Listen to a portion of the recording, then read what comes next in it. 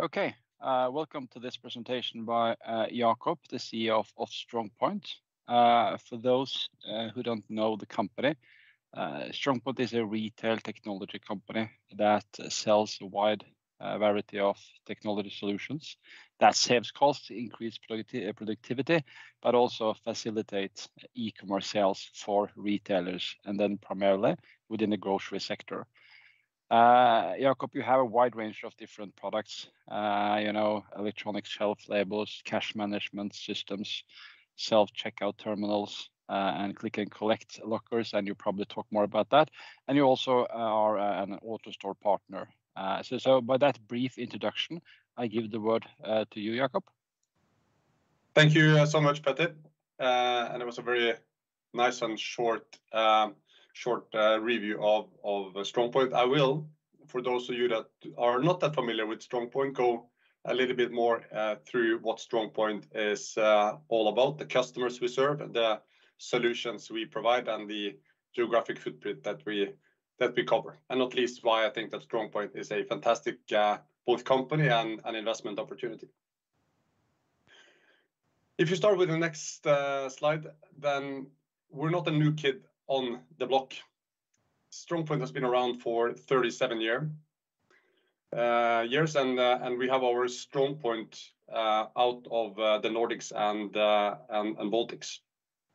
We have recently expanded also into the UK and Irish market with an acquisition last year, and early this year we concluded on a Finnish acquisition of a pricer distributor called Hamari Group. So currently we are in 9 countries, covering not only sales but also service, installation, and support in these countries, which is so important to ensure a good customer experience and get the full value from the actual sales of solutions.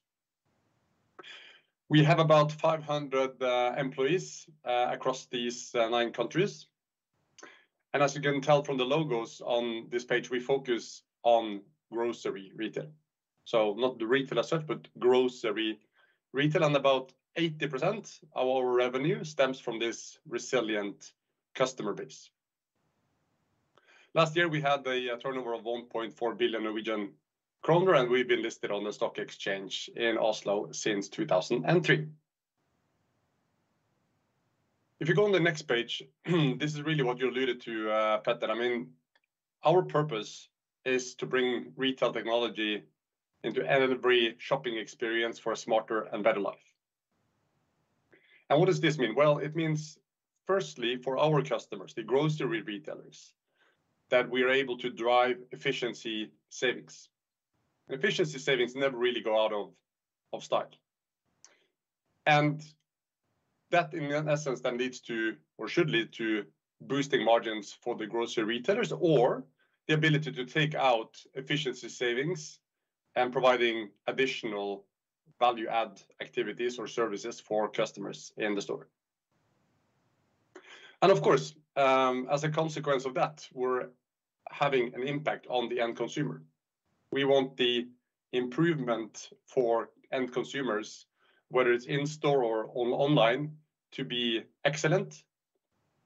And that experience could mean either that the efficiency savings have been driving down prices, that's also an experience, or enhancing the actual experience with other services. So that's StrongPoint in a nutshell. Then if you go to the next slide, I want to dig a bit deeper into what do we actually do, because just talking about technology, retail solutions could be so many things. And what we try to do here is sort of to take the roof off the grocery store and some of the warehouses, but I'd like to start in the store. And if you're in particular, if you're a Norwegian or Swedish citizen, you are in touch with our solutions every time you go into a grocery store. You would have likely seen our cash guard solution that is in many stores. You would have seen our VenSafe solution, which is in rise in terms of attractiveness, given the fact that you're able to protect high value items. traditionally, that's been tobacco, but in today's world, with a increase in theft, we're seeing a added benefit from using Vensafe also for non-tobacco, but still high-value items. We have our own hardware and software for self-checkout. The self-checkouts StrongPoint offer is a leading self-checkout solution in the Baltic countries. We're serving all of the grocery retailers with either our hardware or software or both. And we have a very unique set of technologies to prevent the traditional theft that you've seen arise with self-checkouts. And as such, we remain very, very positive about taking that solution into the other StrongPoint countries as well. Electronic shelf labels is another of the solutions that we offer. That's a third-party solution for StrongPoint, Pricer. I believe Magnus Larsson will be presenting their solutions after my presentation here, but we're a long-standing partner of Pricer, and we distribute Pricer in all the 9 countries that we are representing. And we are today the largest or second largest Pricer partner in the world, depending on which quarter you look at. In stores, we're seeing more and more kind of autonomous robots getting their way into the store. We have a partnership with CM Robotics on AMRs, which is then able to bring trolleys back and forth to staff, enabling them to do value-added work rather than the pushing of shelves around the store.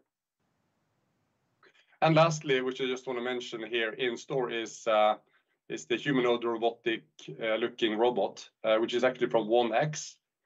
1X is a Norwegian-based robotized company that StrongPoint has actually invested in.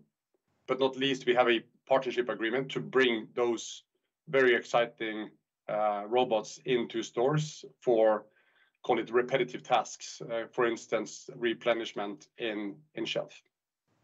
Highly successful startup, which is a scale-up that have been attracting both SoftBank and now lastly OpenAI as investors. That's briefly on what StrongPoint can offer in the store. We also have a very broad portfolio of e-commerce solutions.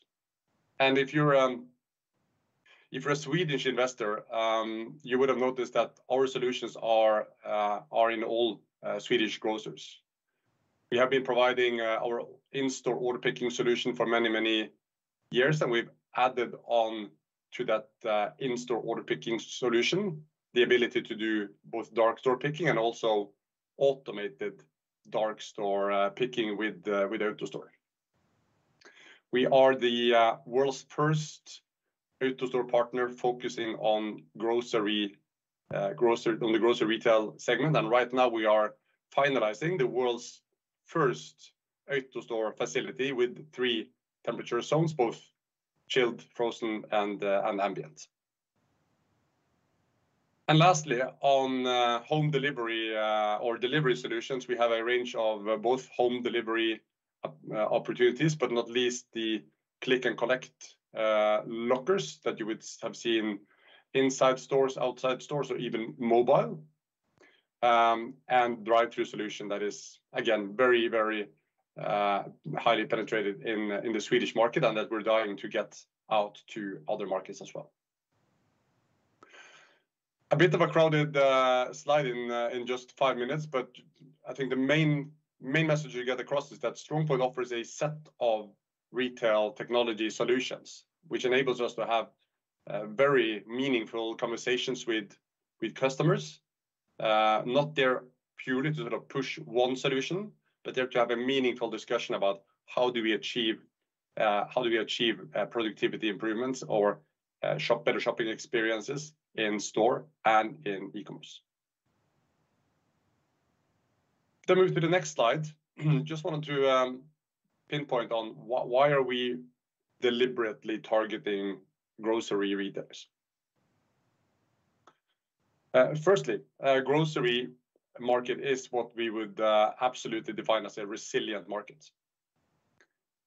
People need to have food and drinks, and if anything, right, in a environment or economy where the household spend is under pressure, it's not unthinkable that restaurants and that kind of eating out experiences have to lose in favor of eating at home, meaning more spend in stores. Clearly, we've seen grocery retailers grow. That's been primarily a inflationary-driven regime, but it's still a very, very resilient market where the fluctuations month by month, quarter by quarter, are completely different than what you would see in many other retail categories. So that's why we focus on the grocery retail market. Secondly, if you compare the grocery retail market with the other retail markets, being sports, apparel, etc., the technology spend in grocery retail is by far the highest. About 3/4 of the total tech spend is spent in grocery retailers. So even though there's a low margin typically, when you look at a margin as a percentage with grocery retailers, the share volume going through retailers leads to a very large portion of investment opportunities in technology. And lastly, technology tends to go forward with customers. Just a couple of examples here. If you've attempted or adopted electronic shelf labels, you're not going to go back to paper tags. I can say this as a Pricer partner that have brought electronic shelf labels to, amongst other, the Norwegian and Swedish market, the Baltic market as such as well. We've never experienced anybody going back to paper tags. You'd experience the same with AutoStore. Once you've automated a picking solution, you're not likely to go back and start manual solutions, but you need the volumes to get there. And although for self-checkout, there's talks in the press about how theft is forcing or pushing franchisees to turn off self-checkouts for periods of time, the evolution of self-checkout and more self-service is just going to increase. So we're focusing on grocery retailers. 80% of market revenue from those esteemed customers, and of course there's naturally spillover effect to others, do-it-yourself pharmacies itself, that we are then very well positioned to be serving. But then go to the next page. Just wanted to talk a bit about our geographic footprint, because as I said, we are historically we've been a Nordic and Baltic company. Most of the revenue have been residing in Norway, Sweden, and the Baltic countries, and we're doing well there. And we have built a position which enables us to have very meaningful discussions with the grocery retail customers in these markets, where, by the way, we have 100% penetration in terms of logos. The really interesting bit about StrongPoint, I find, is how we are now positioning ourselves to move our solutions into the major economies of UK and Ireland, but UK predominantly, and not least Spain. We entered the UK market with an acquisition of Airlink Group, and in Spain we have been in the market for some time through the acquisition of one of the cash card distributors we had there. In both these markets, we're now looking to expand, or call it export, the solutions we offer. So if you go to the next page, I want to bring to life a little bit of what are the product market fit that we're potentially looking at in these markets. Number one, if you start with the UK market, UK is the highest penetrated market when it comes to e-groceries. So not e-commerce in general, as it says here, but e-groceries. both go well in excess of 10% penetration, and with a e-grocery market that is bigger than the entire Norwegian grocery market in itself, but still struggling with profitability. That profitability, we believe, we're able to help these major grocery retailers, small and large, with both providing the award-winning order picking solution that we have for in-store picking and also for automated picking, but also on the last mile. The UK market is a predominantly home delivery market. Looking at the Swedish market, where the incumbent players have been able to reach break-even and even profitability, that it to a large extent has been explained by the large portion of pickup in store or pickup in grocery lockers. Actually, 50% of e-grocery orders in Sweden are being picked up in store. So we believe that's a key element to achieving profitability. Compared to the advancement of the UK grocery market, there is virtually no electronic shelf labels. UK is highly advanced on many aspects, but ESLs, or electronic shelf labels, has a very low penetration. And as the largest, or again second largest pricer partner in the world, we believe that as StrongPoint, we really have a unique offering, both in terms of experience in rolling out large-scale electronic shelf label projects, but also to enable and take advantage of some of the integrations that we have with, for instance, our order picking solution and the application of flashes in ESLs to increase the picking efficiency. The UK is also the, I like to call it the capital of self-checkout. Still, when I compare the software that StrongPoint offers with its self-checkout solution, it's by far superior to what we're seeing in the British market with the traditional players there. And lastly, with the rise of theft, and the UK has been particularly prone to theft of higher value items, we see a unique opportunity for the application of Vensafe, not necessarily for tobacco. That will come. There is some regulation change needed, but still for high value items. So in short, the market for the solutions that StrongPoint offer in the UK is very much ripe. I want to touch upon Spain as well.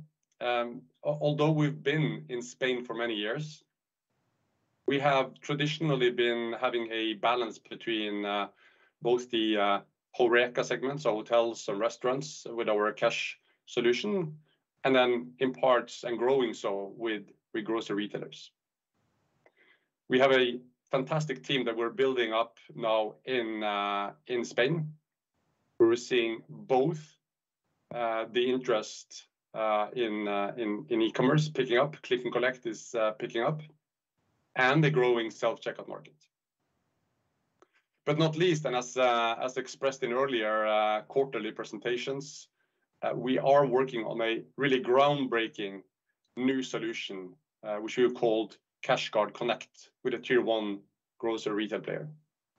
And I cannot unfortunately disclose more about the customer itself, but it's a groundbreaking world news with regards to creating a fully enclosed cash management solution between front office, or the till, and back office, which will have monumental impact on the profitability for grocery retailers by reducing the cash in transit, the costs of shipping cash back and forth, and improving the customer and employee experience when paying with cash, which still is about 30% in the Spanish market. So we have two major markets that we're targeting as we speak now. Then, so how have we done? So if you go to the next slide, yes, StrongPoint has been growing quite nicely for the past few years. But as you will see, we are, or our customers are not completely immune to what's happening in society around us. So although we have we have a customer base which is resilient. It's not completely immune to what's happening. And the uncertainty that I think most businesses have experienced, and grocers included, the uncertainty has been leading to a investment pause of new solutions. But I think what we can say, without putting a number on it, is that what is not uncertain is the fact that people will, end consumers will, continue to be buying food and groceries in the store, and with that follows the need for more technology solutions to be driving productivity improvements in store. But that's been the case to date. So if we're trying to round it off by looking at the investment case for StrongPoint, so next page here shows the white space opportunity that StrongPoint is targeting now. On the one hand side, you have the geographies, the 9 geographies that we operate in. And as I said, in the traditional Nordic markets, we have 100% penetration with grocery retailers, put here at 90% due to Finland, where we're not yet serving the major players there. Whereas in Spain and the UK market, the penetration with grocery retailers is far from those numbers. So number one is the significant white space opportunities with the grocery retailers in Spain and in the Irish market, which you can tell are massively bigger than any of the Nordic markets. Second is the penetration of our solutions. Sure, even though we have 100% penetration in Norway, Sweden, and the Baltics with grocery retailers, there's still ample opportunities to get our solutions out in the market. There's still many stores in both Norway and Sweden without the StrongPoint Vensafe solution. We have yet to see the StrongPoint self-checkout coming into the markets in Norway and Sweden, despite being the leading player in the Baltics. And when it comes to e-commerce, the Norwegian market clearly has been lagging to many other markets. And even though we have been in Sweden supporting our customers in getting e-commerce solutions out there and locker solutions out in the market, achieving a 50% pickup rate in store, there's still ample opportunities there as well. So I'm very positive about the opportunities in our traditional core markets. Of course, what makes me really excited, and which should make you as investors really excited, is the vast space in Spain and the UK market, for which we both have a long way to go in serving the grocery retailers and not least getting our call it Nordic solutions into those markets. So last page, if we may go to the next, summing up before I believe Petter have some questions. Why do we believe that StrongPoint is a long-term partner both for grocery retailers and investors? Well, first of all, we focus on grocery retail. So whereas in today's environment, retail tends to be followed by sort of non-investable kind of story, or at least a difficult investable story, we're focusing on the resilient grocery market. 80% of our revenue stems from the grocers. We see significant growth opportunities in the existing markets, surely in the more stable Nordic markets where we have a very good position and reputation with grocers, but not least in the major markets that we have entered more recently in UK and in Spain. And then lastly, we believe that technology will be part of the solution for grocery retail businesses going forward. As I said, if you only started with electronic shelf labels, going back to paper tags again is not really an option. So we believe that more and more technology will be making its way into both stores and into e-commerce operations, and StrongPoint is there to support the grocers with exactly that.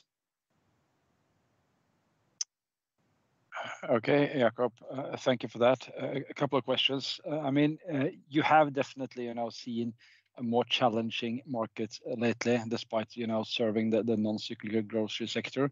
Can you give some short comments on what has been the key challenges? Thank you.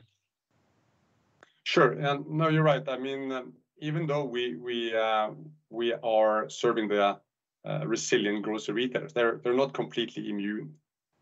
To some extent, it feels like there's uncertainty in the market, and the natural reflex is then to sort of put investments on a pause or push it out in time more than anything else. I think it's important to recognize that even though grocers themselves would be claiming to have a tough time because most of the revenue growth has been driven from price increases, there's an ocean between the world that grocery retailers live in, having enormous amounts of free cash flow versus sort of other non-grocery retailers. So this is absolutely not a push out in time because you cannot afford it, so to speak, but rather a reflex from which uncertainty is driven. So we see that most of the projects that we are or have been working on, or RFPs, have been sort of pushed out in time, not cancelled, but pushed out in time. But as an anecdote, I was meeting with one of our customers, C-level suite, and whereas there's lots of discussions and I wouldn't say almost complaints about how the market is evolving. I mean, there's still a couple of billion of currency in free cash flow with this grocery retailer. So they're very strong still, luckily. Despite then that orders are more challenging to close, so to say, can you also share some very short comments about the activity level, talking about the pipeline, the leads, and then obviously you can exclude this groundbreaking contract with the cash management solutions? Yeah, I mean, there's two things to be said on that. One is, of course, we have no experience that the activity level, as shown on revenue, has been going down. And on the one hand side, we've had to take actions based on that. So at the end of Q3 presentation, we also announced a cost reduction, meaning head reduction across many of the countries we operate in. In total, we expect this to generate some 20 million Norwegian kroner per annum effect as of January 1.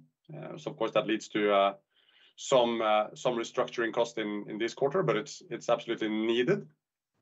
But on the other hand side, we have some major opportunities also beyond this cash management solution, Cash Connect, that we talk about, where we're starting to see some of the major grocery retailers getting the eyes open for StrongPoint. StrongPoint might be sort of unknown to many investors, also here in the Nordic market. But we certainly have a long way to go to get the StrongPoint both portfolio out to our customer base and not least into the new countries. And that's hard work. It's a marketing effort. It's being at trade shows. It's engaging in customer meetings, and it's not least bringing some of these major grocery retailers in both the UK and Spain into the great customer base and references that we have in our traditional stronghold markets. So I'd say the pipeline is good with some major retailers. At the same time, it's honestly, it's anybody's guess on when is the sort of turn going to come. When are we going to start seeing more improved macroeconomics? Is that Q1, Q3, Q4? Who knows? We wouldn't bet on that, but that's why we also needed to take these cost efficiency measures. Okay, perfect, Jakob. Thank you so much for the presentation, and good luck with the upcoming groundbreaking order and potentially new orders. Thank you so much. Thank you, Detta.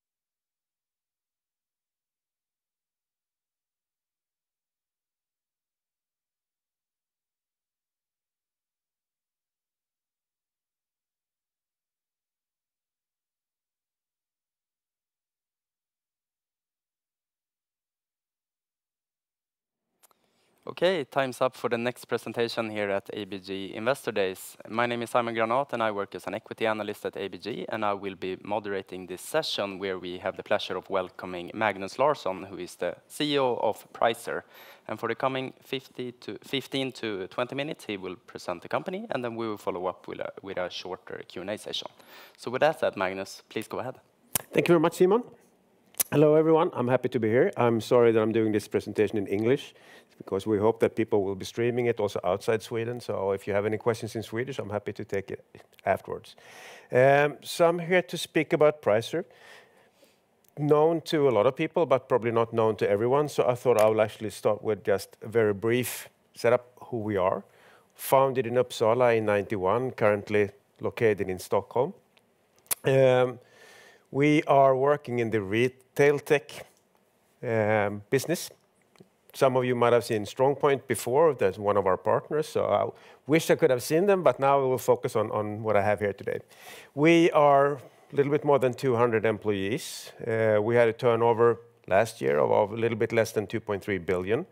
We are on a growth path, and we have the I will speak a little bit more about our targets and how we see the market in the following slides. But you can basically find our customers across the globe. We have customers in more than 17 countries. We have today done roughly 300 or more than 300 million labels deployed to more than 20,000 stores. So we have a large footprint. We are leader on the market. And takes me to the next one. What market am I talking about? So Gartner made a study, they call it the CIO Priorities 2023 study. It was released in May, and they were actually then looking at what are the challenges a CIO in the retail space face this year. And of course, inflation was the number one concern for most of the CIOs. But also availability of staff. And this is something that's been present on the US market for quite some time, but we also see it in quite a few other markets where the lack of staff is actually a problem in doing the work, having the tills open, making sure they have staff to replenish the stores. We've seen a clear growth on the UK market now after Brexit, where basically there is no staff to do the work. And on the UK market specifically, you could see that 2 years ago, from a retail tech point of view, digitizing stores was not a priority at all. This year we've seen the change, and next year we actually do believe that there will be major changes. We've also seen that over the last years there's been a lot of challenges with the supply. It's getting better now. It's actually gone much better, but this was one of the key concerns when they were actually looking at the concerns they've had and what they could see for the future back in spring. What do they want to do? What are the objectives when they actually choose to invest? And as you see, there's quite a few areas, but you could basically say that in essence, there are three that are more or less addressing the same thing, or three big ones. The first one is the shopper experience in the store. There is, of course, a fear from many of the retailers that there will be an increasing degree, or the increased degree of shopping online will actually be sustained. So they want to take the online experience and put it into the physical store. So that's actually a lot of investment going there. But I think what we see also now is that we have a lot of online players. First we could see Amazon started their own stores. Now we see Lyko starting up stores. I even heard from a colleague, Cecilia, that also Netflix is now looking at opening stores, which is sort of unexpected move, at least for myself. So the customer experience in the store is central for many of the investments. Then, of course, getting more money. How can they actually make sure that the people and the shoppers in the store, their customers, spend more money? How can they make sure that they have a list of items they want to buy, that they actually buy more than planned? And which ties quite tightly together to the experience in the store. How can you actually make the experience on a level where it actually makes them want to buy more? And the third one, the one that we traditionally been working most with, is the efficiency. How can they actually do more with less staff? How can they serve the customers better with less staff?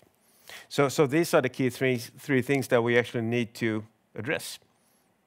We need to help them to really improve the operational efficiency and get the cost down, to do more with less. But we also need to participate in growing the revenue. And here you could see in the middle a setup for where we have, imagine a do-it-yourself store, where to get the sales up and Inspire, you do a combination of moving images and different kind of screens. There is a lot of money being spent on advertisement in some markets, like the Anglo-Saxon market. There's a lot of money being spent on campaigning. And traditionally, they've been using plastic, cardboard, basically unconnected TVs. And this is where we see the markets actually now starting to merge, that you make an investment in digitizing the store, and why limit that digitalization only to the price changes and the store efficiency? So here, what we want to do is we want to make sure that we help the customers actually get the same, or the ability to promote, do campaigns, and actually get money from their suppliers in a different way. And of course, we want to improve the shopper experience. So these are basically the three, you can say, customer pains that we're actually addressing with our solutions. And consequently, in this space, our vision is really to be retail's first choice when it comes to the in-store, all communication and automation. So we want to make sure that regardless if they want to communicate with the shoppers, if they want to help their vendors, Unilever or Coca-Cola or whomever they are, or communicate with the staff, we should actually make sure we provide a platform and we enable them to do that communication. What's happening on the market? We had a capital market day last year. At that time, when we were actually doing that, building our business plan, we have a certain feeling for the global growth of the market. It was pretty hard to assess what it actually is. We were discussing with different analysts. We were looking at what competitors said. We were actually doing our own analysis. And I can tell you that whatever we guessed was wrong, because it seems like the market is growing much faster. And we can see that it's difficult to say if it's 25%, is it 30%, is it above 30%? I would probably believe it's 30% or above. But one of the key things that we see right now is that large markets where you typically have had a very low penetration of digitalization, like the US market, the UK market, Australia, even Japan, Spain, to mention a few, there you see large tier 1 and tier 2 companies actually making a real move. They are planning for investment. They've been assessing it. They see the need. They actually do the investment, and they announce the investment. And here I think that the exclusive agreement we got with Carrefour and announced in April is a really good example.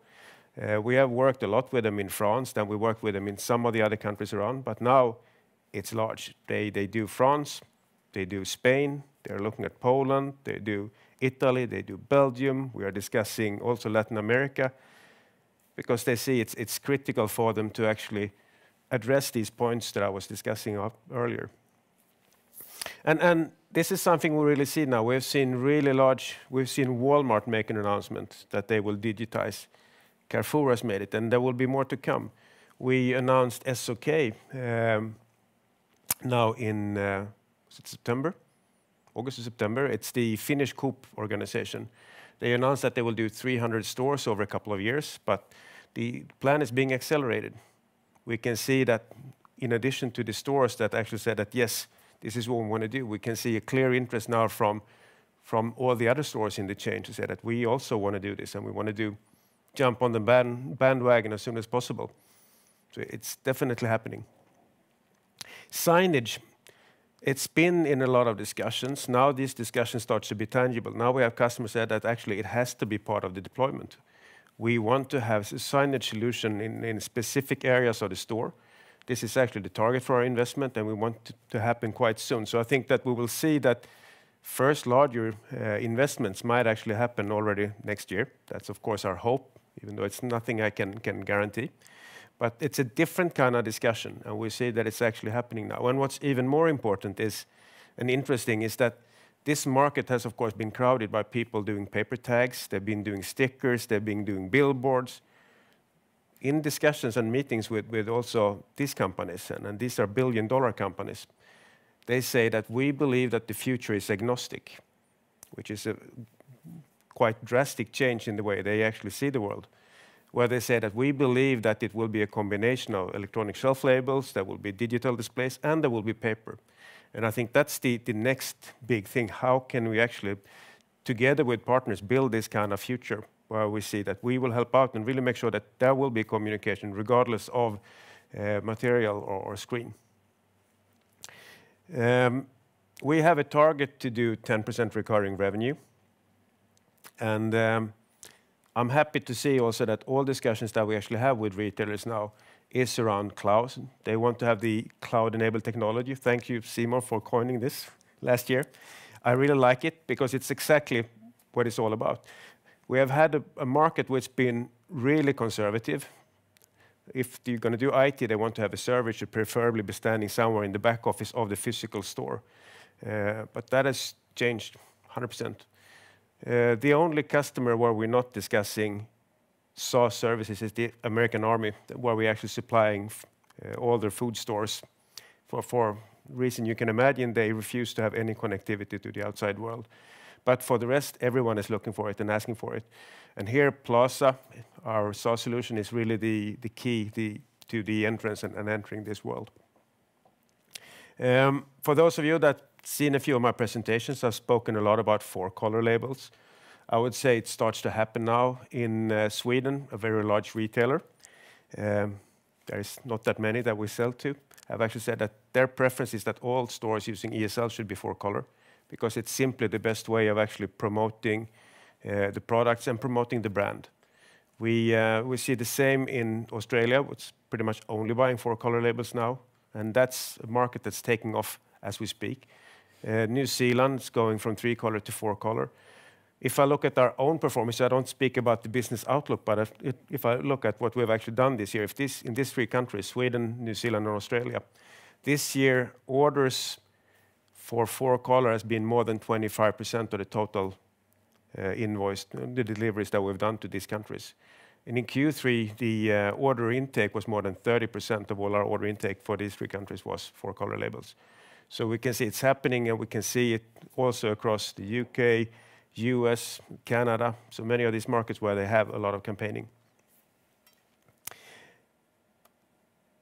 On the financial development, it's been ups and there's been downs, and luckily I'm happy to announce that we're now on a path where there are more ups than downs. We had a gross profit that has been going down for some time. We could see that it was stabilizing now in Q1. It was improving further in Q2 and then took a step in Q3. And actually we see that there will be continuous gross profit improvements also now, dare to say in Q4, but also across into next year. But of course, then we have the EBIT development that it's been pretty much flatline on the wrong level. So now what we've done is what you've seen over the last 1.5 years is that we have focused on the growth story. So we went from a company that didn't grow, where the market was growing. We started to actually get the growth in place. We have secured financing. So as you know, we had a direct and rights share issue this year. So we have the financing in place. I think the next thing is actually to look at the EBIT development and look at our operative costs. So what we've done is that we've launched a number of initiatives to actually address it, to actually get the cost down short term, but also that we look at longer term initiatives as well. So I'm not happy with the level of operational costs, and they will be lowered into the future. What have we done so far to actually continue this growth? Well, we have invested quite a lot in sales and delivery capability. So we have the factories in place, we have the R&D in place, but we also need to make sure, especially on the growth markets, and here Spain, UK, Italy, even France, which I thought was a mature market, has shown that it's not a mature market, it's actually a growth market for us. We have done additional investments. We've done the very same thing in the US. And of course, we will be then looking more carefully at where we will actually add resources next year, but resources will be added where we need them. We have opened a second R&D site in Taipei. We now have more than 10 people employed doing R&D work. I expected it to be good, but I have to say that I've been positively surprised. not only did we manage to get the right people on board, but we also managed to get people with capabilities that's harder to come by in Sweden. In Taipei, we have the proximity of the display manufacturing companies, the semiconductor business, the processor business, and we got a lot of that knowledge into the company, which is actually helping us to achieve better COGS, to improve the gross profit. On supply leadership, we have spent a lot of time on actually getting the COGS down. We've been numerous negotiations with all our vendors. We've gotten new vendors. We have now started our factory in Germany. It's been progressing a little bit slower than I was hoping, but it's actually we're producing, and we're actually delivering, and we're shipping, and it's very appreciated by the customers, especially in the European market. And on the cloud tech side, well, we have done a lot in investment, moving away from some of the traditional hardware engineering to more software engineering. So today, we actually have more software engineers than hardware engineers, despite being mainly known for our hardware products. I think this is the last slide, and I think I've actually run out of time. So Simon, any questions? Of course. Thank you so much, Magnus. A very good presentation, I must say. I'd like to stay on the demand topic and outlook topic, because in 2022, we talked about that the inflationary environment has been a driver to your orders, and we have also seen that in the numbers. How would you say that the outlook has changed, if so, given recent weakening economic terms and also that perhaps inflation is now coming down? Yeah. So what we've seen is that it's actually two things. We've seen that in some markets, like in the Swedish market, here the inflation has, of course, pushed the cost of consumer goods and groceries up. And if you look at the public debate, there has been a lot of criticism towards some of the retailers saying that you have increased the prices too much. So many have felt that they will need to actually keep the pricing down, especially when they compete with hard discounter. So this has slowed down investments from franchisees, and I would say this is quite specific for Scandinavia or for Sweden. We haven't seen it that much in other markets. But we had a chat with one franchisee of ICA. He said, well, I will make the investment, but I will actually do it next year, because right now I just want to make sure that we continue to focus on our business and delivering our results. So the belief is still the same.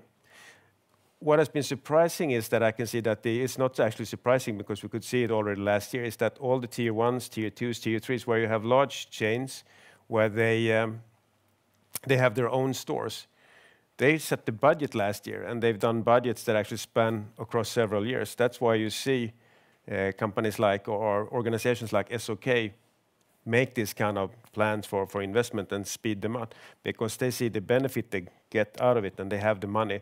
So that's actually helping them to also fight inflation, because they made the investment with budgeted money, and they know that that will make them more efficient and actually get salary cost downs in the store. So I think also from that point of view, inflation is actually still helping us quite a bit.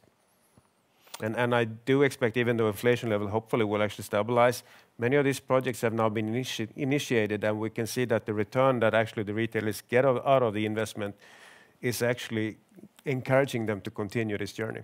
So I have a very positive view on the future as well, and on next year.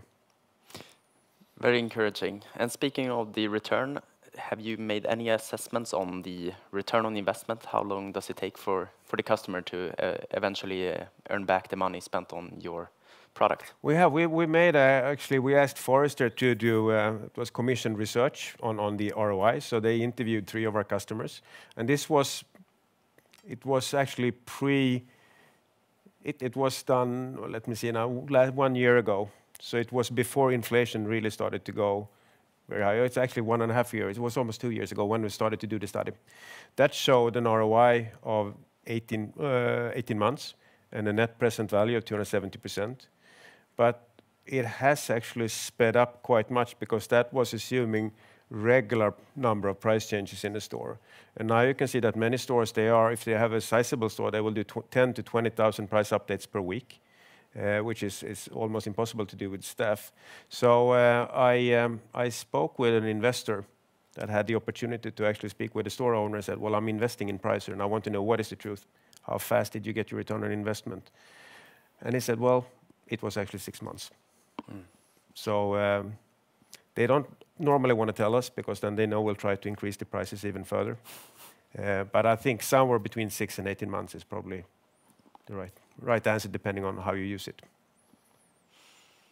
Interesting. And would it be fair to assume that the larger retailers understand this return on investment, whether it's 6 months or 18 months, while the smaller ones might not understand it as much? They absolutely do, and it's, I mean, for all, it's an investment criteria.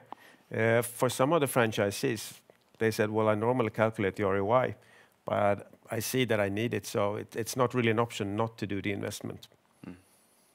Interesting. And as you pointed out during the presentation, the gross margin has recently started to improve. Can you talk about the drivers of that improvement and how we should think about the gross margin in general terms going forward? Yeah.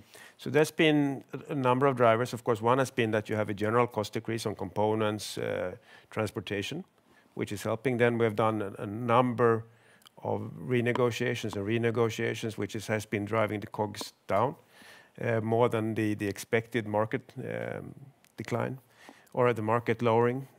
We have done new designs of some of our products, so the design of our products is now in a set that will actually make it cheaper to produce. We have added new vendors, so there's been a lot on the design and negotiation part, but it's also the product mix. We have sold more premium labels, we have sold more full color labels that we typically sell with better margins. We have had a more favorable product mix. Also, reflecting both on the market and on this premium labels. We have also done a few price negotiations where we actually increased the pricing with certain large customers, which also, of course, have a positive effect. So I would say, since we don't guide on future profitability, I can only say that we still expect gross margin to improve also into next year. And yes, we do have targets, but even though we have not communicated it. That's fair.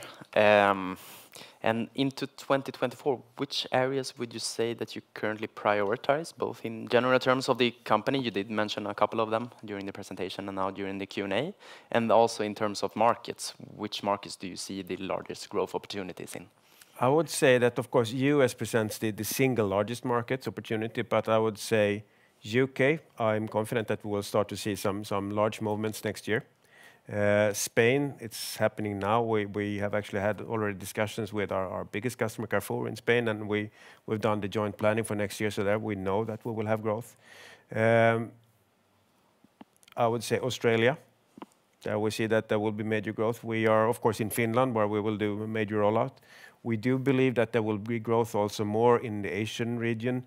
Japan, it's very difficult to assess. We can see there's a lot of interesting dialogues, but it's hard to actually be able to know, will that materialize in something 2024? Will it be 2025?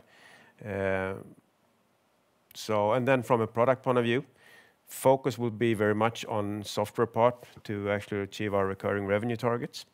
And then to make sure we have changed the entire way we work and design ESLs, which gives us a new flexibility to meet market requirements. If we have a large customer that I want to have an ESL of this specific size, 2 years ago, that would take us roughly 1 year to actually get that model in place and to do a working prototype and actually know that we'll be able to produce it at market price.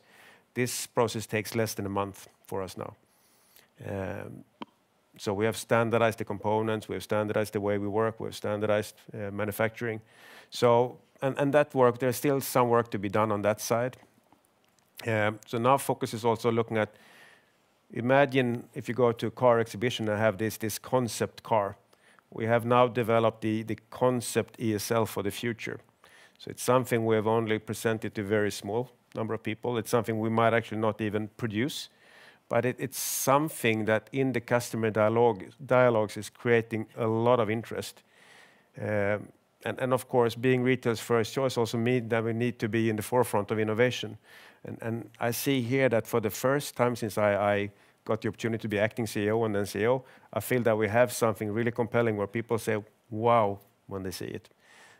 So this might not actually materialize in sales of this specific concept or that it will even be manufactured, but it's certainly helping in the dialogues we have with our customers. Very interesting. Unfortunately, we have now run out of time as we are running a bit of a tight schedule. But thank you so much for attending here today, Magnus, and also to the rest of the audience. So with that said, we'll leave this session and welcome the next presentation in about 5 minutes. Thank you, Simon. Thank you, everyone.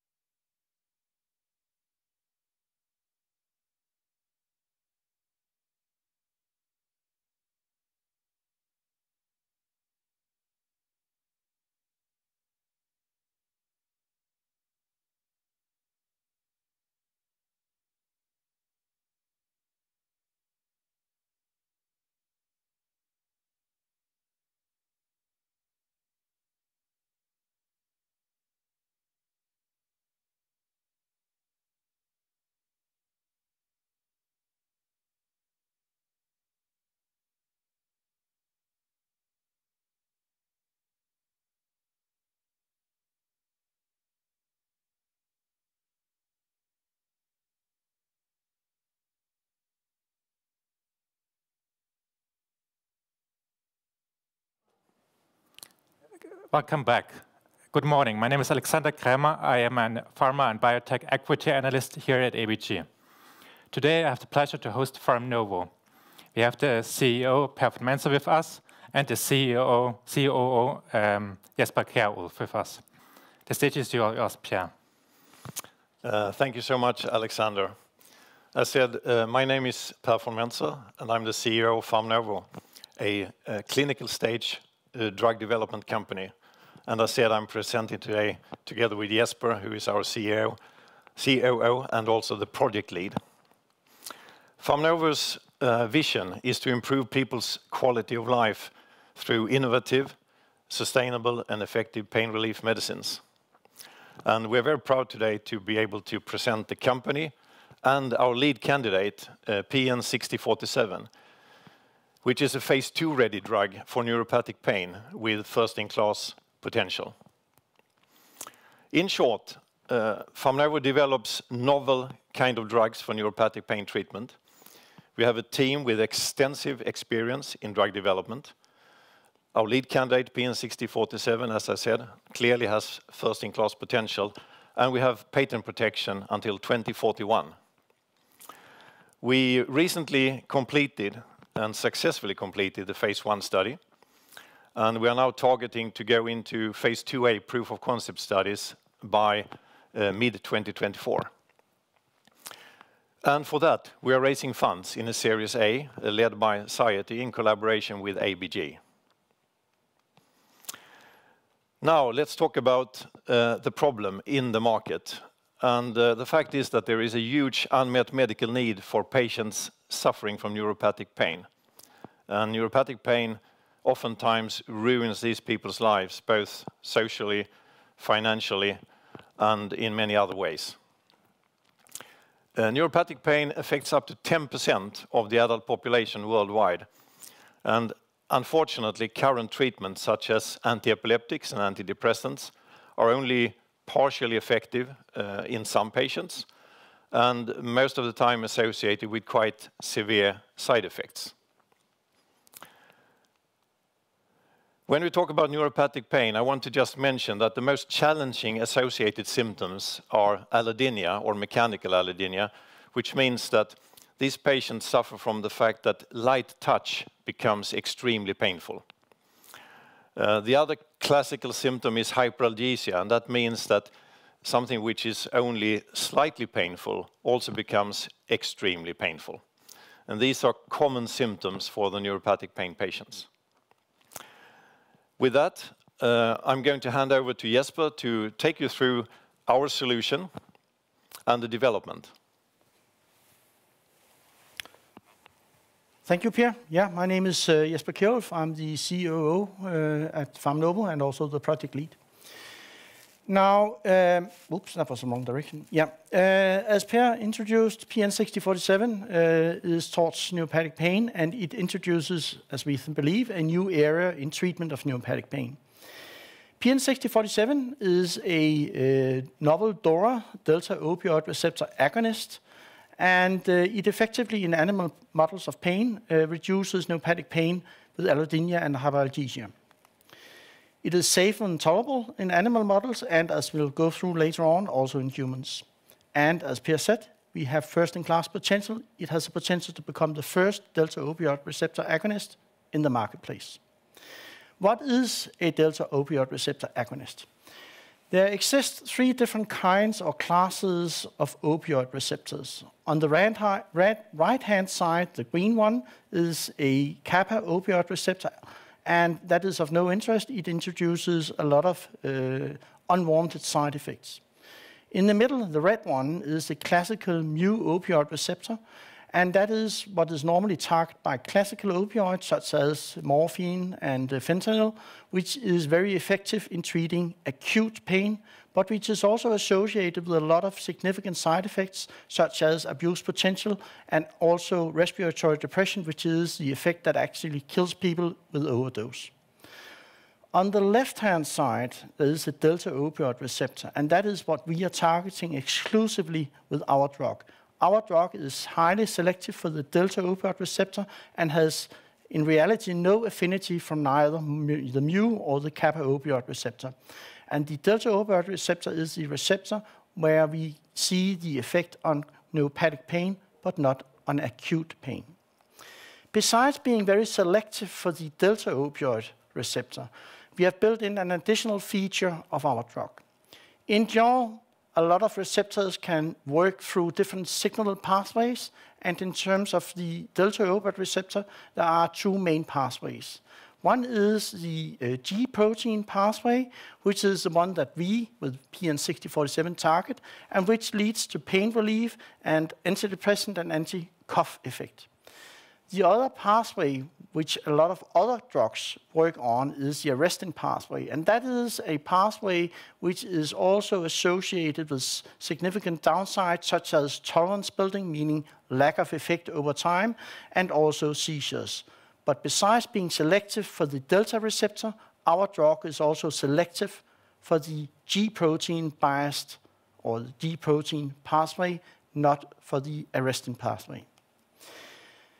The preclinical data we have in support of our drug is that the animal model of neuropathic pain, the SNL model, here you can see on the left-hand side, the gray bar, introduces pain when you make a surgery of the rat.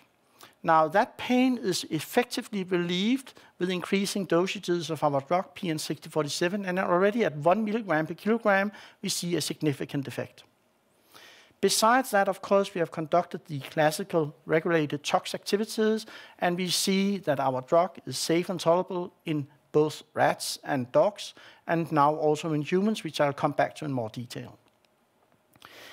A validating point of much importance is that the National Institute of Drug Abuse in US has shown interest not only to the concept, but also in particular to our drug.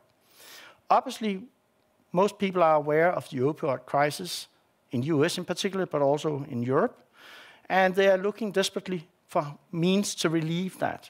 First of all, looking, of course, for drugs which have no abuse potential, and here the NIDA has demonstrated with our drug that we have no abuse potential. On the left-hand side, you see a bar representing rats trained to self-administer drug, and in this case, self-administer a classical opioid because they feel the pleasance of that. Now, those rats, when treated or getting the offer to be treated with our drug, has no interest in that, demonstrating or validating that we have no abuse potential with our drug. These data are from NIDA, the National Institute of Drug Abuse in US. On top of that, when people have been treated with classical opioids for a long time and withdraw from that treatment, they often get a lot of pain, neuropathic pain, or rather, more specifically, hyperalgesia. And that is often what prevents people from getting out of opioid treatment because they get these withdrawal symptoms, in particular pain. This graph, which is also, or this study, which also is produced by NIDA, demonstrates that when rats have been trained, or not trained, when they have been treated with classical opioids for a while and withdrawn, then they suffer from hyperalgesia. Now, there are two groups here. One is the control group. They have not been treated with opioid, but with saline, for example, and when they withdraw, they see no pain. Now, the red bar, or the red graph here, indicates that when rats has been trained or treated with opioids and are withdrawn, they get an increase in pain, illustrated with the first red dot here at the level of 4.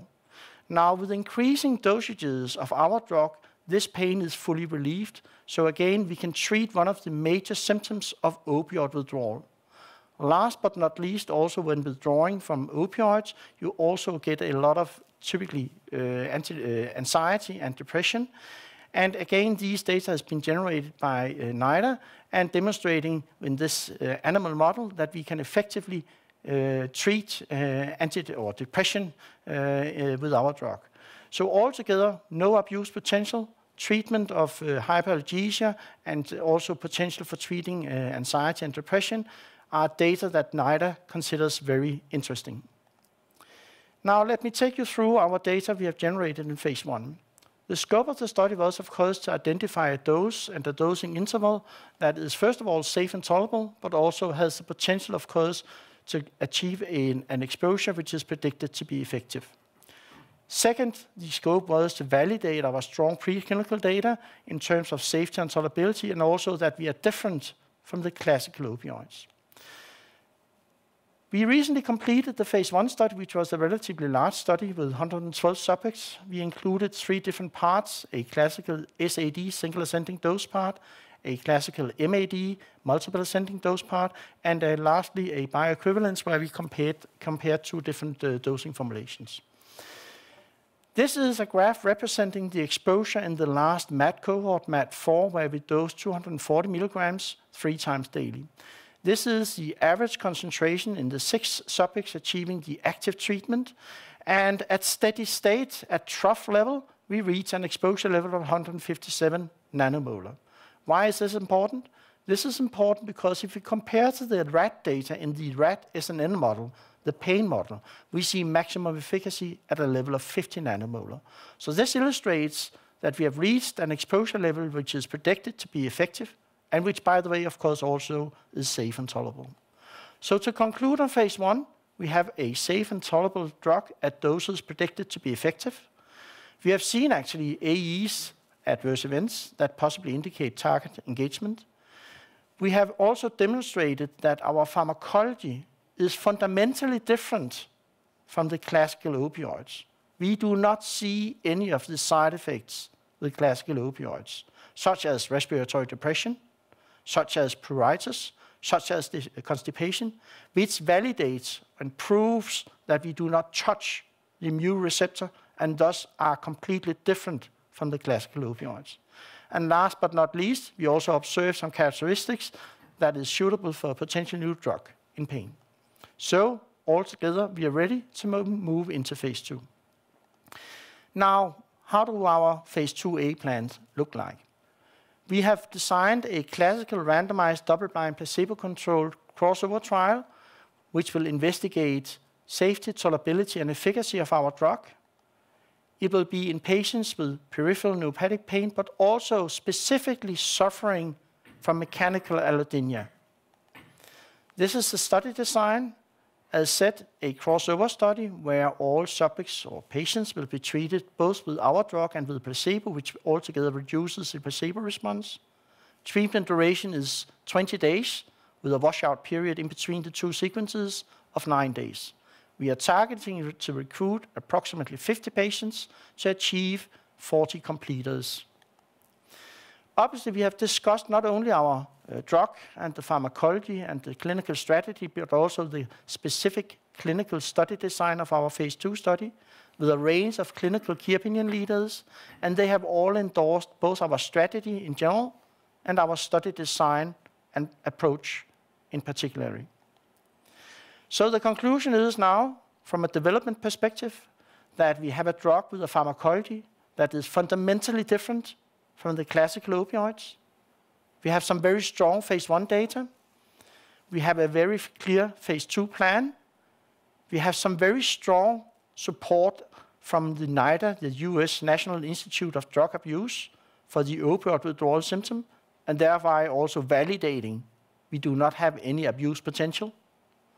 And besides that, also we have recently applied for a grant from the European Investment for 2.5 million euros. And subject to that we get that grant, of course, that will also help us moving forward. So altogether, once again, we are ready to move into phase 2A. And with that, I will hand it back to Per. Thank you, Jesper. So I will now lead you through the market opportunity, the IP situation, and some other company details. So we are looking at a chronic pain market, which is huge and growing strongly, expected to reach 140 billion dollars by 2033, which is a doubling from today. The specific neuropathic pain segment is about 10% of this, and already 2027 is expected to reach $8 billion. And if we look at our first niche indication for the phase 2A, that's about a quarter of the total neuropathic pain market. So it's a huge potential and a strongly growing market with an unmet medical need. The patent protection I mentioned in the beginning is strong, expected to have patent protection until 2041. And that's in all major markets. And these major markets shown here in green, they represent about 80% of the world market from a value perspective. I want to mention our team, which we have built up strongly over the last years. And today, we all together in the team have over 300 years of drug development experience from various pharma companies. The team members originate from AstraZeneca, from Lundbeck, Leo, Novo Nordisk. And I specifically want to point out that we have strengthened the team on the clinical development side with our CMO, Jarkko Kalliomäki, who is a pain physician and still active in pain clinics, and spent 12 years at AstraZeneca in pain drug development. And of course, Jesper, who has been speaking before me, has 20 years experience from leading projects from discovery to market at Lundbeck. We also have an experienced board, and I would like to mention Göran Lerenius, who worked 30 plus years at AstraZeneca and had a position as legal counsel pharmaceuticals. We also have Anthony Ford on the board from the US, and he has a background from Roche in the US and started Afferent Pharmaceuticals that was sold to Merck in 2016. So he has the full background from taking a startup all the way to exit. And we also have Per Anjansson, Karolinska Development, who is one of the main shareholders in the company, and Helen Pettersson, also one of the main shareholders from Almi Invest, on the board. Let me now just high level take you through the long-term development and financing plan. As we have described, we recently completed the phase 1 study very successfully, and we are now raising funds in a Series A, led by Science in collaboration with ABG, to finance the phase 2A proof of concept study that is already in preparations, but is targeting to actually start to bring patients into the study in the second half of next year. Following a successful proof of concept, we aim to seek partnership with pharma for further development and commercialization of PN6047, and that either through an out-licensing or through a trade sale. That would create a potential exit deal value, which is quite significant. We expect that our asset and company at the stage of proof of concept would be worth at least 5 billion Swedish. And that can be substantiated by numerous deals in our space, the pain space. And I will not go through all of this, but I would like to mention one of the recent ones, which is Eli Lilly's in-licensing of an asset in phase 1, actually. So a younger asset in the pain space from Comfort Therapeutics, and at a total deal value of $630 million. So to finalize and summarize, PN6047 and PharmNovo as a company is a great investment opportunity. We target a huge unmet medical need in a growing market. PN6047 has first-in-class potential. We have a strong support in the collaboration with NIDA and NIH in the USA, which we believe will help us strongly going forward. Our asset is phase 2 ready. And last but not least, again, we have a team with extensive experience in drug development that can make this happen. Thank you for your attention.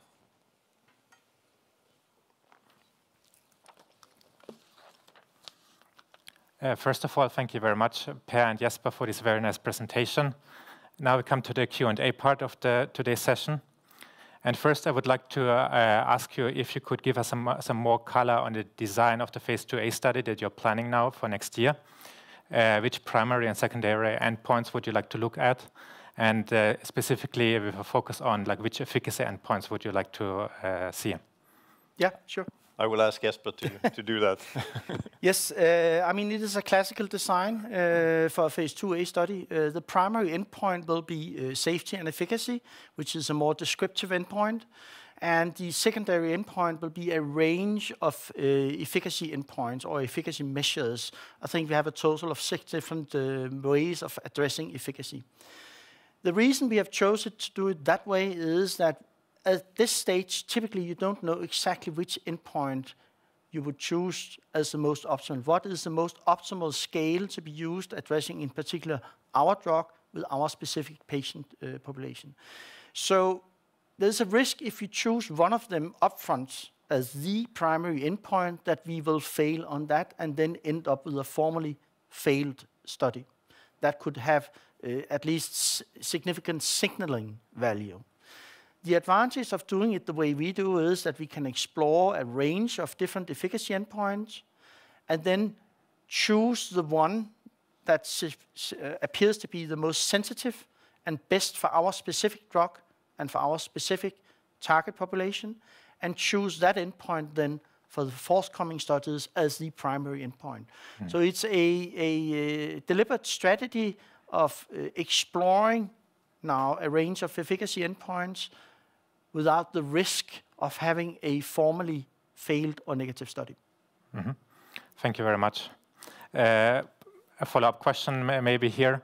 When you look historically, the FDA, which efficacy endpoints did the FDA require for historic phase 2b, phase 3 studies for approval of a new drug in that space, in that specific indication?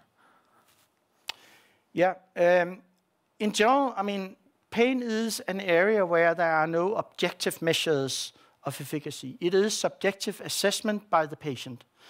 There is a range of different scales that can be used and which are accepted by the FDA. And the FDA also encourages actually development of new efficacy assessment or measures. The most important thing is that by the FDA that the method, whatever you choose or even develop, that it becomes validated, documented, that it actually addresses the issue of concern. But classically, it is a numerical rating scale in RS that on a scale from typically from 0 to 10, the patient values or addresses the pain intensity over a specific period of time or at a specific time point, coupled with a lot of additional patient-reported outcome measures that address typically the overall quality of life. All of this is generally accepted by FDA, the most important thing being that you choose a scale and a tool which is validated. Okay, very interesting. I think it might be worth to also mention that the selection of this patient category and also the study design here allows us also to explore something which we believe is very important, that is semi-quantitative testing. So there are today methods that have been developed over the last decades to actually semi-quantitatively be able to measure pain. So that's behind the strategy to go for neuropathic pain patients, which suits very well for those kind of complementary measurements. Correct. Okay, great. Then another question. You mentioned already in your presentation that there's a number of recent deals in the pain space. And I wanted to ask you, like, how does the competitive landscape look like in this space? Is there any other company developing a delta agonist like you are doing, or like beyond that kind of target, like other targets for this indication? There are quite few delta agonists in development. We could mention that this was a large discovery and development area a long time ago, both by Pfizer and AstraZeneca. But they, as most people in the life science sector know, they actually basically discontinued the whole area of sometimes CNS and sometimes pain. So the area has been underinvested for quite some time, which means that there's a huge opportunity for new development. But talking about just delta agonists, it's only very few, and more correctly, it's one we follow, which is for anxiety and depression in Japan. But they are behind us in development, so we actually have the opportunity to reach market first as a delta agonist. Then there are numerous other kind of mode of actions in development for targeting chronic pain in general, and there are of course many subcategories in there. So we don't see that as a problem. It's a huge underinvested area and opportunities for many actually to develop new candidates. Okay, great, thank you. And the last question, your phase 2A, you mentioned that you would like to recruit your first patients in the second half of next year. When do you expect to see results? Like what is the timeline more or less? Please. We expect, we expect to have the headline results towards the end of 2025. Okay, great. Thank you. With that, I would like to finish this session. I thank you very much, Jesper and Per, for this very nice presentation, and thank you very much for being here. And with that, we conclude the session. Thank you. Thank you very much.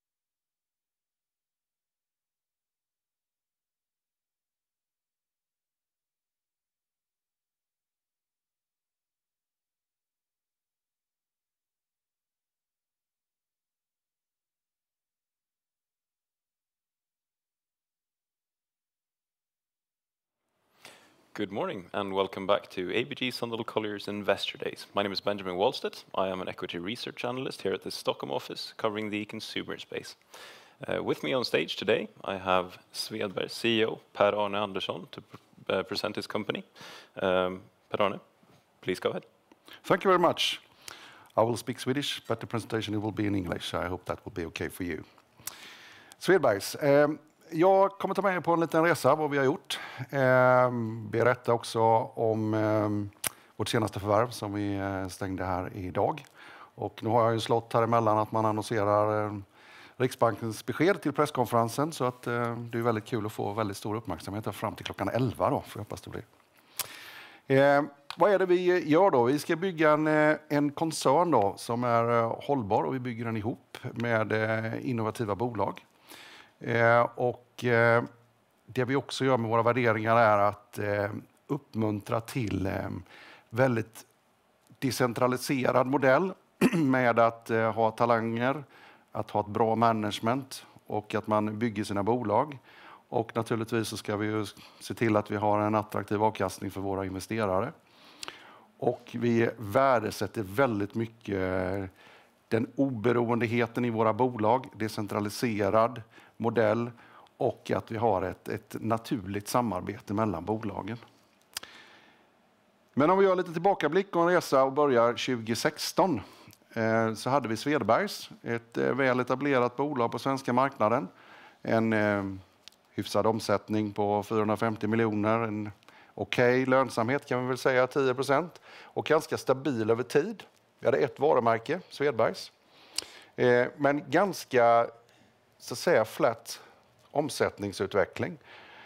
Man säger att det gick lika bra i mindre bra konjunktur som bra konjunktur. Och det var startpunkten, så att det här vill vi nu göra någonting bättre av. Så att idag så är vi då en väl etablerad marknadsledare i Norden, UK och man kan också säga Nederländerna nu efter att vi stängde affären idag. Vi har 8 varumärken.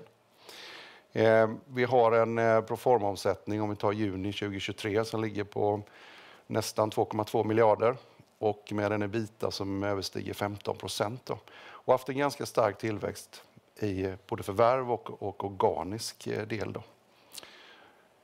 Så att ett bolag då som är lite mer än 100 år gammalt. Svedbergs startades 1920 och vi har 5 segment, 8 varumärken och 2,2 och 330 miljoner är en EBITDA på forma. Men man kan se utvecklingskurvan då, den är ju varit 22% då. Man säger year by year då från 2015. Hur ser våra marknader ut och där vi då jobbar och verkar? Så det här är data som vi tar från likt Statistiska centralbyrån. En del är branschdata som vi får. Och då har vi antal hushåll. Då får man lite en känsla av hur stora är de här marknaderna i form av antal bostäder. Antal nybyggnationer. Och det kan vi se här i Sverige så säger vi då 45 000. Man kan förhålla sig till det.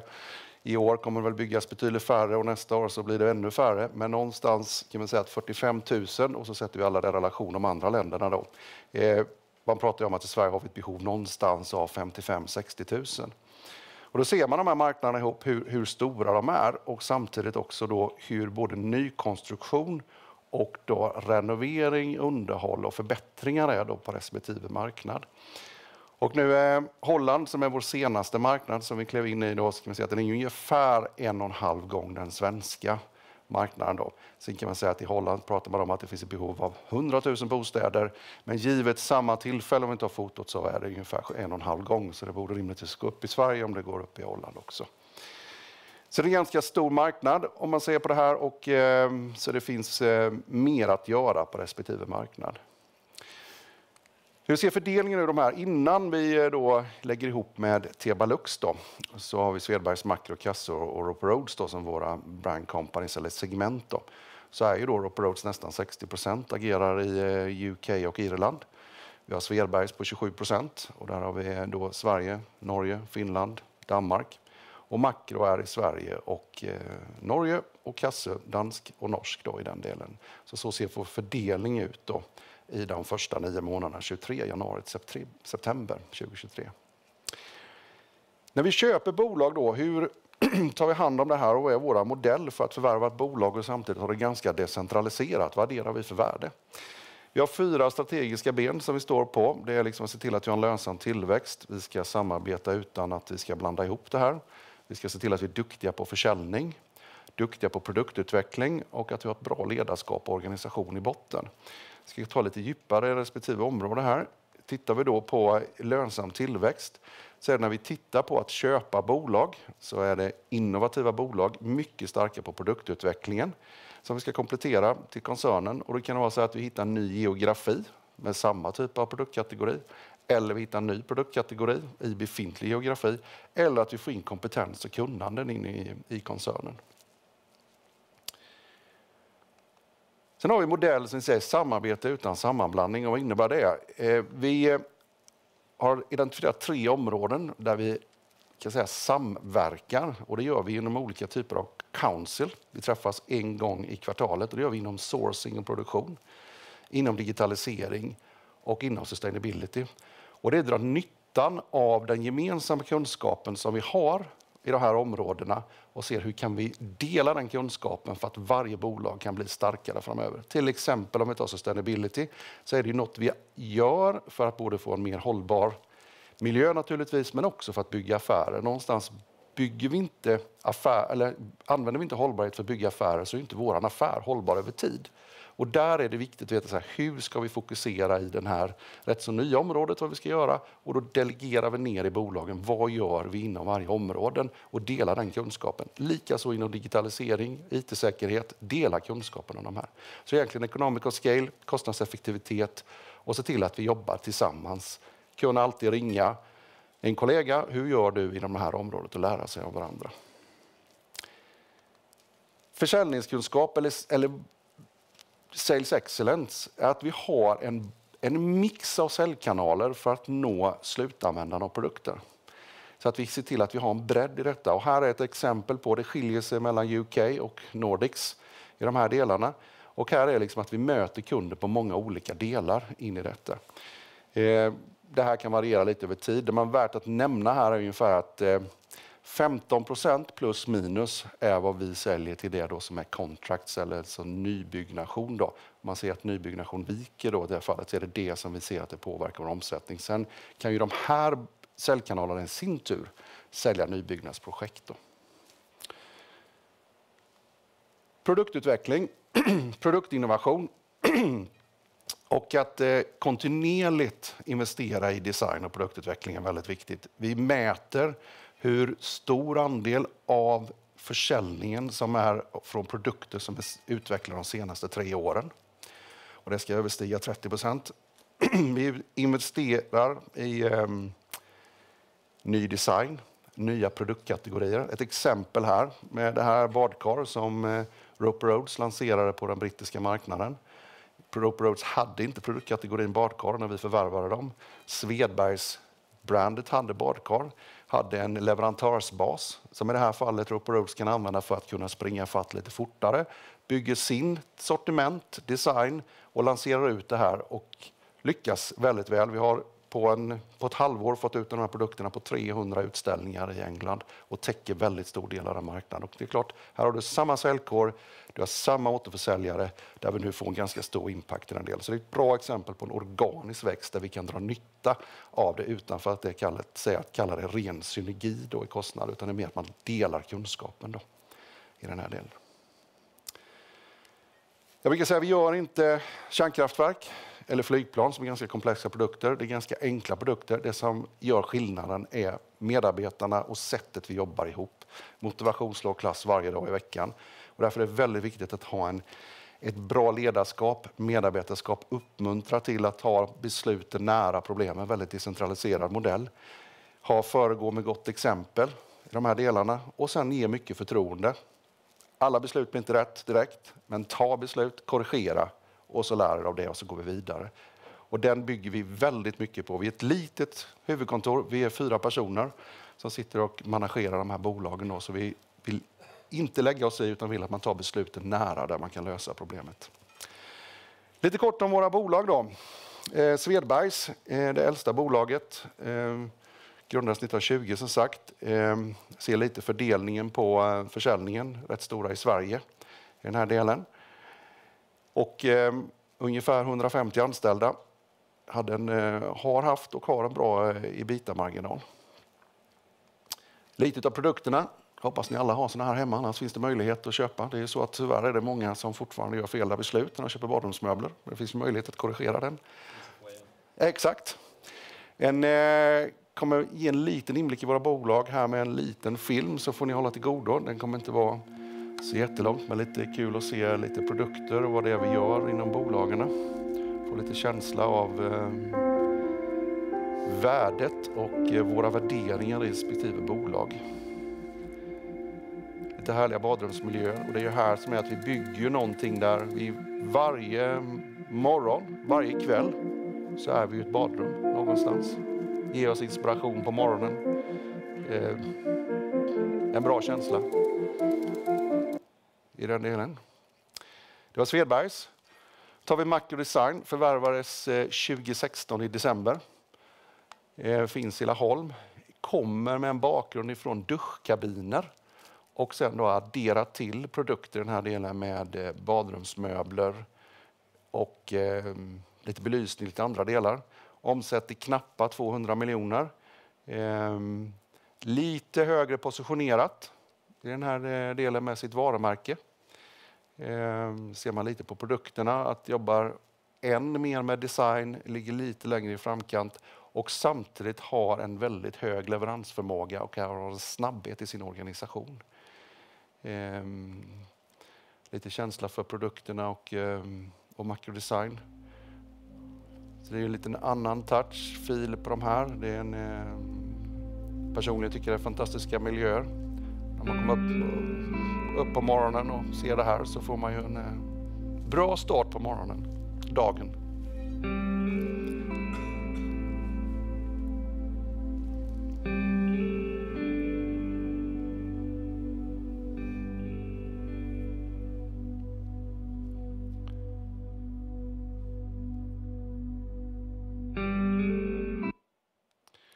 Då har vi sen Kasse som vi förvärvade 2020, också 1 december.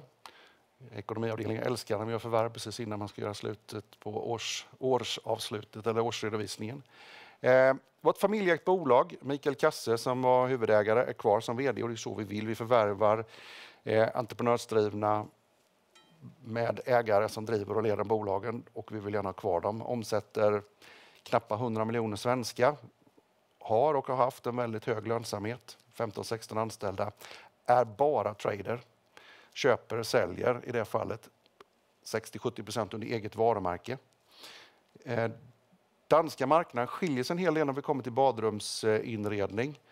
Där kök levererar badrumsmöblerna, alltså köksföretag levererar badrumsmöblerna. Så där säljer vi väldigt lite badrumsmöbler, nästan ingenting. Men däremot så är vi rätt så breda på blandare i Kasse. Både till kök, badrum och även in i andra områden som man ser. Det är mycket tyngdpunkt på blandare i den delen. Och kan man se lite på den här filmen också. Där här är då en köksblandare som och då säljer vi till köksföretag då. Exempelvis Ballingslöv som ett exempel. Då. Sen har vi Rope Roads. Förvärvade vi 2021 och Domäns blev vi ju dubbelt så stora. Det är ju idag då nästan 60% som ni såg i omsättningen på de första 9 månaderna. Ett också familjeägt bolag, 2 bröder som ägde det och ett management som var delägare. Management är kvar. Bröderna var inte aktiva i bolaget i den delen utan mer som styrelsenivå. Och ett fantastiskt bolag på att jobba med produktutveckling, innovation, sälj, mötet med kund. Och man jobbar med 3 varumärken, Rope Roads, R2 och Tavistock. Och det här är lite olika segment då man vänder sig till med olika typer av paketering i den här delen. Då. Och ni får en liten inlevelse i orten Bath, för det är ju väldigt lämpligt att det ligger där. Men det här har ni inte varit där, så nästa gång ni är i UK ska ni åka där i sydvästra England. Fantastiskt fin ort. Och det är ju lämpligt att ha ett badrumsföretag i Bath. kom nog från att romarna var här väldigt tidigt och namngav badet med lite i det fallet romerska badet.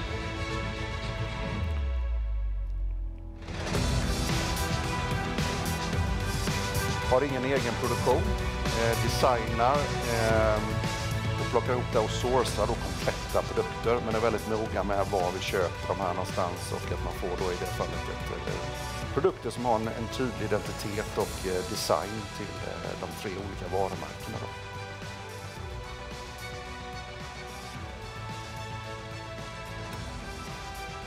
Och där ser man ju också en typisk engelsk stil, liksom det är annorlunda jämfört med de svenska badrumsmöbler. Och här har vi då en hel produktkategori med blandare, badrumsmöbler, nu badkar. Vi säljer inte dusch här än.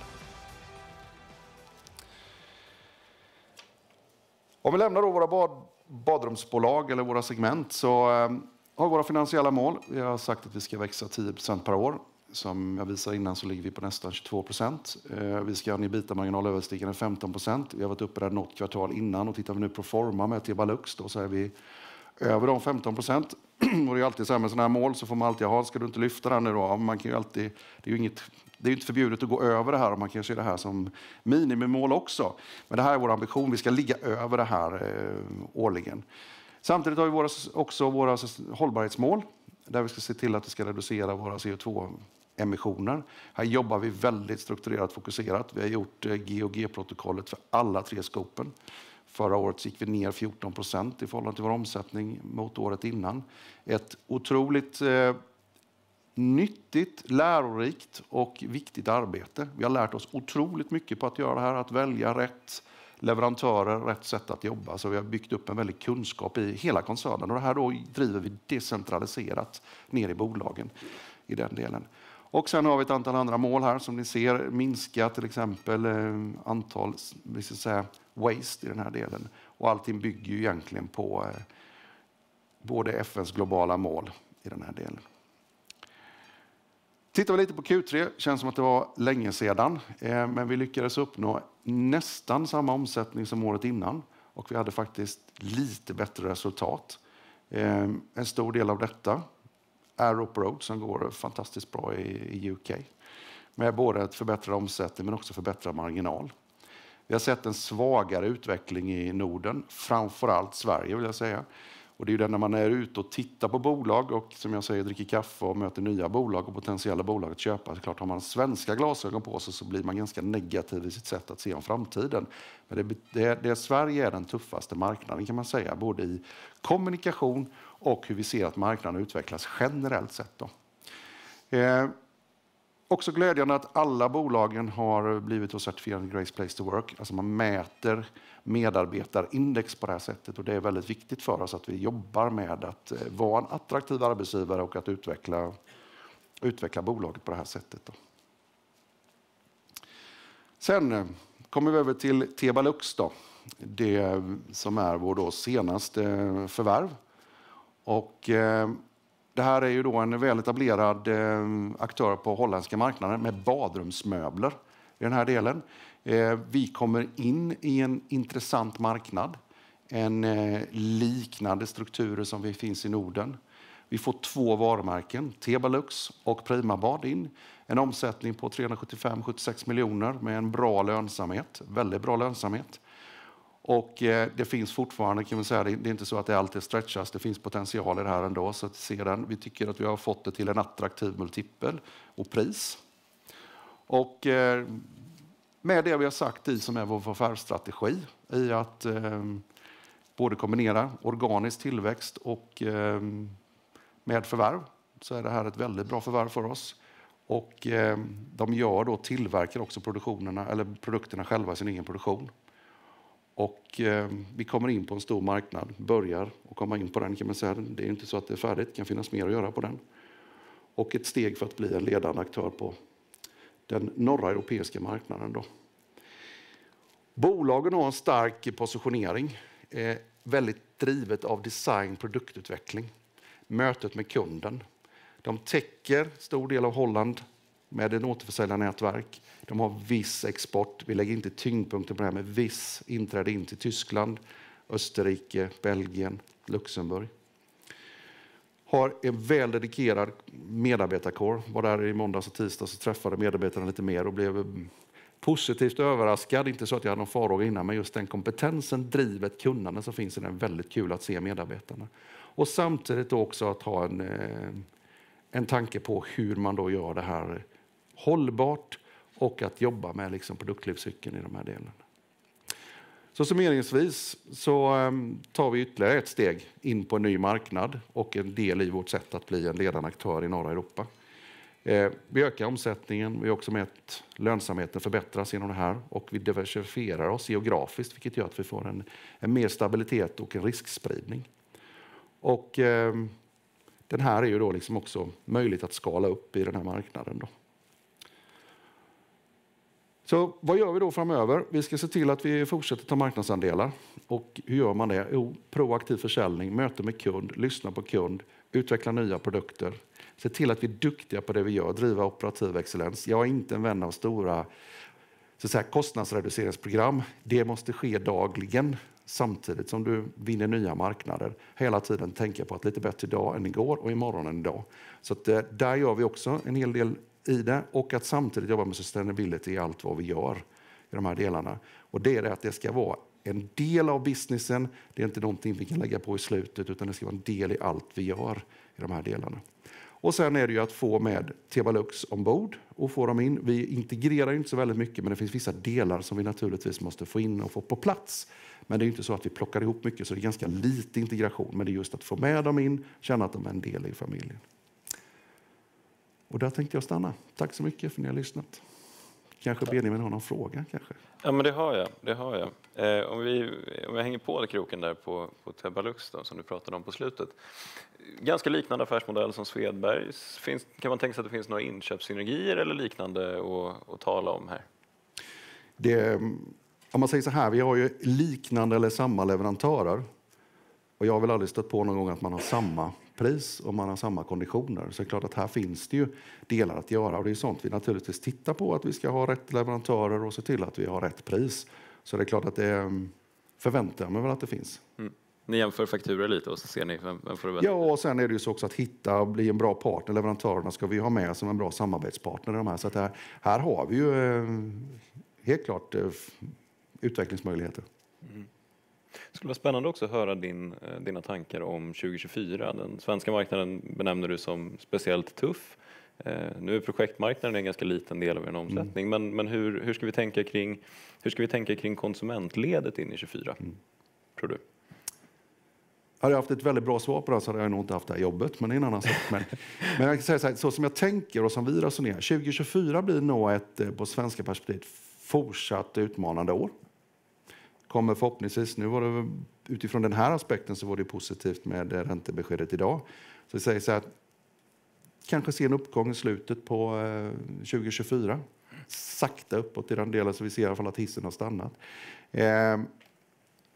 Generellt sett så ser jag att danska marknaden har ju börjat sakta uppåt. Det är mer förfrågningar, det händer mer.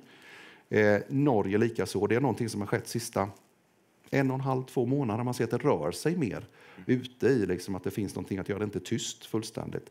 Så att jag tror att Sverige kommer vara tyvärr sist ur lågkonjunkturen och de andra kommer gå före. Vilken ordning är svårt. Ser man på branschdata så är England ner 2023 någonstans 10-11%. 2024 siktar man någonstans 4-5-6%. Och där tror jag Sverige kommer att ha en utmanare. Så Tittar vi på till exempel ansökningar av rotavdrag så är det ner ganska kraftigt. Hur väl skulle du säga att det är en proxy för er försäljning? Är det här typiskt sett produkter man installerar själv eller är det produkter man tar in en hantverkare för att installera? Nej, mycket är att du har hantverkare med i dem. Så det är klart att visst det påverkar också rotavdragen i den. Och sen är det som jag sa innan, det är många som fortfarande tar fel beslut. Då, så att det finns ju marknad att ta av. Och det är väl ofta så att du starkt varumärke så gynnas du i lågkonjunktur oftast. Men det är klart visst är det ner och det är ju bara att titta på byggstarter och du kan se projekteringsstarter och nybyggnationer. Liksom. Den faller ju dramatiskt. Försäljning av småhus Och det är klart, någonstans är det så att när någon köper ett nytt hus så flyttar de från ett gammalt och en ny flyttar in, och då blir det alltid så det är klart att här är stopp. Titta på transaktionerna på Hemnet, så är det ju rätt mycket stopp. Så det är klart att det påverkar väldigt mycket. Så det är klart att så Sverige, men det är tillbaka igen, Sverige är mer hårdare drabbat än övriga, är min bild. En lite bredare fråga då. När du pratar med finansmarknaden, vad är den största felaktiga slutsatsen, eller den vanligaste felaktiga slutsatsen som marknaden drar när det gäller Svedbergs, i din mening? Jag vet inte om någon har fel, det är ju liksom, det beror på lite hur man ser på olika sätt, men det är det är väl alltid det här när man gör mycket bra saker internt, man tycker vi utvecklar oss på ett bra sätt. Ser man hur vi har stått emot som hela bolaget egentligen, om vi ser mot föregående år, så tycker jag vi gör det bra, och där kanske det är så att man målar lite mer negativ bild, och då kan hända man är då från Sverige att man har de glasögon på sig och inte lika insatt i de övriga marknaderna. Och det är klart, nu med Tebalux så blir ju Sverige en mindre marknad för oss, och vi blir mindre beroende av den. Inte för att säga att den är oviktig, för den är viktig för oss, och det är här vi har vårt huvudkontor, här vi kommer ifrån. Men den blir ju mindre i helheten. Så det är klart att här är väl se att mer, hur ser den norra europeiska marknaden ut? Man måste hänga med i diversifiering. Ja, och där är väl också annat få liksom hela, och det är ju det vi försöker beskriva. Vi är ett bolag som har gått ifrån väldigt typiskt svensk till att bli mer nordeuropeisk, kan man väl säga då, i det här fallet. Det är att ta i och säga att vi är europeiska aktörer när man är på de marknaderna. Då har vi lite mer att ta. Vi ska lite söder och lite mer västerut kanske. Inte europeiska än, men snart kanske. Nej. Jag tror att det var nog ungefär det vi hade tid med idag, Per-Arne. Så stort tack för din medverkan. Tack till er som lyssnar där hemma också. Så stay tuned, mer presentationer kommer.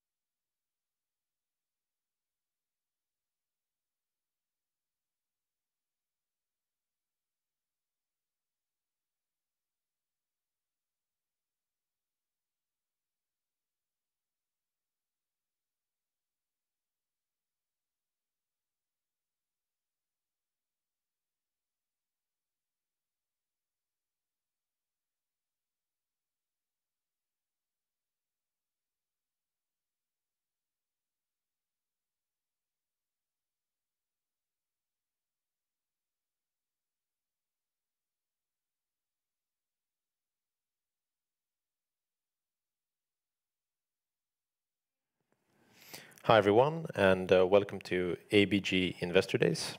My name is Nikola Karanowski, and I'm an equity research analyst here at ABG. With us today we have Patrik Settlin, CEO of Lithium. He'll present to us Lithium for about 20 minutes, and then we'll have an opportunity for a Q&A for about 5 minutes. And with that said, Patrik, the floor is yours. Thank you, Nikola, and thanks everyone for joining here at the venue, and those of you joining at the live stream, and those of you looking at this later.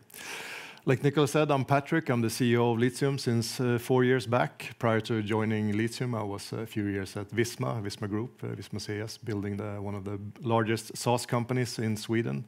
And before that, I got a long background in e-commerce with managerial and CEO roles at Komplett and CDON, for example.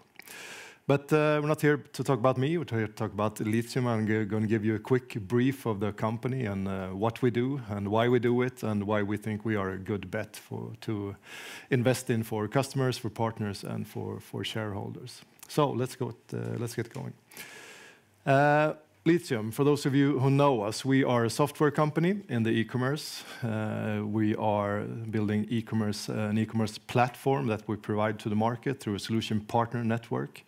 So it has it's like a toolbox, if you will. It's got all the tools and bells and whistles to build really advanced e-commerce solutions, and it will be customized through our partner network. So our partner network are the ones who sells it and implements it and then supports it while the customers are running it. So it's a customized SaaS solution, so to speak.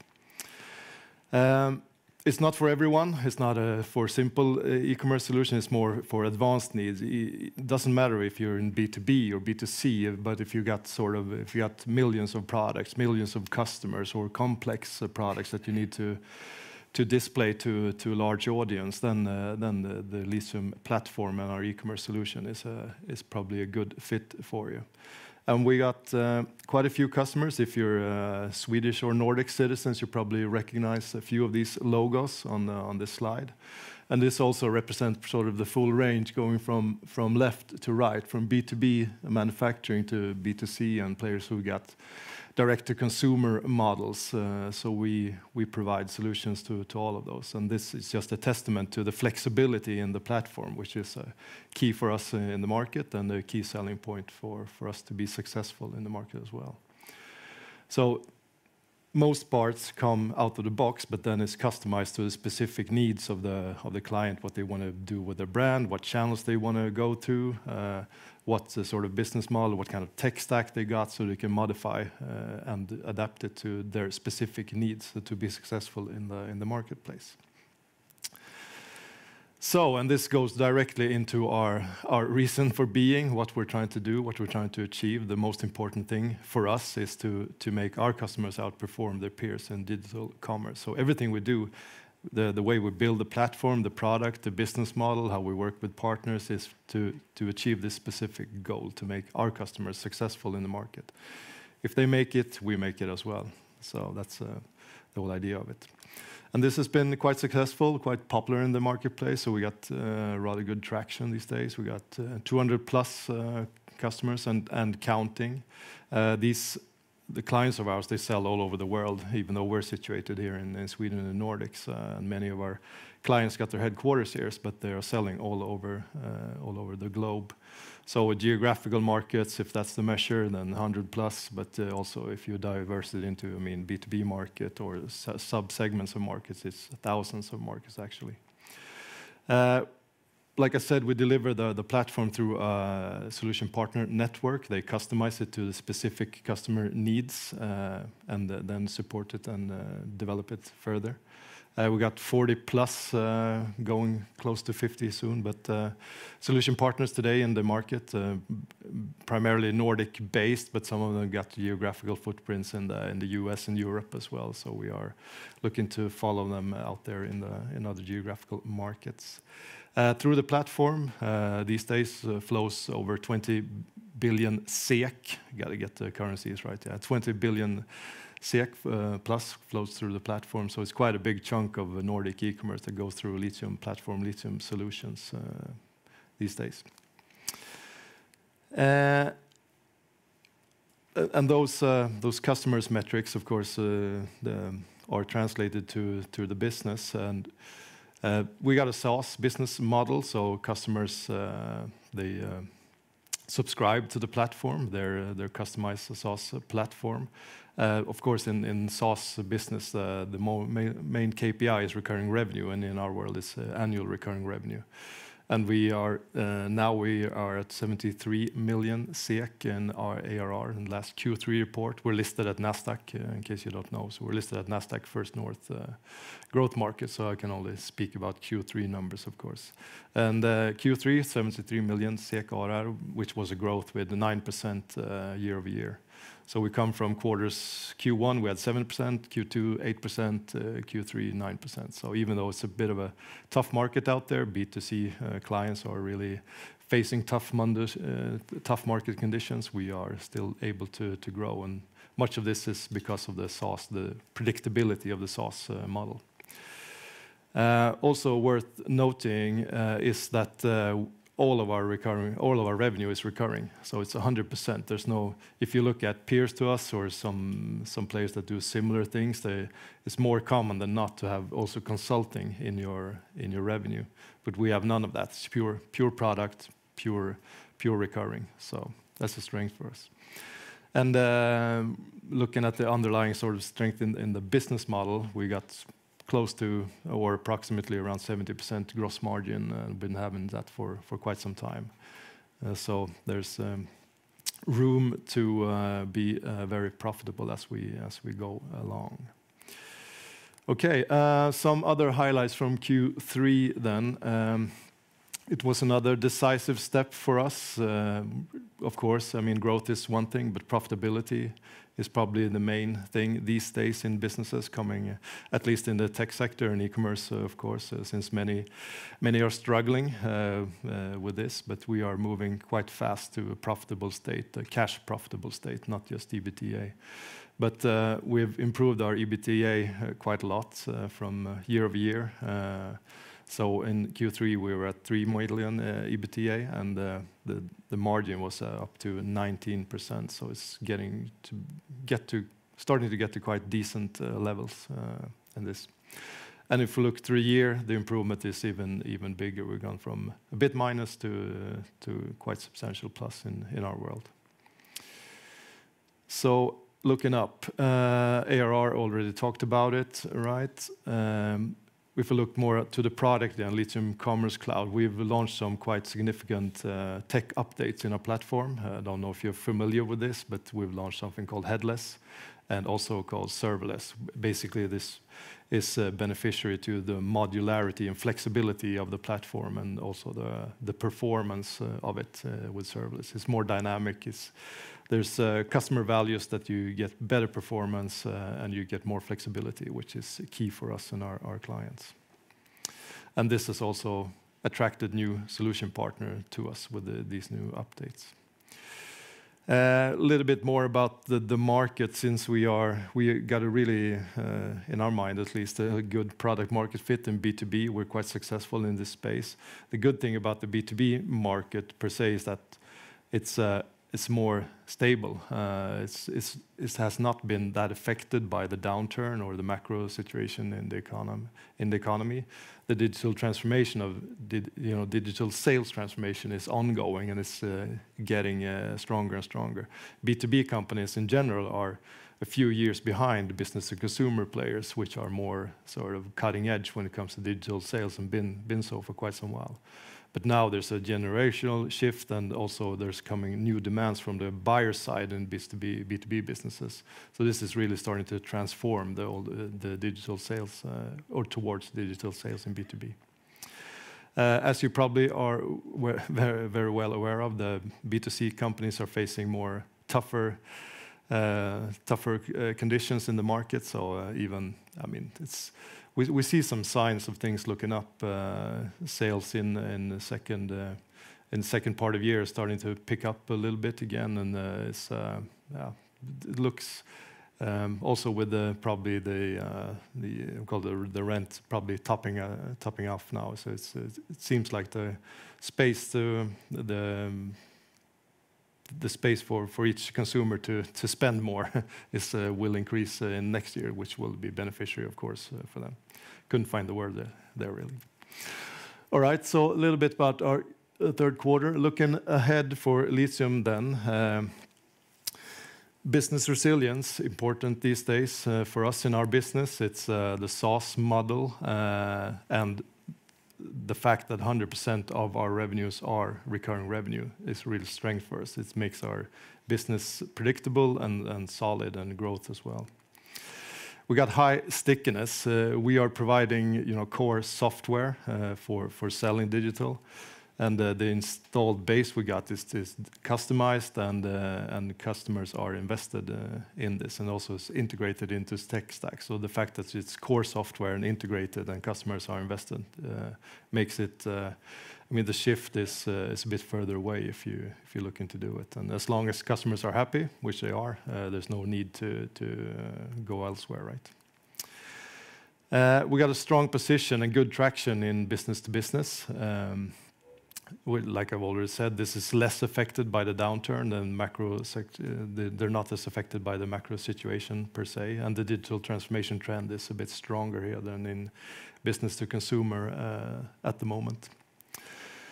We are continuously improving our EBITDA, our bottom line, and the funds we got available will be sufficient for us to reach a self-sufficient growth state. So there is no need for us to get any more capital infused into the company. Which is so we got a really good platform for further growth and further profitability at this point. And speaking of growth.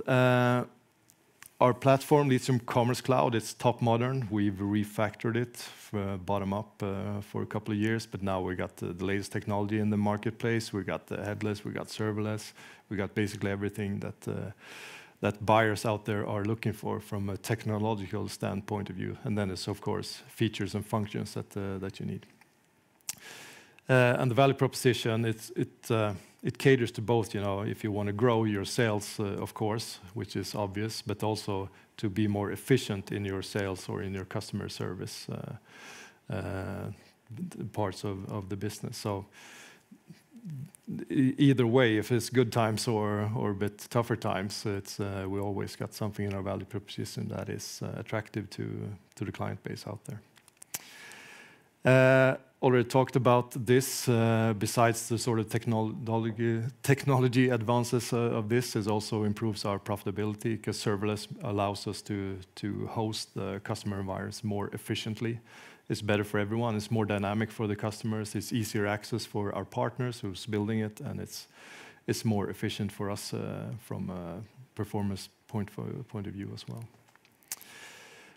We got a new business model since it's not new, but it's since in our world it's 2 years back. So from 2 years back, all our clients join on this new business model, and this business model is designed to grow more with customers. So we got a base subscription fee, but then it's more a performance base. So the more the customers sell, the more we also get in revenue.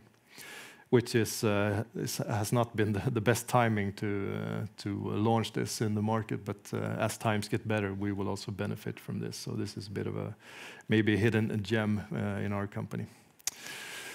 And B2B, we got a major opportunity we see for ourselves in business to business. We got a good product market fit. We got good traction already, and we're all only getting stronger here. And of course, the underlying market is strong and growing ever stronger. So things are looking up on that. So we are a pretty strong player in a good market space.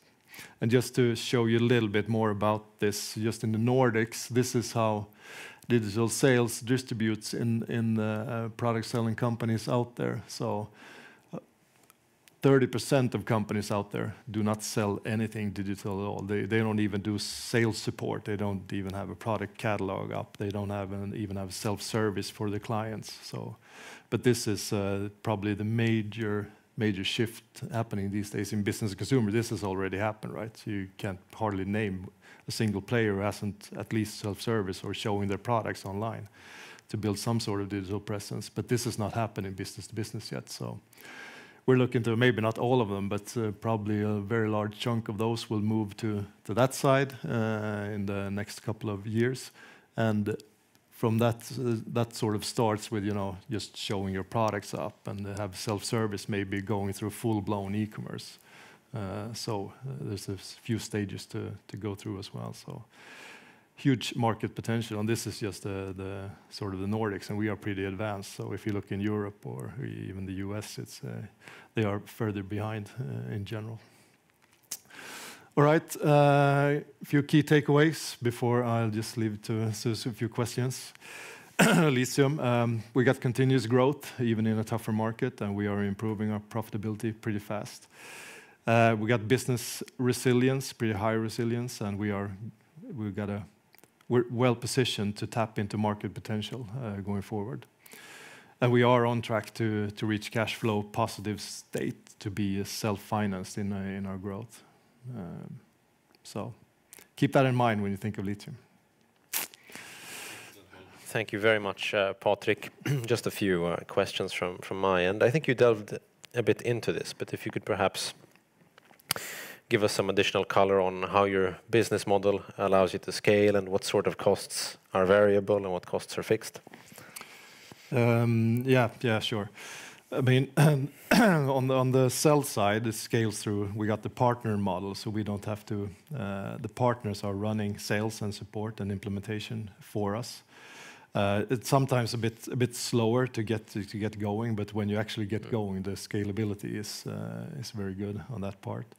On the delivery side of things, we are already very much automated, and we are at a high level. So I think we reached a state now, so to speak, a sort of level threshold where we don't have to invest that much more. We got this platform to actually grow from.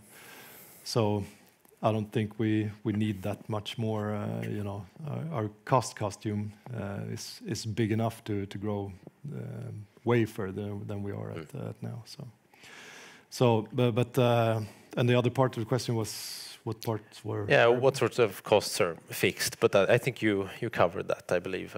Yeah, but as we grow, we should be able to add new customers or expand existing customers at a really good sort of revenue versus cost ratio. And I mean, obviously, variables are hosting, for example, or commission to partners, but that's included over the line, over the gross margin. So, yeah.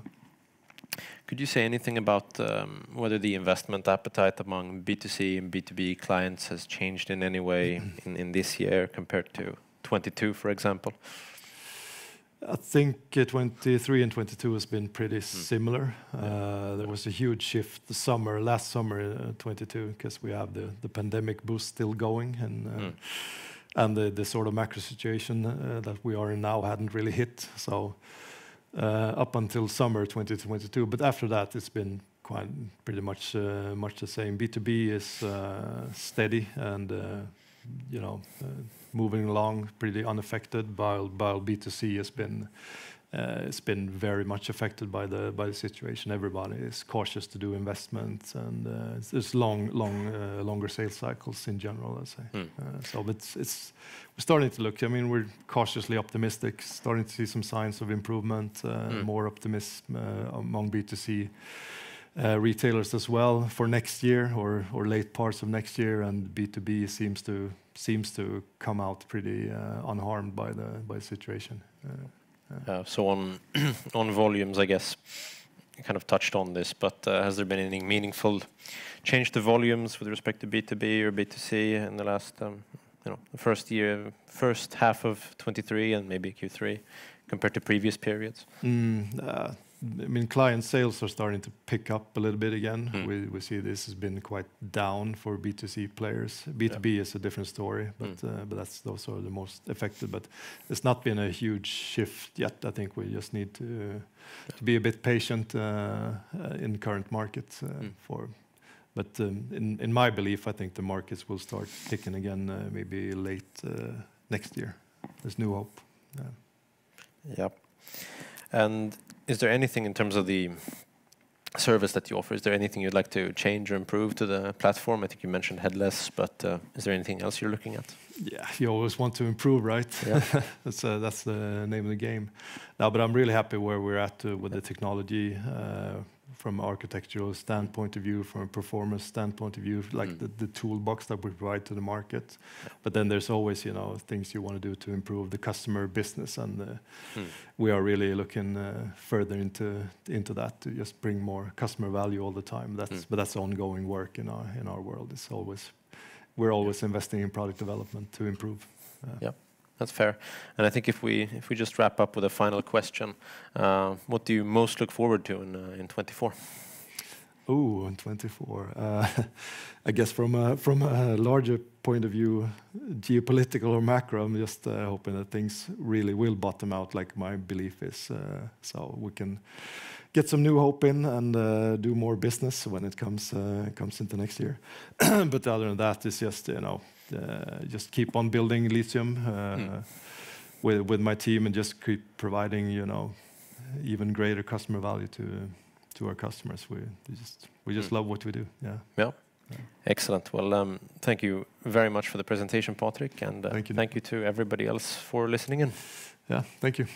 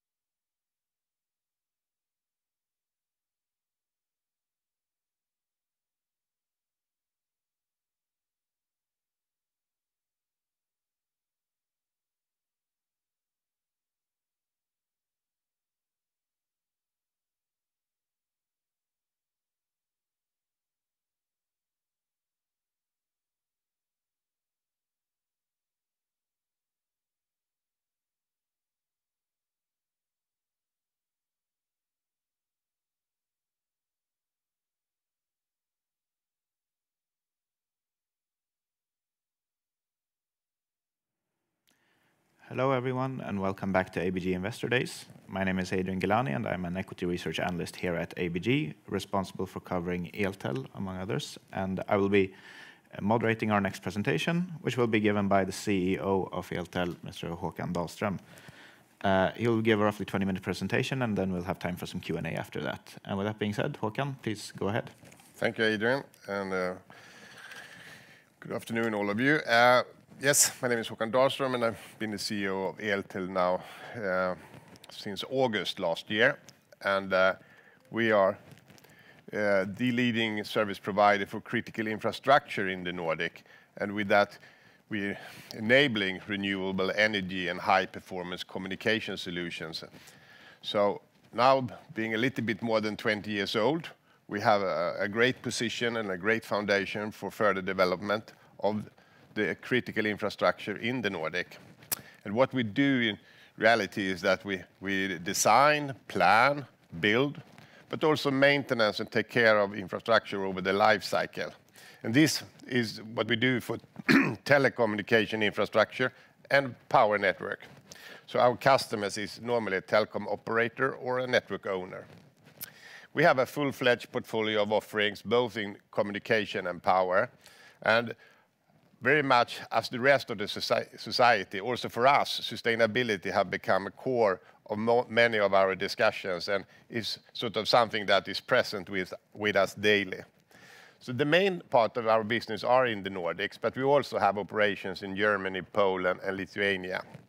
And during last year, we had a net sales above 800 million euro, and we are 5,100 people inside our organization. But we are also very much dependent on subcontractors and partners to fulfill the project and the services that we are delivering to our little bit more than 2,000 clients in this area. As you can see here on the lower part, our largest market when it comes to net sales is Finland, where we have a large portion of our power business, but also a first position, I would claim, in the market when it comes also to the communication. Sweden and Norway, we are very active in the communication area, not so large yet in the power segment, and in Denmark, a more balanced portfolio between communication and power. We then look at the customers that we all have. We have, I would claim, all the large players, both in communication and power, as our customers, and this is a very long-term relationship that we have with them. Most of them we have had for more than 10 years. It's a long-term setup already in the commercial contract, where for many of these we have frame agreements that are many years. 4 years is not unusual, but somewhere between 2 and 4, and more or less all of them also have a possibility to do an extension. We have a handful contract that doesn't have an end date. So as long as we and the customer are happy with the relationship and the performance, it is prolonged every month, more or less. So it is an open end, so to say. When you have that type of contract, the workflow and the volume in our business is based on small work orders. So that's the normal situation for us, is that a new assignment in one of the frame agreement is not extremely large, but it is just an extension of something we do or in a new geography. So a very high number of work orders, each of them not so large. But as you can see here, you recognize all of these companies and logo types, and they are actually, as I would claim, the backbone of critical infrastructure in the Nordic. So it's great to have this very strong customer base. But if we zoom out for a moment and look, okay, what is actually happening in this area where we are operating, you could see that there is very strong mega trends. It's about digitalization, it's about electrification, and I think everyone is aware of today that we have, as a society, underinvested in the power sector of all the Nordic countries. The demand of more qualified communication solution for more or less everything is also high up on the agenda. We see that the way of working that we all are doing is becoming more and more remote, and this hybrid way of working is impacting also this type of infrastructure, and then we all have the same challenge when it comes to our climate and the fight for a better sustainable society. This gives a lot of drivers that has a direct impact on the demand side of our business. And as you can see here, a lot of things is happening, and they all, in one way or another, they increase the demand on infrastructure. This is in our side, then we divide these drivers or this demand from the market in two business areas. So we operate in a power segment and in a communication segment. And if we open up a little bit around those, you will find our sort of offering portfolio. So within the communication area, we have worked with fixed telecom for many, many years. Today, it's all about fiber. We have no revenue anymore based on the copper network, so it's fiber. Fiber is quite mature as a business in Sweden, in Norway. We still have more to do, but not the same volume as it has been. In Finland, however, there is a peak just now in the deployment or the rollout of fiber. So in the Finnish market, there is more a problem to create new capacity because the demand is so high that we can't really fulfill it. In the mobile area, we are, of course, helping our telco operators to do services on the existing infrastructure, but also building and modernization of the existing network into 5G. This has, during this year, lost a bit of speed in that, but this is something that has to be finalized. I see it more as a delay. We will have a little bit more work in this area next year due to that this year have been a bit slow. But then we also see that there is new solutions in communication. You could say that they have been here for long, but I think that the fixed wireless access is something that we see taking market share in the rural area because everyone needs an internet access. And in some areas, there is no other solution than a fixed wireless access. On the indoor, and we have in the mobile telco business worked with indoor coverage, I mean, since we started to roll out GSM in the beginning of the 90s. But what is new in the indoor area is that we have a new type of customer. In the past, you were not allowed to have your mobile phone on if you were at a hospital. Now you are supposed to have your mobile phone on because you are dependent on that, also in the situation as you are in when you are at the hospital. So here we get a new type of customer. It can be the public sector, meaning owners or managers of hospitals, but it also in the normal industry like manufacturing where they take their own core business into Industry 4.0, then they have a need of a much more qualified communication solution. And we see now more and more interest coming in this, that businesses and public services, they need a private network and a very high quality infrastructure for their core business. In the power side, we have sort of the classic business, as we always have done, high overhead lines or substations, but we also see now that the whole transformation towards green energy is impacting this area in for us, a very positive way. So it's a lot of initiatives and a lot of investment money that goes this direction. And for us, it means, of course, then higher demand. So this we particularly see in Finland and in Poland. An area that I would say is equally interesting for all Nordic countries is the e-mobility, or meaning that we have an electrification of the logistic and transport. And here we believe that our role is to be on that side of this that is a bit more heavy equipment, meaning that the normal type of charger that you have at home is not what we really work on. We are more on the DC side of this and more for heavy trucks. Here we see that there is a great possibility going forward where more and more companies are now changing the fleet toward electrification also on the trucks. And then, of course, everything about renewable energy. Here we see just now that solar and solar in the utility size of solar is the most interesting and have most attention from investors just now. And we are very active in that area. There will be, of course, a lot of rooftop installation of solar. That might not be the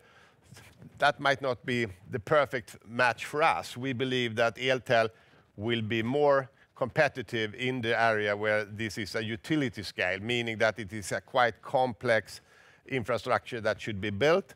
And there we see great interest from customers in all countries just now. So very much happening in this area. But then looking a little bit of what type of business model and what type of work are we actually doing here? So we have a foundation of maintenance and services to keep this infrastructure fresh and up to date. But then, of course, there is step taken. You go from one generation to another generation. I think here the mobile network just now is one such example where everyone is transforming the existing network into 5G. And then we have this project delivery. In a project, it's more about establishing an infrastructure. It could be a solar park, but it could also be a mobile network or fiber to the home. So all of those we are active in both within power and communication. But as you can see on the right side, this a bit taking care of the infrastructure over time is a big portion of everything we do. And I think that is a good way for us to be able to keep a high utilization of our resources in a large geographical footprint, because you need to have people out there. And usually when I speak to our leaders and people within Eltel, I think this is very important to remember that, I mean, everyone can do a PowerPoint, but then you have to build something out there, and then you need Eltel, because we have the people out there. We have the boys and girls out there that actually are doing it in real life. Coming back a little bit to market size and demand, I'm quite optimistic about the market outlook, even though within communication, as I said, fiber is to a large extent done in Sweden, in Norway. We see a great demand in Finland just now, but overall there is in our society such a high demand on communication solution, and this infrastructure has to be taken care of. It will always be expanded. It will always be upgrades of this. So this is a long-term game. And I see that competitors after competitors is leaving that area. But we think that we have such a leading position in this, and we will be here for the long run. Also in the power, where we have reason to strengthen our capability in Norway and Sweden, we see that in all 4 Nordic countries, there is a really large demand, and we expect that in this area, we will find significant growth going forward. If we summarize all of this, despite the downside, as I see in the classic part of the communication, remember that we see that public sector, like for care or healthcare or for logistic, we see when public sector is coming into communication, also in that area there is growth, but it is larger growth in the power segment when so many are investing in generating new green energy. And even though there is, at least for now and for some time, a bit stand still in the wind industry, we believe that it is very difficult just now to get the business case together building a wind park. But solar is very active, and other alternative like energy storage and stabilization of the grid is very attractive. So for us within Eltel to be able to improve our financial performance and reach our target that you see on the right side here, we have a very clear agenda. We developed a strategy for a little bit more than a year ago, and we have these 6 bullets on top of mind daily, I would claim. And this is very much about improving the efficiency and the profitability of the current, as I call, classic business. And here, price increases and protection towards inflation is, of course, a very important cornerstone. But then also, we need to broaden the customer base. And I mentioned a few examples here that it might be from the healthcare, We are building indoor coverage as we speak in many hospitals, but also for different logistic solutions and also for Industry 4.0. So I see that we will have many new customers. They are not such a large customer as our traditional telco operators, but this will be a great contribution to that communication business. But then also in what I mean is an adjacent market. And here we have solar, or we have EV mobility, or we have BESS. The capability and the competence that we have can easily be used in these new areas, and by that generating new revenues with a higher margin in a sector where we see that we can, in a very positive way, contribute to the development of the society. So this is a very exciting thing, and also create a lot of positive energy in the company due to that everyone understands that this is something that has to happen in the society, and people are motivated by being a part of it.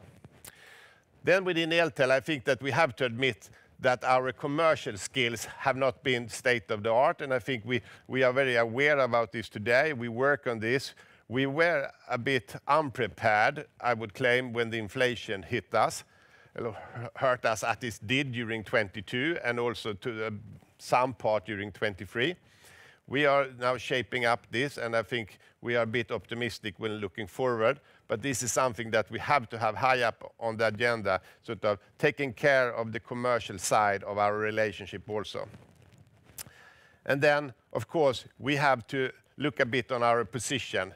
Do we have a reason to expand in the value chain? Can we find new business models that are sort of creating larger value for us? And we see those opportunities, and we are now addressing that also.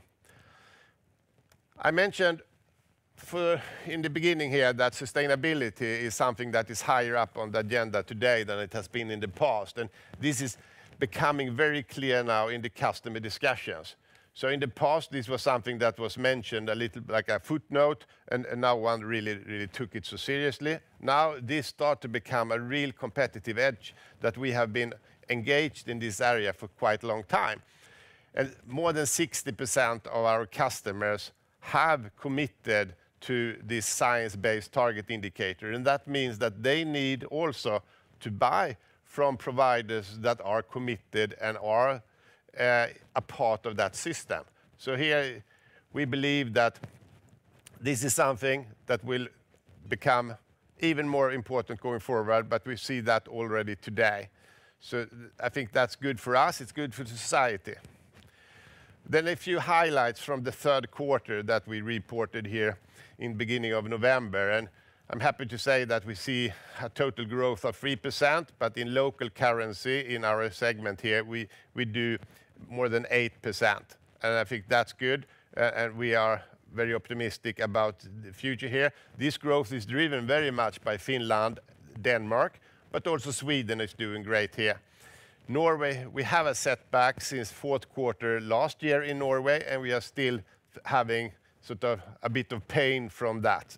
And that also you see in our numbers that the Norwegian numbers are weak, and that's something, of course, that we are looking at and working hard on. But it will take us a bit more time until we have Norway where we want them to be. Adjusted EBITDA for the third quarter was 5.9 million, and that's nice to see an improvement from the year before, where we're at 4. But also here, I would highlight that the high voltage Poland, that has been a problem for us during many years. They are now in the third quarter as black numbers. And are we happy with black numbers?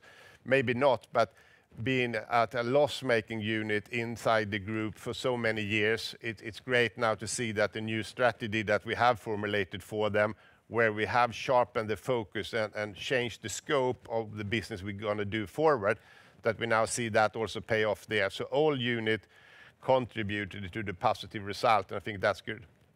And then, as I mentioned, Norway, more to be done in Norway. We have done the second wave of downsizing in Norway, and we believe now that the organization are in balance with the demand that we see in Norway for the end of this year and also for the next year.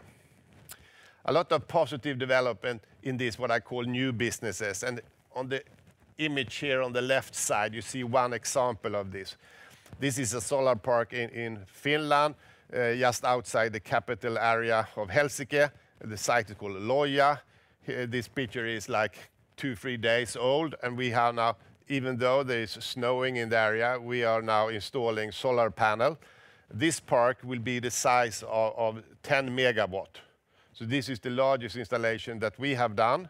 We believe that we're going to be ready somewhere during next summer and expect this to produce 10 megawatt of energy in the later part of next year. So very, very positive development, and we also see that the level of interest that is in the market for this type of solution is really large. So more to come. Looking then at the group numbers of the third quarter, we see an increase on net sales, as I mentioned. I'm really happy for that. This is purely local organic growth, so really nice to see. But you also see that on the lower side here that we have had 3 very challenging quarters due to the problem that we have had and still have a little bit of in Norway, and then power services in Finland, as we have talked about before. But now we feel that we get the result visible from all the good things that we are doing, and I would claim that we do the right things, and soon we will see also more result from that. And this is an indicator for you how far we have come in the different areas when it's sort of our measurements and how we mitigate those financial challenges as we had for a year ago. And with that said, I would claim that there is a very good reason to invest in Eltel. We are the one that, when it comes to power and communication, we are the one that actually going to build this infrastructure for the future, helping this society to come into a more sustainable situation where we all can benefit from green energy.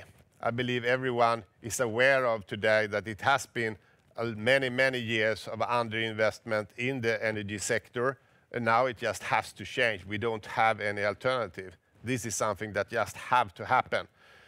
Everything we build, everything we design and take into use in the society today are connected. It will be more communication.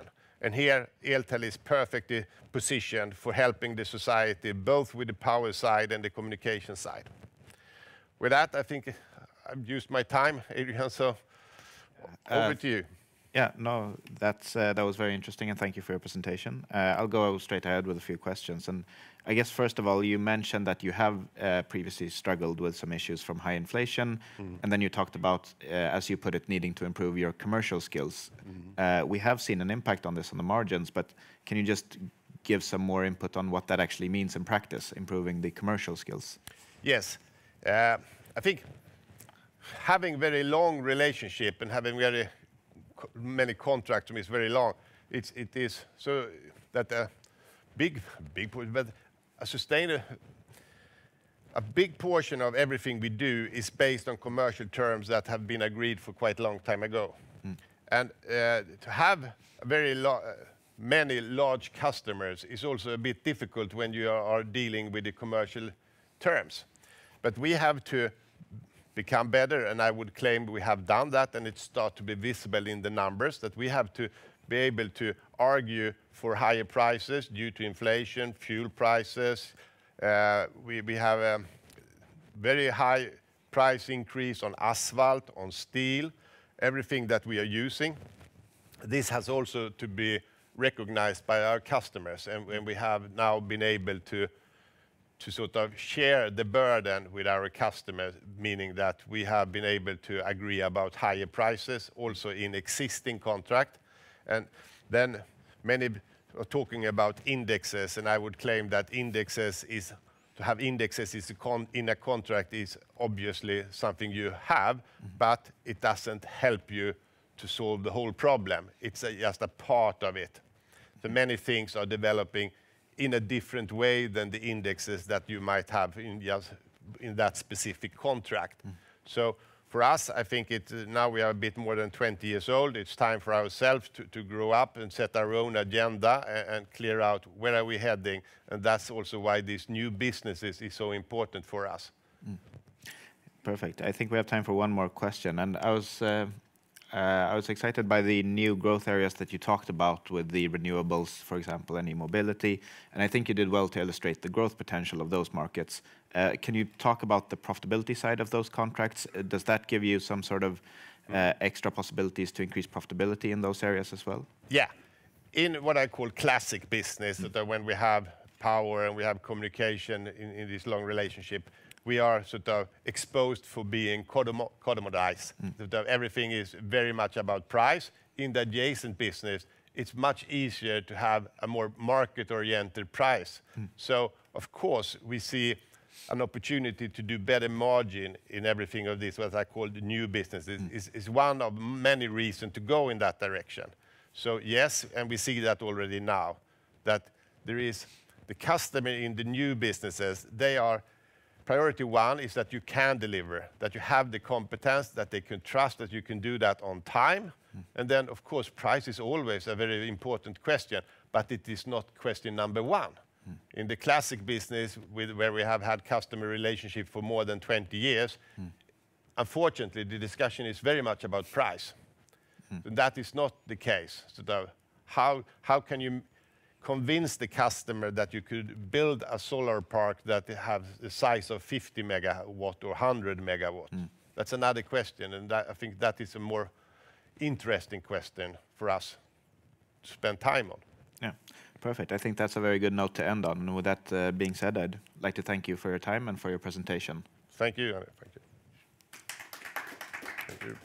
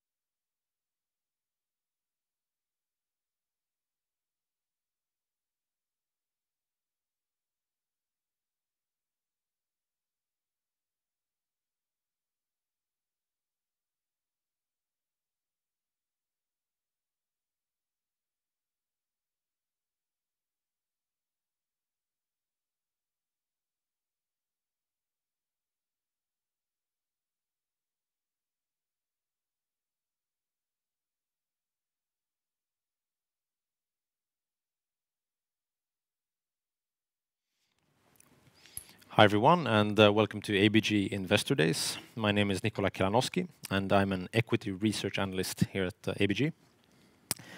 With us today, we have the interim CEO of B3 Consulting Group, Sverre Bjerkeli. The idea is that he will present to us his company for about 20 minutes, and then we will have an opportunity for a Q&A for about 5 minutes. And with that said, Sverre, the floor is yours. Excellent. Thanks a lot. I'm all open for questions. I also agreed with Nikola that you may ask questions even when I'm talking, and then we will repeat the question and then try to give an answer. So feel free to reach out. Any questions so far? My name is Sverre Bjerkeli. I was the chairman of the board in B3 just before the summer. Now I'm the interim chief executive, and I will probably be back as the chairman after a few months. My family investment company is the biggest shareholder in B3, so we own around 20%. I joined the company as the chairman of the board 2.5 years ago, so I've been around for that kind of period of time and started buying some shares at a share price size 50.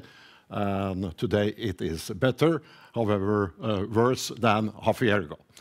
My story today is probably about if you are capable of building a strong business culture, you can probably deliver strong results over time. And one of the things I found very interesting with B3 when arriving to the company is that they, in my opinion, have a good culture. The employee satisfaction surveys, the ENPS, sized 52, is, and this is brand new, it's a couple of weeks old, is one of the highest figures I ever have seen in any company during my 30 years in business. And I think the good story behind it is that we have 23 smaller daughter companies that together is building up something called B3. And those people who evaluate their own company, they really evaluate the daughter company. We belong here. We are a part of it. We feel important. We are empowered. And I think that's a very good basis for delivering strong results over time. B3 is a company with 800 people in Sweden. We have 200 people in Poland. I think we have plenty of growth opportunities in those two countries, but you shouldn't rule out the possibility for us to move to other places outside to where we stay at the moment. It's think Norway and Denmark. Why wouldn't we in that area? If you have a look at the long-term figures in the company, I think that there are 3 things you could see here. One, we are growing 18% a year the last 10 years. That's not bad. Most of that type of growth is organic growth. However, it has been some kind of M&A situations in history, but we haven't really bought anything since 2018. So from 19 and onwards, it is organic growth coming up. So we are a growing company. The second point here is that it's not a straight line. And I guess that business is never ever about a straight line. But the underlying trend is pretty strong. So that was kind of 2 statements. The third one is that obviously you can see an EBIT development in 2022, which is incredibly strong. You are almost doubling your EBIT level from 21 to 22. However, we should remember that 2022 in our type of market was an incredibly strong market, or close to exceptionally good, I would say.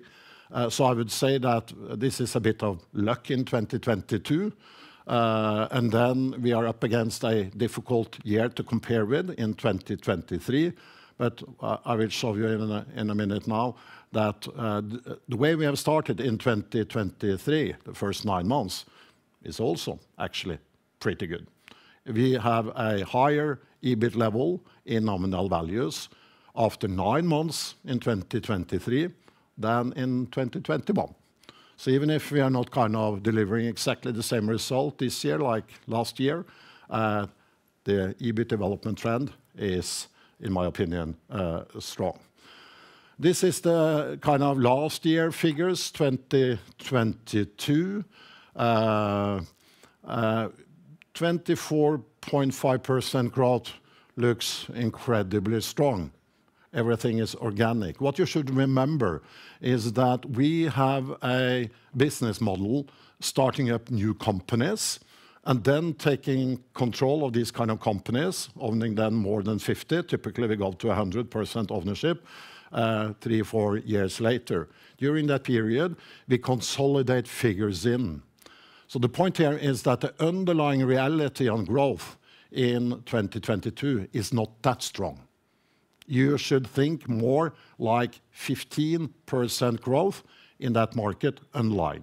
The rest is a technical issue. And I'll be back to talk a little bit about that technical issue in 2023. So you have to go deeper down in order to truly understand the figures. They're not always what they look like.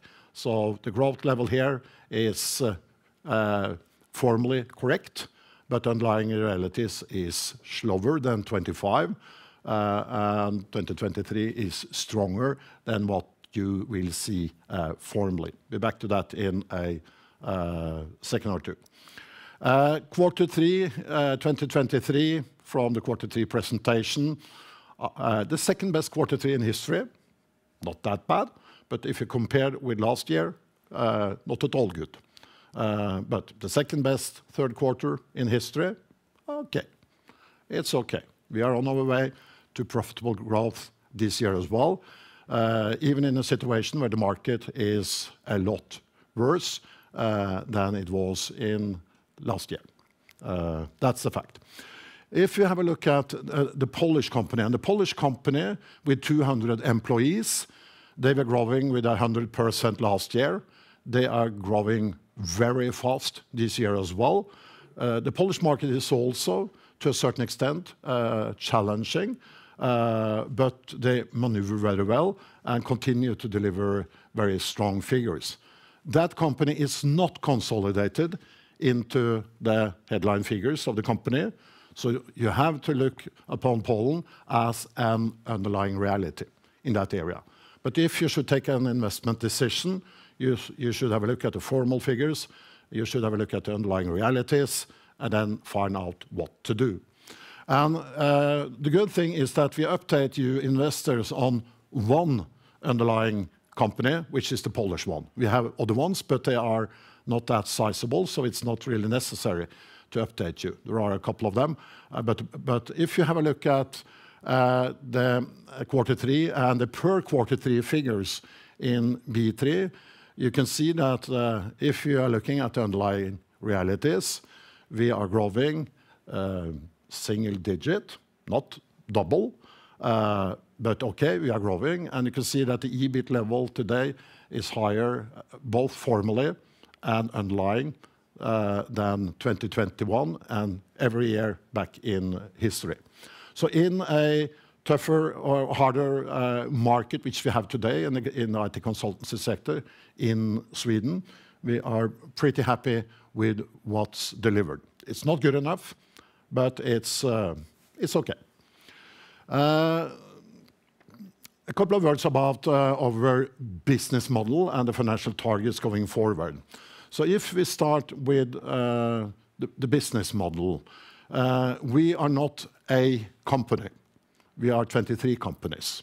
I think now it is 100. And some competitors, they are one company. It means that headquarters takes the decision and the different people out there implement. We are not like that. I listened to Prevas a bit earlier today. I do understand that you also have a decentralized, see you here in the audience, you also have a decentralized model. We have a decentralized model. And we have 23 daughter companies. If we can encourage them to find their own way in the market and support them.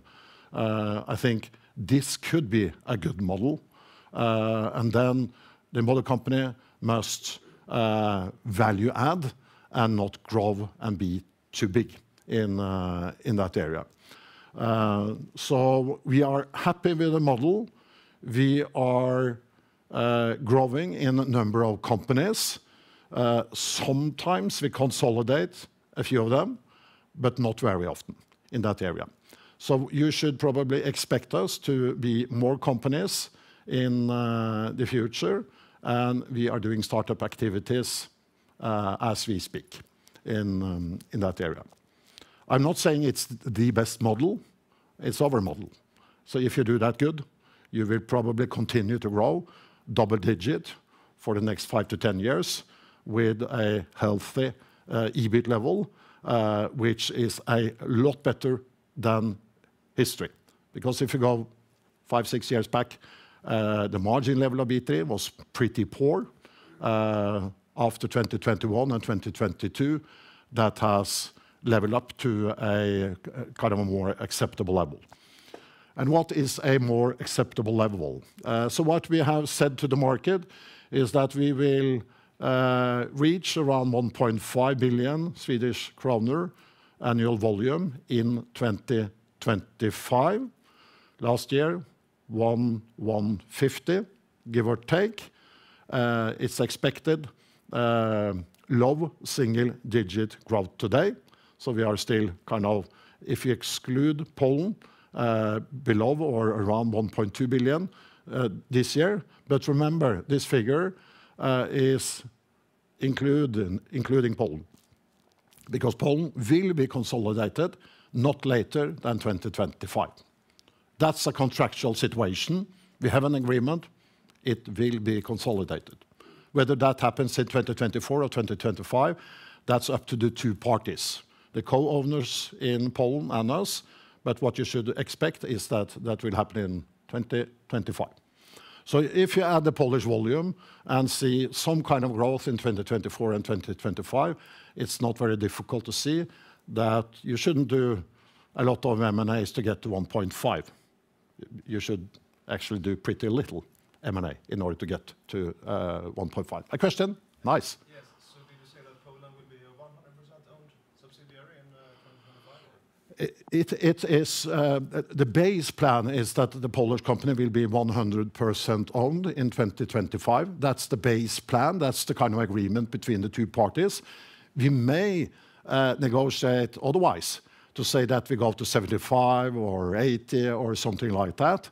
But unless we agree on something new, the Polish company will be 100% owned from not later than 2025. And the estimated investments around these kind of consolidation, they are given to the market. So you can have a look and find out. I have the figure, but it will confuse you if I start talking about it now. Have a look at it and think through it then. I forgot to repeat the question, Nikolai.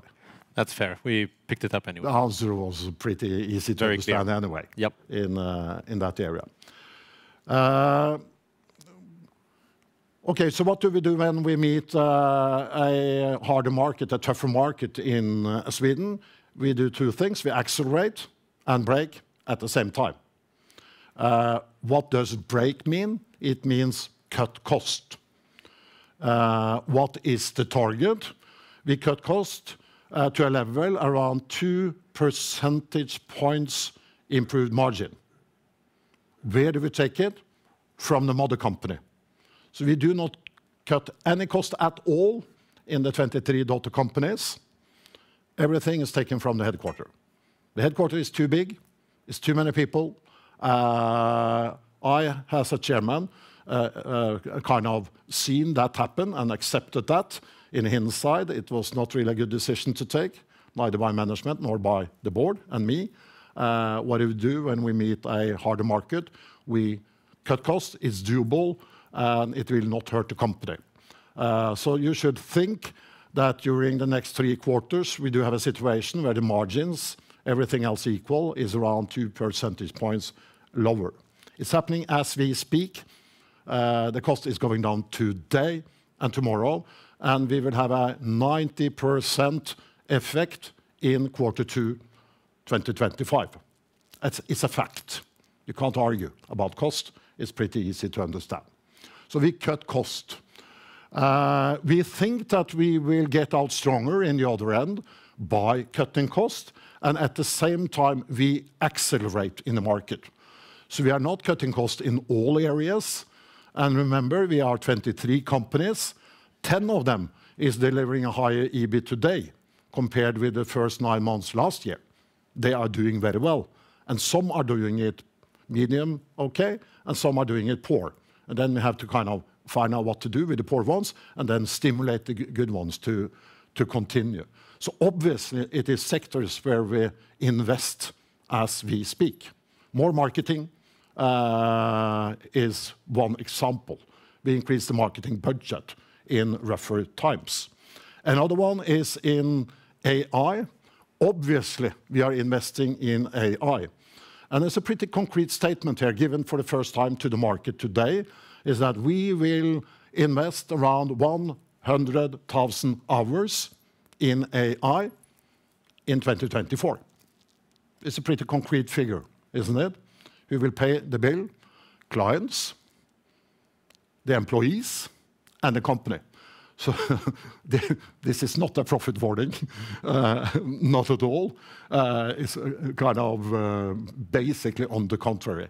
And the message to every employee in B3 is that you are either relevant or out. If you don't know and if you don't understand what's going on here, you should find another place to be in that area. We must understand what's going on. We are staffing up and we are speeding up AI. And we are happy that Sam Altman is back again in OpenAI after 3-4 days with kind of interesting dialogues over on the other side here. What about capital allocation? Have a look at it. Have a look at it. At least we have a capital allocation model. And read it through and give me feedback if you don't like it. I got a question about it during the summer, and I understood that we didn't really have a capital allocation model. And if you don't have it, you can't communicate it. No, we have it, and we have communicated it. One of the things we do at the moment is to buy back in our own shares. So that's happening as we speak, and we are on our way to buy back. So please invest in B3 is my final slide, and there is questions from the audience and from you, Nicola. You run the Q&A show. Yep, absolutely. We can take a question from the audience, and I can just repeat what you said, just we pick it up. What's intrinsic value? What's the intrinsic value?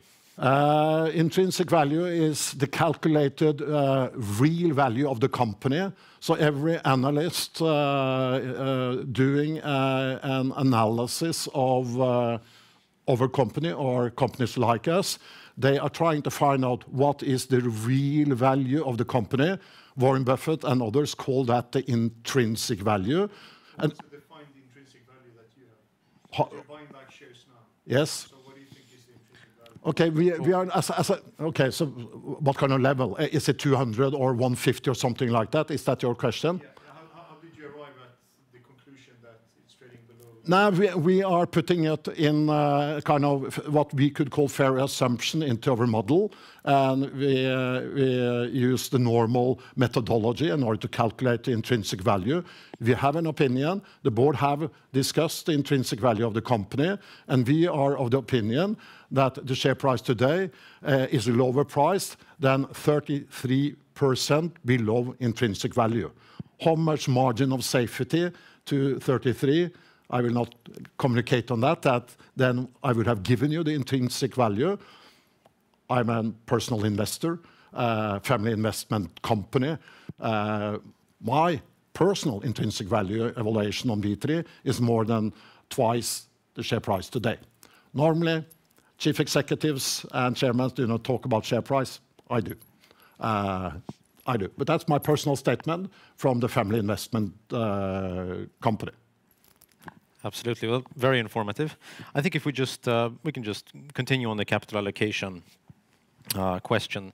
From an ownership perspective, how do you balance M&A, buybacks, and dividends? Could you perhaps give us some more flavor on that? Yeah, I think that we consider buyback, and we may decide on buyback when the discount to intrinsic value is higher than 33. Let's say that is 50, then we would probably prefer buyback to M&A situation. However, M&A situations today could be of interest depending on which company to buy and what is the price. Because the present price level on M&A situations today are lower, obviously, than a year ago. So we can do the math. We can calculate both an M&A situation and a buyback situation, and the last priority is dividend. So we don't have a kind of a stable dividend policy. We would like to grow organically. That do not cost any capital. That's not really an issue. Then we can do M&A situation, or we could do buyback. And at the moment, I find buyback pretty attractive, but it's not ruling out M&A situation because our balance sheet is very strong, probably too strong. We have close to zero debt, which in my opinion is not good capital allocation, so we should probably gear up the company. So we can leverage up and do more. At the moment, we buy back shares. Yep. And I think if we continue on, I guess the M&A part of your strategy, as you say, is to start up new IT consulting companies with entrepreneurs that you believe will fit your culture. Could you let us know what your opinion is of the supply and the quality of entrepreneurs out there that you would like to invest in, and how is that process going on right now? We are spending more resources. It's kind of an acceleration area as we speak. We are spending more resources now to find new startup initiatives compared with the last 2-3 years. And the last 5, 6, 7 years, we have probably started 1 to 2 companies a year. We are now looking more to 4 to 6 companies a year. And we will update you every quarter on whether we have started new companies or not. I think it's doable to find new startup entrepreneurs today, even if people are a bit more afraid to take that step today compared with a year ago.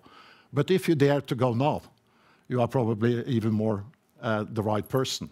So we find the situation very interesting in order to find new entrepreneurs within our kind of areas in Sweden, potentially also outside in Sweden.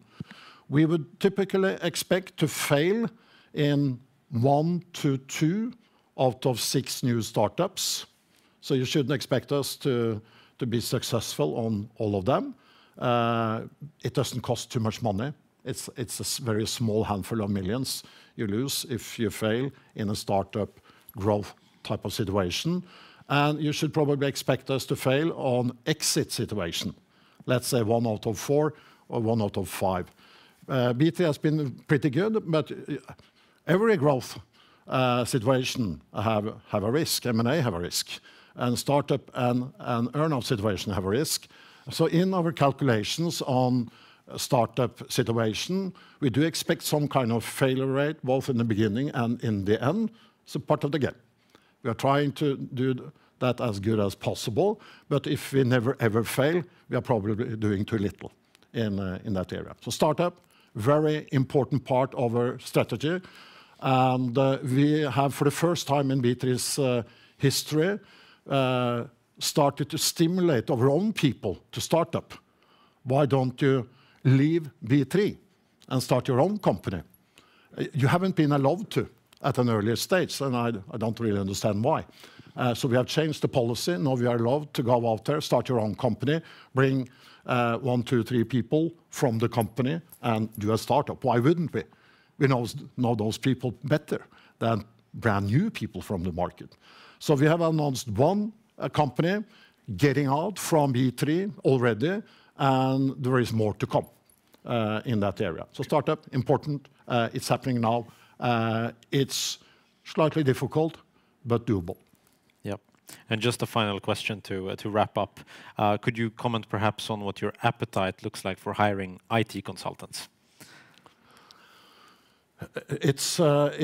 We don't have a appetite, we have many. We have 23 companies. Some of them are hiring today and tomorrow, and some are not. So the question is a bit difficult. You shouldn't expect too much net recruitment during the next 2 to 3 quarters. We will also stick to the profitability targets we do have at the moment. I say to the 23 chief executive, if you have a question whether you should hire or not, you should hire. The market will be back. It's not that difficult in that area. So if you are in doubt, feel free to go. Well, thank you very much, Sverre. That was very clear. Thank you for the presentation, and thank you to everybody else for listening in. Thank you. Thank you, Nicola. Thank you.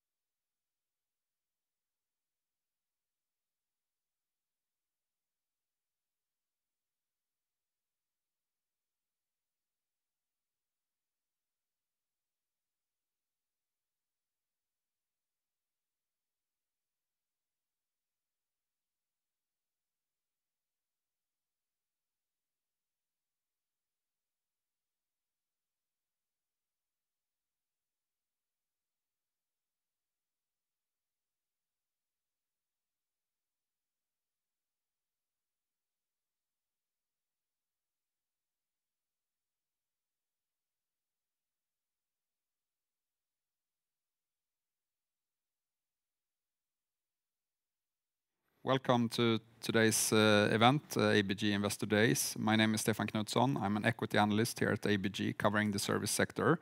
And with me today, I have Sitowise, a Finnish consultancy company, and its CEO, Heikki Haasmaa. Welcome. Thank you a lot, and good afternoon. Yes, as Stefan said, my name is Heikki Haasmaa. I've been now leading Sitowise for a bit over 1.5 years, and I'm happy to share the investment story about Sitowise.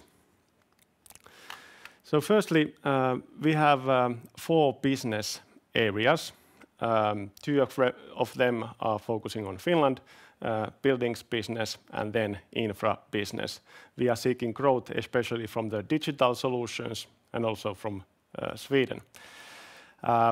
Maybe good to also point out that our special competence and also differentiate the factor is digitality, which is basically built into our DNA. And as said, we have already well-growing business there as well. We have a broad and diverse customer base. Actually, half of our customers are from the public side and then half from the private segment side. And of course, this is also bringing us a lot of resilience during these bit tougher market times. There are 2,200 experts at Sitowise, and we are present in Finland in 19 locations, and now also increasing in Sweden, actually in 11 locations in total. Then when we look at the Sitowise story in a bit more detail, so actually our roots are already from the 70s, but Sitowise was established in 2017. And a couple of milestones during our roadmap. So our digital solutions business was established in 2018, and then in 2019 we entered Sweden. Now we have been completing already 8 acquisitions in Sweden overall, and 2 of the acquisitions, PTP and TFIP, were basically the platform for our business in Sweden. And we got listed to the Helsinki Stock Exchange at the end of first quarter 21, and a big milestone was actually the end of last year when we exceeded 200 million euros. And now we are continuing our path to grow fast. Along the way, we've of course established a strong scalable platform, focused a lot on the innovation, being the industry disruptor in that sense. And sustainability has been built into our DNA. At the same time, also Voima, Kraft in Swedish. So that's our unique platform, what we have been building to manage the work of our experts. So that's helping, especially with the efficiency and also then profitability. When we look into a bit more details, so what our businesses are, starting from the buildings business. So we are a leading player in Finland, especially focusing on the structural engineering, HVAC, and also renovation business. But our differentiated factors and where we are really strong at are high-rise buildings, HVAC as said, and also special services such as acoustics planning and fire safety solutions. Infrastructure, there we are having a very strong reputation in the market, leading player focusing on the overall infra, mobility, and then water and environmental surveys, and now increasingly also in the energy sector. Digital solutions, there our special competence is the geospatial solutions, so location-based services for the built environment. And we have been growing there fast. We have tailor-made software design, but also we are having products like a SaaS business nowadays, which is growing really fast. And that's coming with a good profitability overall. And in Sweden, as I said, we've been going well forward, increasing our business fast, and now already having like a comprehensive offering also here in the market. When we look at the performance during the last years, so we have a strong, steady growth profile. We have been growing fast, as can be seen, 13% in CAGR, and also having an industry-leading profitability. Maybe good to mention here that during the Corona times, actually, we had a very high profitability in our business model. Of course, remote work and also low sick leaves basically helped us to got a very good margin. Now lately, it's been a bit more on a or closer to the 10% level. Naturally, also the market environment is a more tougher one, and also a bit more sick leaves lately.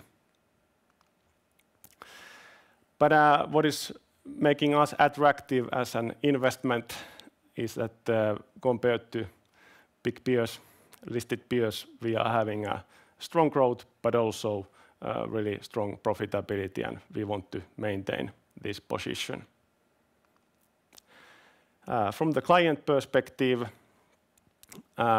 we can divide this basically to three parts. So the first one is that to succeed, we of course want to master the basics and be close to the customers. Our strong expertise is clearly valued. Secondly, we want our customers to succeed with their targets, and 97% of our clients would reselect us as a supplier. And then thirdly, we really want our customers to differentiate, and 53% of our clients see us as a pioneer, and NPS being at the 32 level, so pretty good. Overall, just to mention about the megatrends, these are clearly our friends because they are creating demand. So urbanization continues, renovation backlog is increasing, digitalization, there's a huge demand for data management solutions, AI, and then we are really strong at these ones, so they are providing us opportunities. And then climate change, probably the biggest challenge of our lifetime, and providing continuous change in the operating environment, but also creating demand for our services. And naturally now, the geopolitical situation overall, cybersecurity increasingly important and creating demand. Then let's look at the more recent financial performance, dive more deeply to the third quarter and looking at our different business areas. First, I would like to highlight the really strong performance what we have had in our infrastructure business and also in the digital business. So in the infrastructure, we have been clearly outperforming the market, and I'm really happy about that one. And digital solutions, our growth has been really good, both driven by the organic, but also M&A driven growth. In buildings, the market has been tougher clearly in Finland, and that has been burdening the overall organic growth. However, now lately we also have done some cooperation negotiations and adapted our organization to this more tougher market, and now we have a good foundation going further. A leaner, agile organization to capture the growth opportunities what we see in this market segment as well.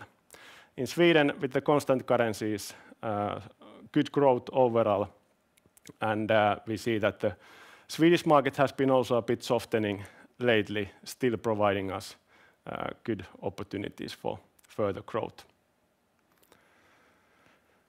Then looking at the whole group level, so first starting with the net sales. So we had a -1% net sales growth, but with the constant currencies it was 1% up. And then looking at the organic growth, so 1% organic growth for the third quarter. However, when we exclude this buildings business, actually our organic growth was 9%, where I'm really happy about. Then looking at the adjusted EBITDA margin, so this market softening bit in Sweden, and clearly then in buildings business in Finland has been burdening our profitability lately. However, as said, we have strong actions going further, and we see that there are a lot of opportunities for further growth and also improving profitability. And I'll come back to this one soon. Order book is at a good level, and that's providing us a good outlook overall for the next year as well. Then looking at the cash flow, so first highlighting the third quarter, we had a negative cash flow. There were a little bit like a timing of payments which related to this one, but also seasonality. So third quarter typically is a lower quarter for us. However, on a year-to-date basis, we have a really strong cash flow and clearly above last year level. So it's in a good position. Net debt increased a bit, and also the leverage. Of course, our goal is to be under 2.5 in the leverage, and typically the leverage and also net debt declines towards the end of the year. And then summarizing overall the year-to-date performance, so highlighting a couple of factors here. So in the adjusted EBITA, we are at 9.2%. But then what I want to highlight, our net sales has been growing fast compared to last year, and especially our operating profit has been increasing clearly. So we are having a strong year in that sense. As I said, we've been and want to remain in the position where we have the industry-leading profitability. This is also built into our DNA in our people's mindset and thinking. And in order to continue with the growth and also with the profitability path, we earlier this year launched our new strategy. So the left-hand side is really much about our culture. The purpose, what we have, we want to empower passionate experts to solve our clients' complex challenges and our values. Then on the right-hand side, we see where we are going. And we want to be the forerunner in the industry. And that's why we've set an inspiring vision, so redefining smartness in cities. And we have 3 strategic pillars, how we are measuring the progress and how do we want to be known and continue to be also challenging the industry. So we want to be the most innovative, sustainable, and also efficient. We also have 6 focus areas with how we develop our business. These are the enablers. The first 3 ones here on the top are something from where we will be finding growth. First one is about creating new smart services. I believe that there's room for also new kind of business models in the industry, and also providing more digital solutions with recurring revenue. And this is clearly a focus area for us. Then we'll continue to expand in Sweden. And thirdly, as we already have a strong basis for the digital business, to continue also to develop that as a business area. And we believe that this will be also further strengthening our profitability. And then we have 3 enablers. So we want to be the thought leader in sustainability and also focus increasing on sustainable services. And being the most well-known and desired employer. And we have a strong basis for that one already. And then finding the smartest ways to work. And that means that we have been growing actually quite fast through the acquisitions. We have had some different subcultures, and of course there's then some further opportunity for us to find the unique Sitowise culture and then further improving also efficiencies in the company. And when we look at the M&As, so we have 3 main principles there. So firstly, of course, they have to be completing our strategy. Financial profile has to be attractive. Having like a better profitability than what we have, so that they would be strengthening our performance. And of course, cultural fit is a necessity. Otherwise, the integrations will be tough. We want to integrate all of the companies to the Sitowise brand. And then the long-term financial targets are the following. So we want to have a 10% growth per year, aiming at 12% adjusted EBITA, and then leverage being below 2.5, but at the same time also paying dividends. And we have also set 2 strategic goals for us. These complement all what I already said. So the first one, to grow our recurring revenue business to 10%. And as we communicated earlier this year in our Capital Market Day, we were at that time at level of 4%. We see a big potential here. And secondly, to double our sustainability services revenue to 10 million. And then when we look at our last 12 months performance in the profitability, we are at 9.9%. But our goal is the 12%, as said, and we have also defined clear steps for that one. That comes through organic growth, M&As, what I basically explained, and then finding also further operational efficiencies. Smartest ways of working, I just explained, sales, building the sales culture even stronger, and then further focusing on some cost efficiencies, but really also using data, AI as a tools to also find totally new ways of working in the whole industry.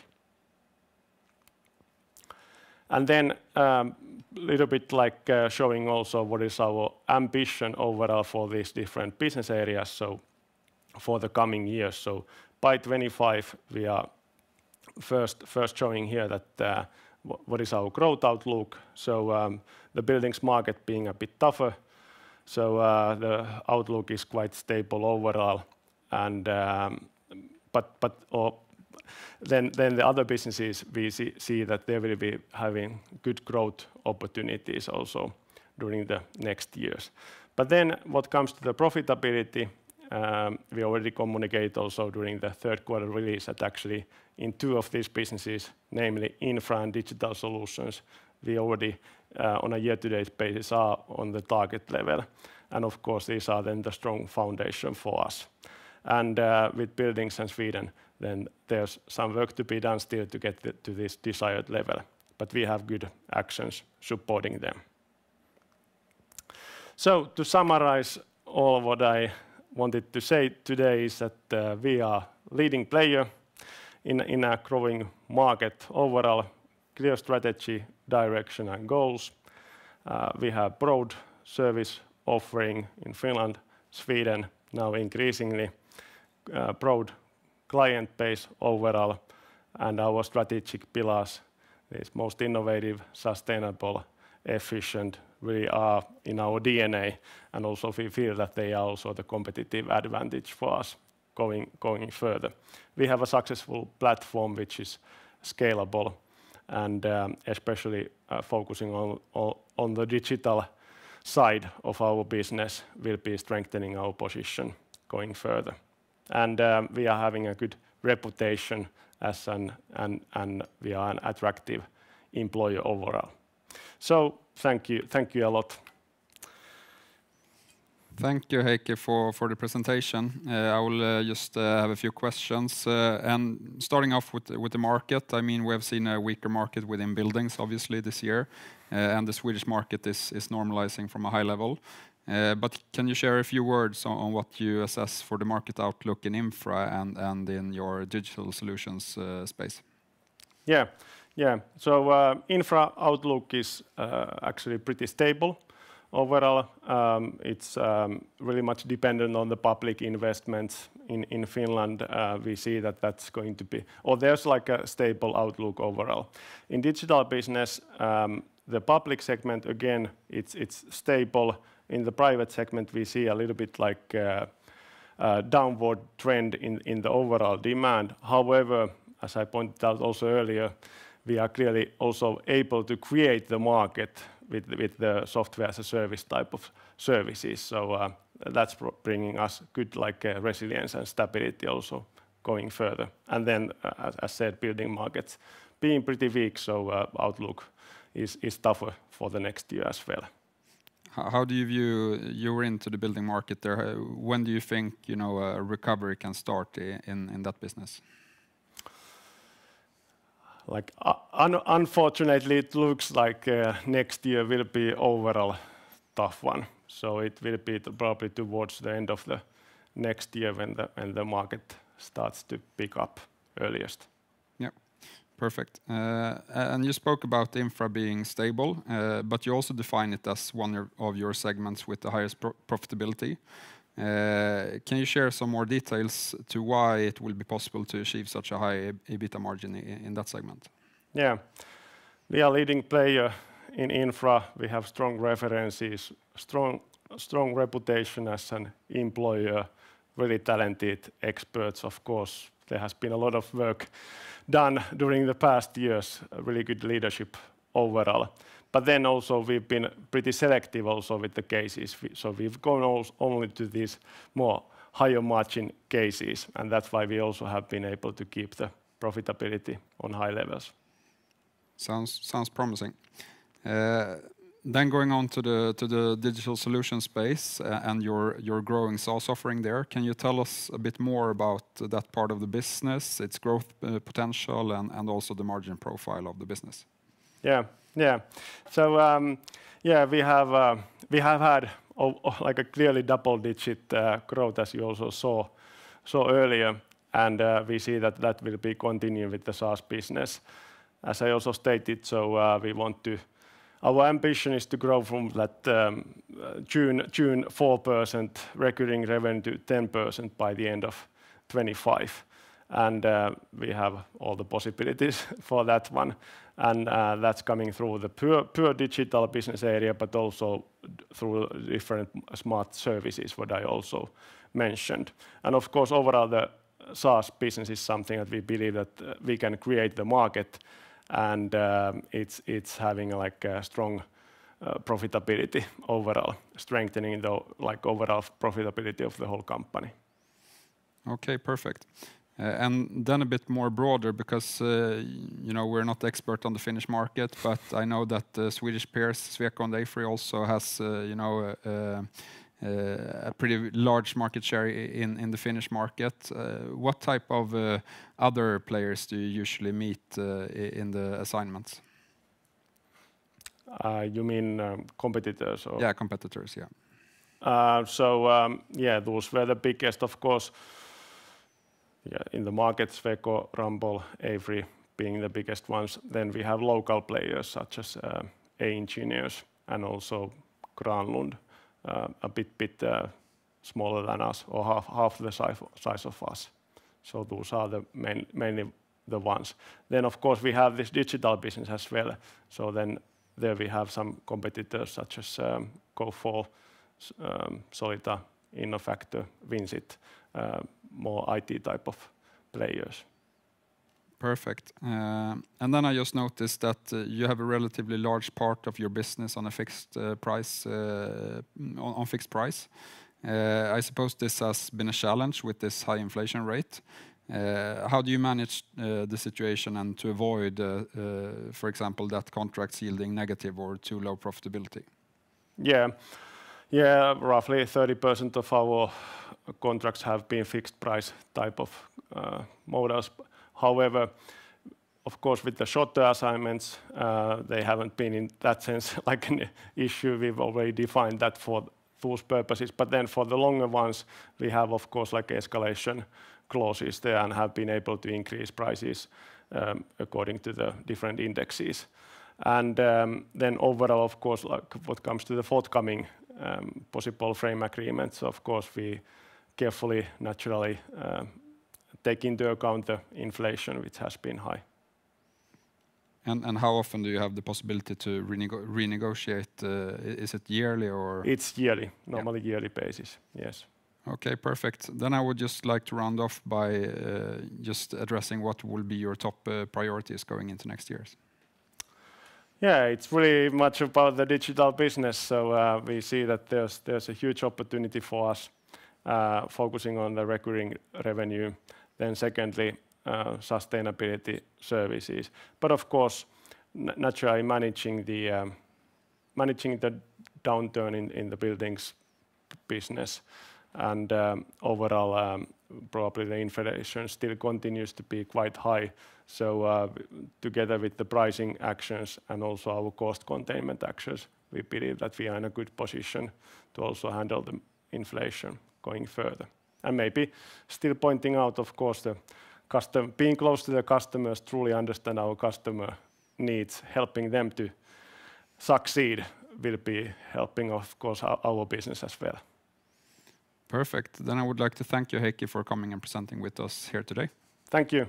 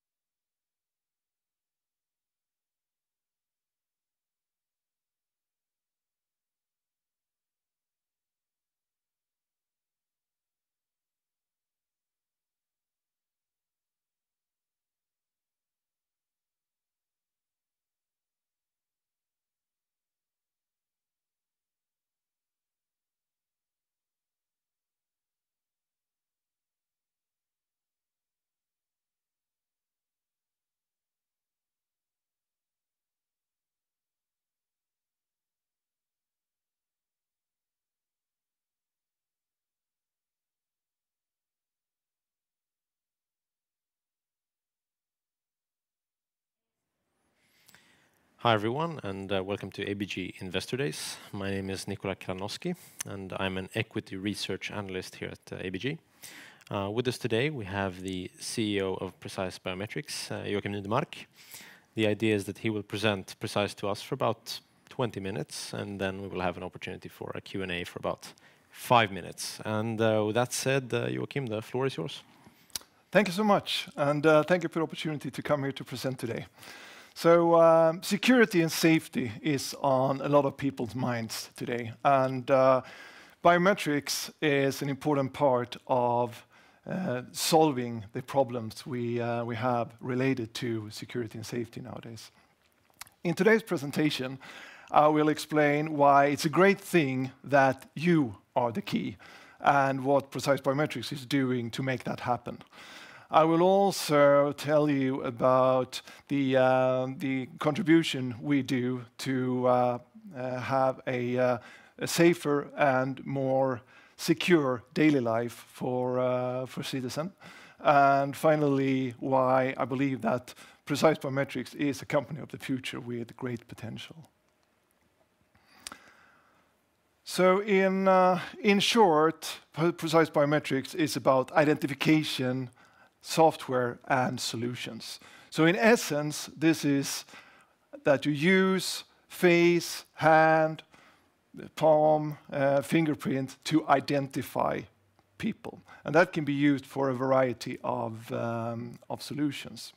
We have been on the Swedish Stock Exchange, Nasdaq small cap, for a number of years. We have customers and partners globally, working with big brands like Qualcomm, Infineon, Egis Tech, to mention a few.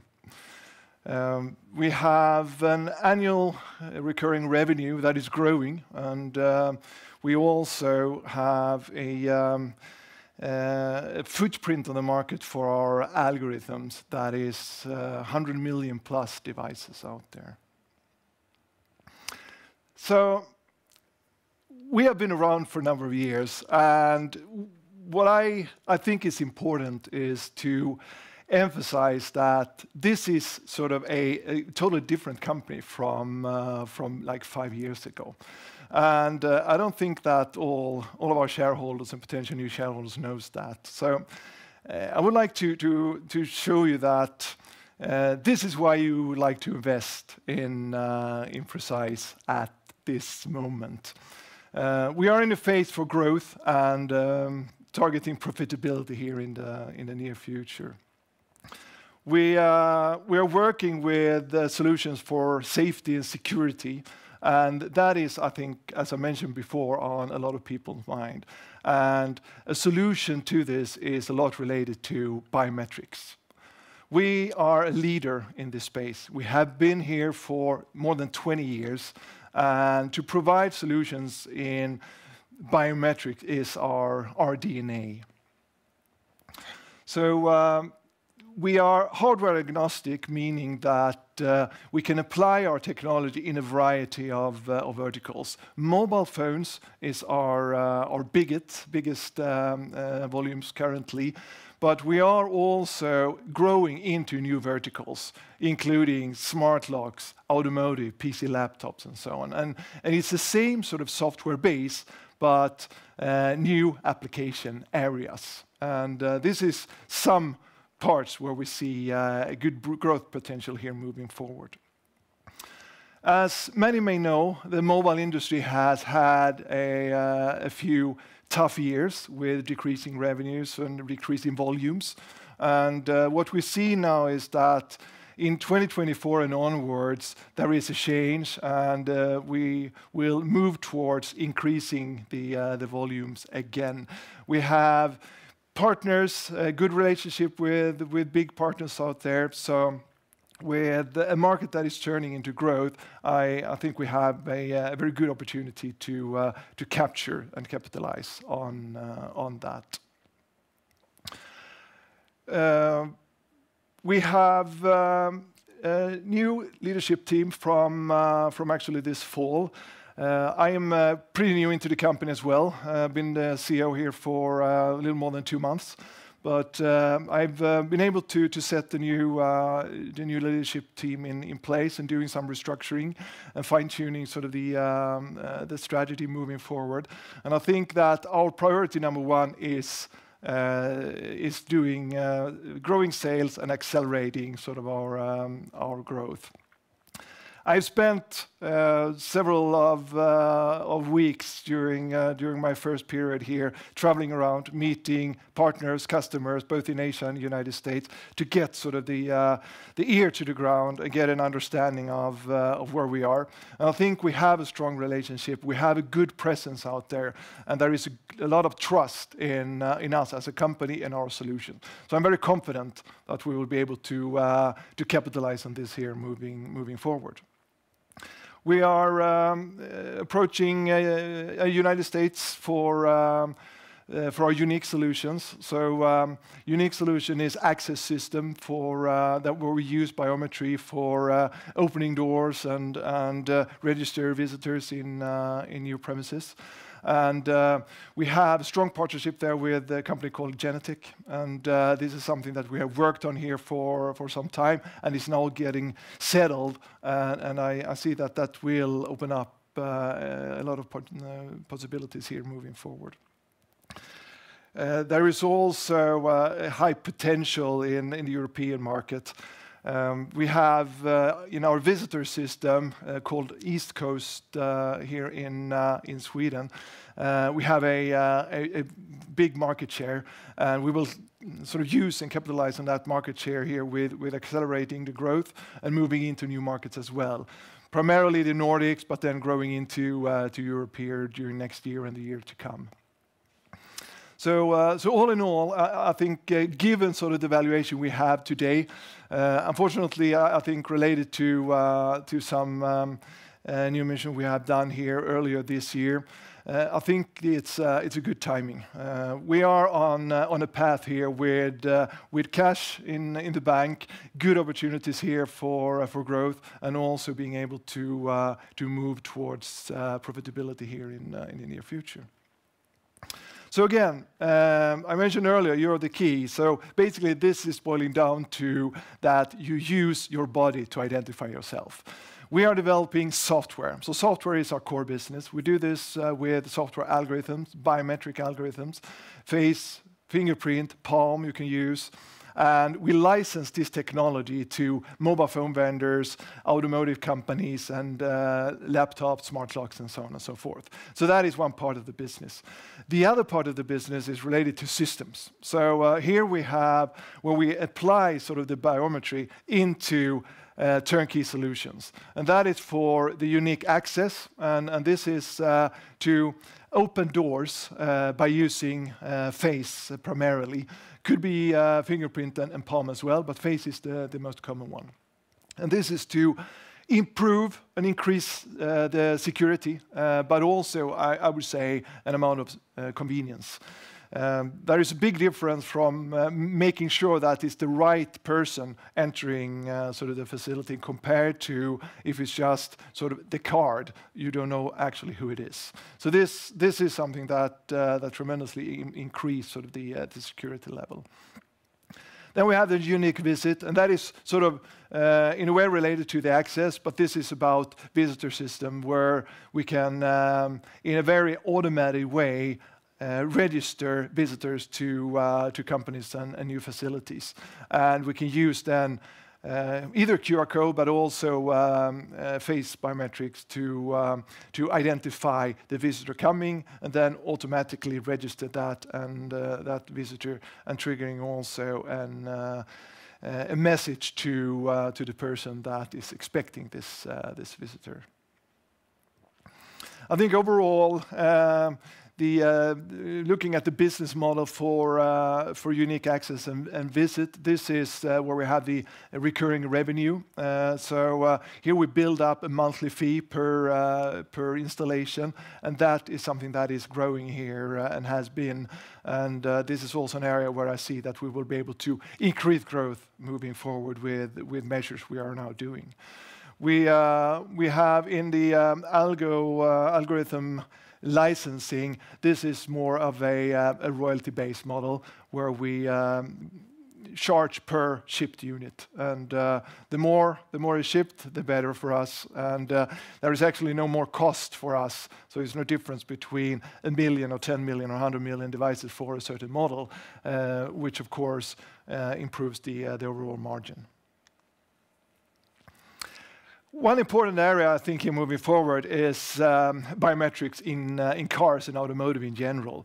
So we expect the biometrics in automotive to grow with 22.5% here moving towards 2029. And this is related to sort of camera sensor, fingerprint sensors and so on in cars where we can play a very important role. We have a very strong relationship with Infineon Technologies. So Infineon is one of the biggest supplier to the automotive when it comes to hardware solution, and we have a very close relationship with Infineon where they or we together have integrated our technology, our software into their sensor chips, and then we are shipping that to typically OEMs. So that could be sort of the big car brands. We have commercial projects ongoing, so it looks good here for the coming years.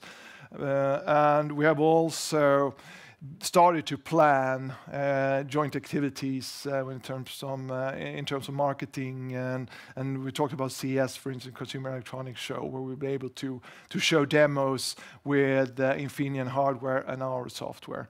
And we are the only biometric partner they have within the automotive space.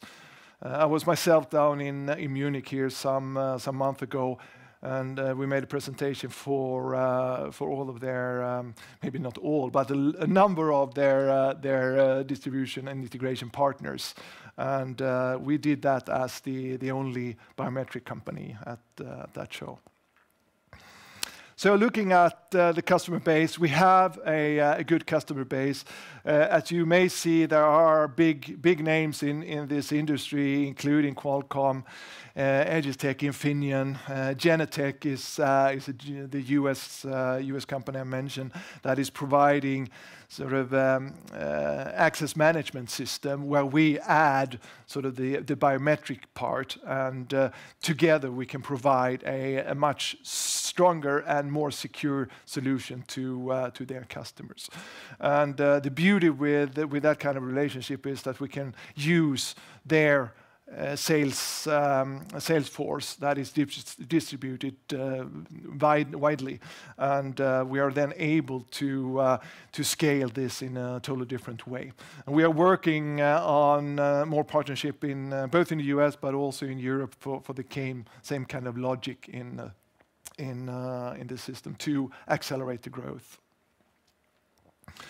So some of the operational highlights here for this year. We have earlier this year worked on the OPEX, and we have sort of fine-tuned everything. We have changed things in the organization to get even more focused on sales and business, which is very important. We have hired more salespeople, and also people now joining the management team is very sales and let's call it lead generation focused, which I think is very important. I'm hired as well. That is also news.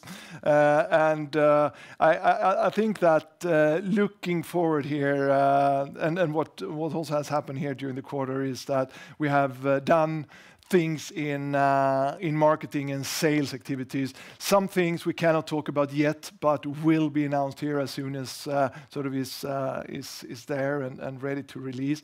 But for instance, we were at ISC here last week together with Genetec and had a great show. This is one of the biggest security shows. ISC is International Security Conference, and this is to promote sort of the access and visitor systems for us.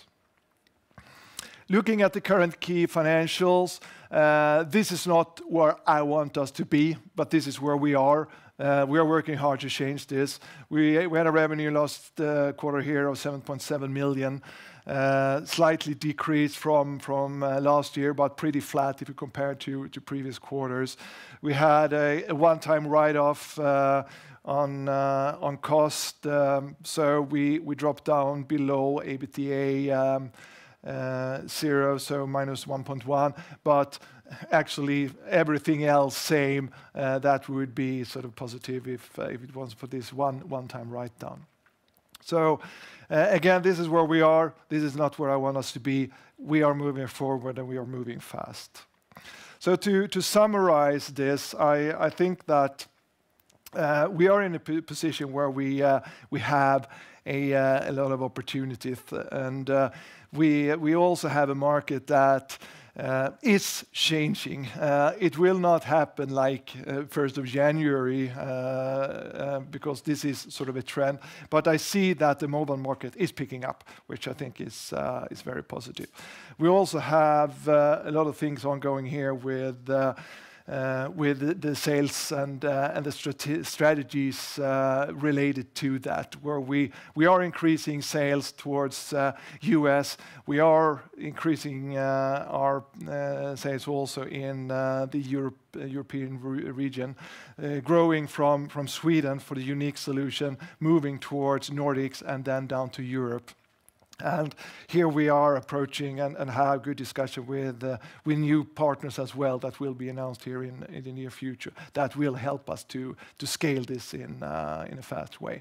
And if we look at the numbers, it looks, I mean, again, of course, this is forecasts from analysts, but it all looks very positive when you look at the growth numbers here.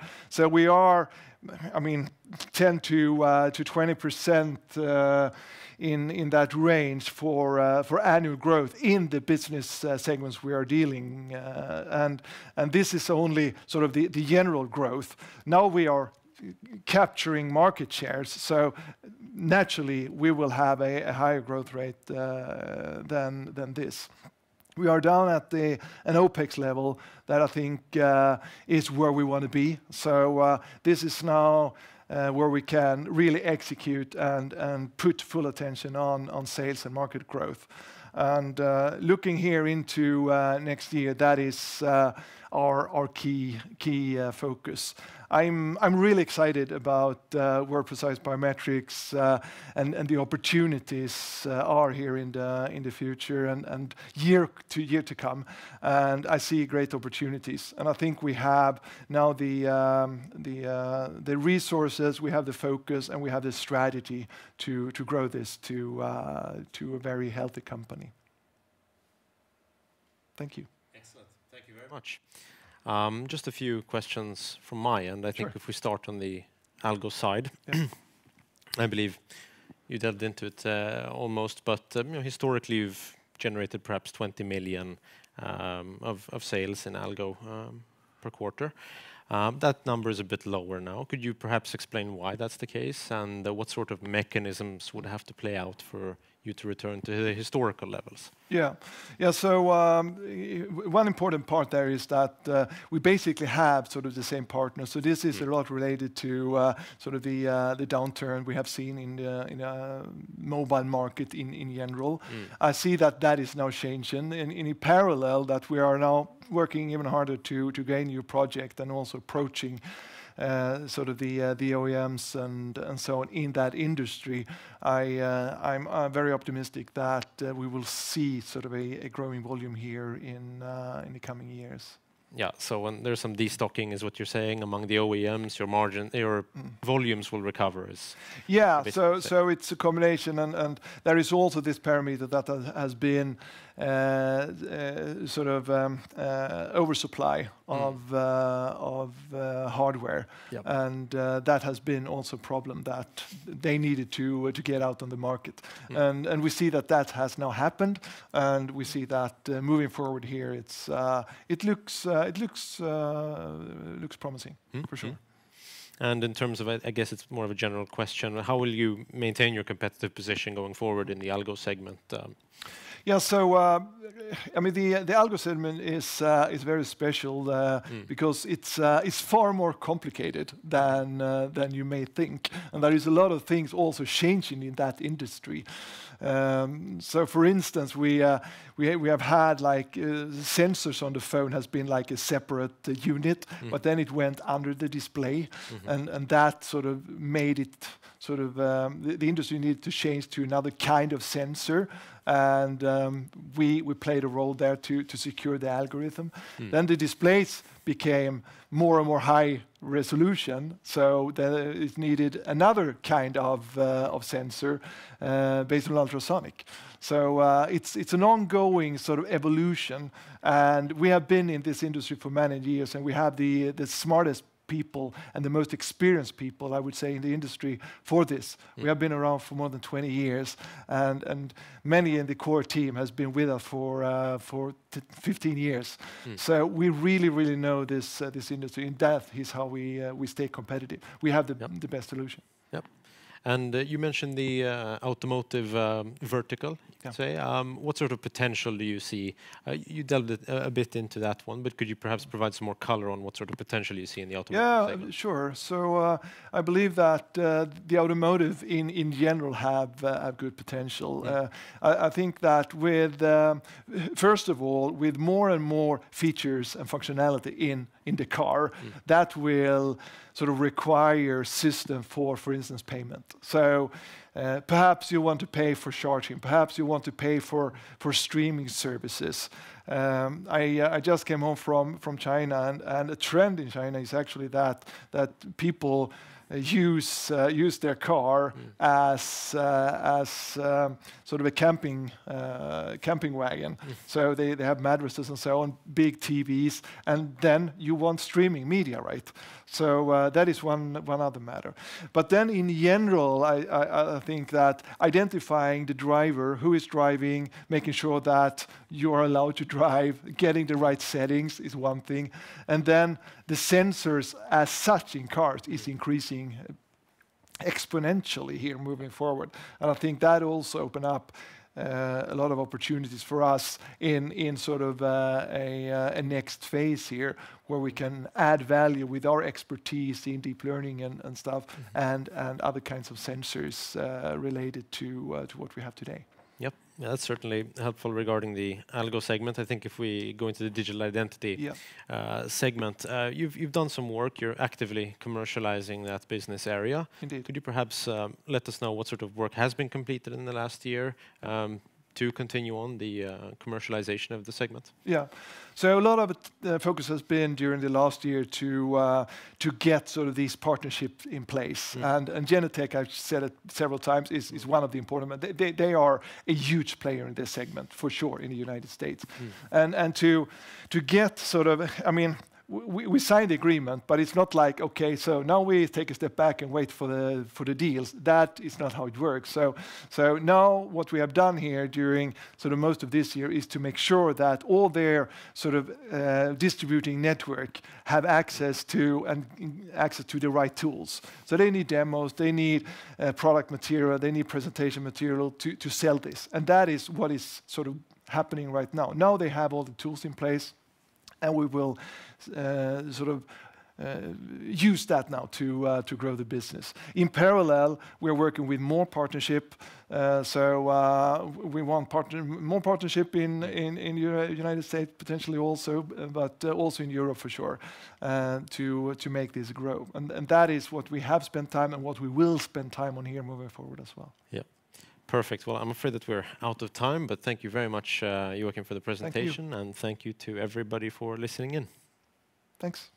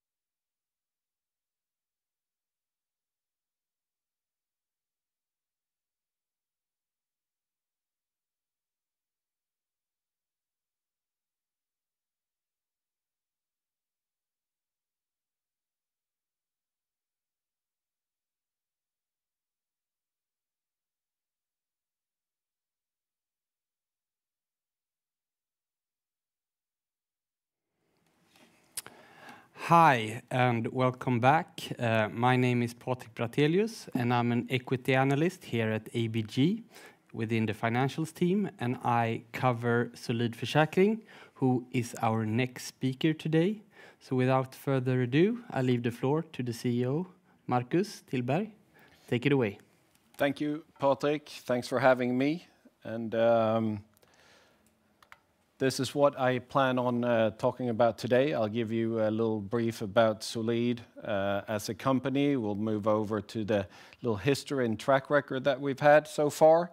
We'll also move over to the segments, give you some information about that, our strategy that we work with, and then obviously we are an insurance company, so it's hard to avoid figures.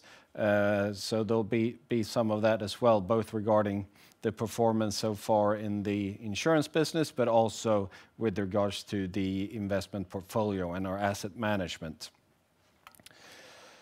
So starting off with an overview. So Solid is a niche non-life insurer with a Nordic focus. The company started back in '93. We've been a profitable company since then. And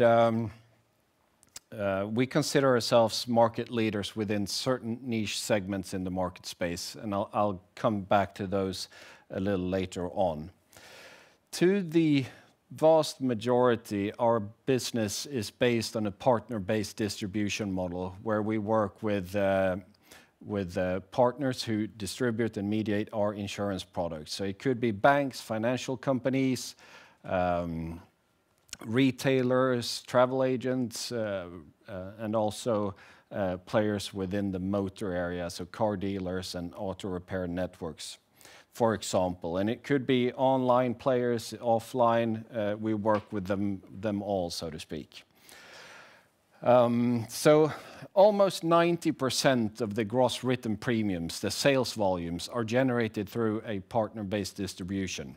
And the rest is a B2C distribution, and that is when we distribute the insurance product directly to the end consumer.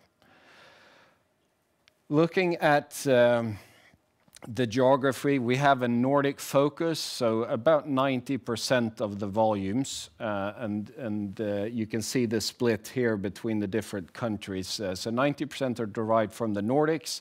We have 10% outside, and this is what it looks like at end of Q3.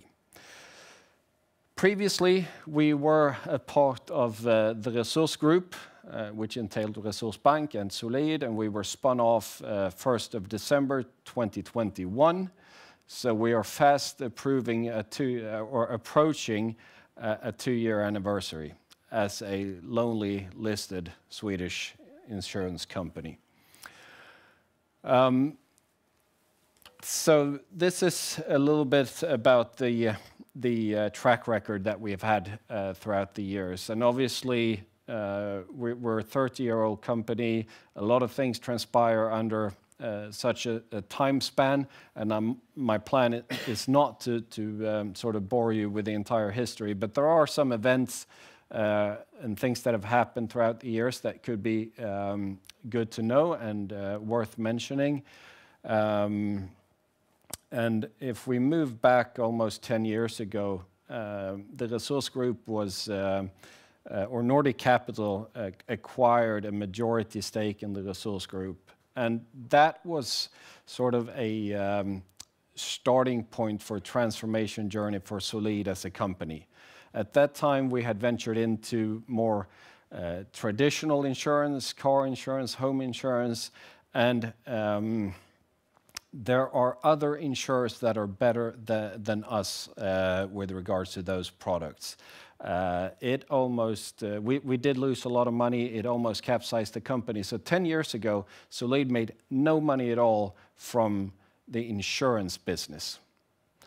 But it was sort of a sigh of relief when we managed to divest that portfolio back in 2014, and that enabled us to focus on our core business, which is niche insurance products. And I think it's been favorable for us. And as you can see during the years here. We have managed to increase our top line, we have increased or improved our profitability, and also increased our profits.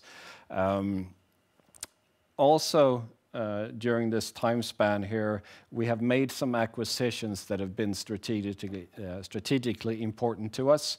In 2015, we acquired Falk Insurance, register of bicycle insurances in the Swedish market. That proved important because it meant that we became a market leader within that specific segment in the market.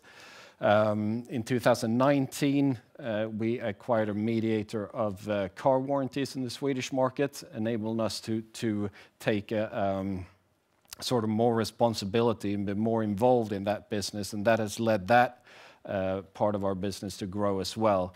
And then 1st of January this year, we took over a similar company as a mediator on the Norwegian market, also with regards to car warranties. And that broadened our product portfolio and enabled us to geographically expand with our product offering, which is also good for us. If we then move over and have a look at our different segments and the products they entail, first of all, we believe that we have a pretty good split in the weight between the different segments. The volumes you see here in the weight, that is based on the full year figures for 2022, wanted to say that. But if we start off with personal safety, which last year contributed with 34% of the volumes, the most important product we work with there is the payment protection insurance, where we work with different banks and financial companies who distribute this product to their customers.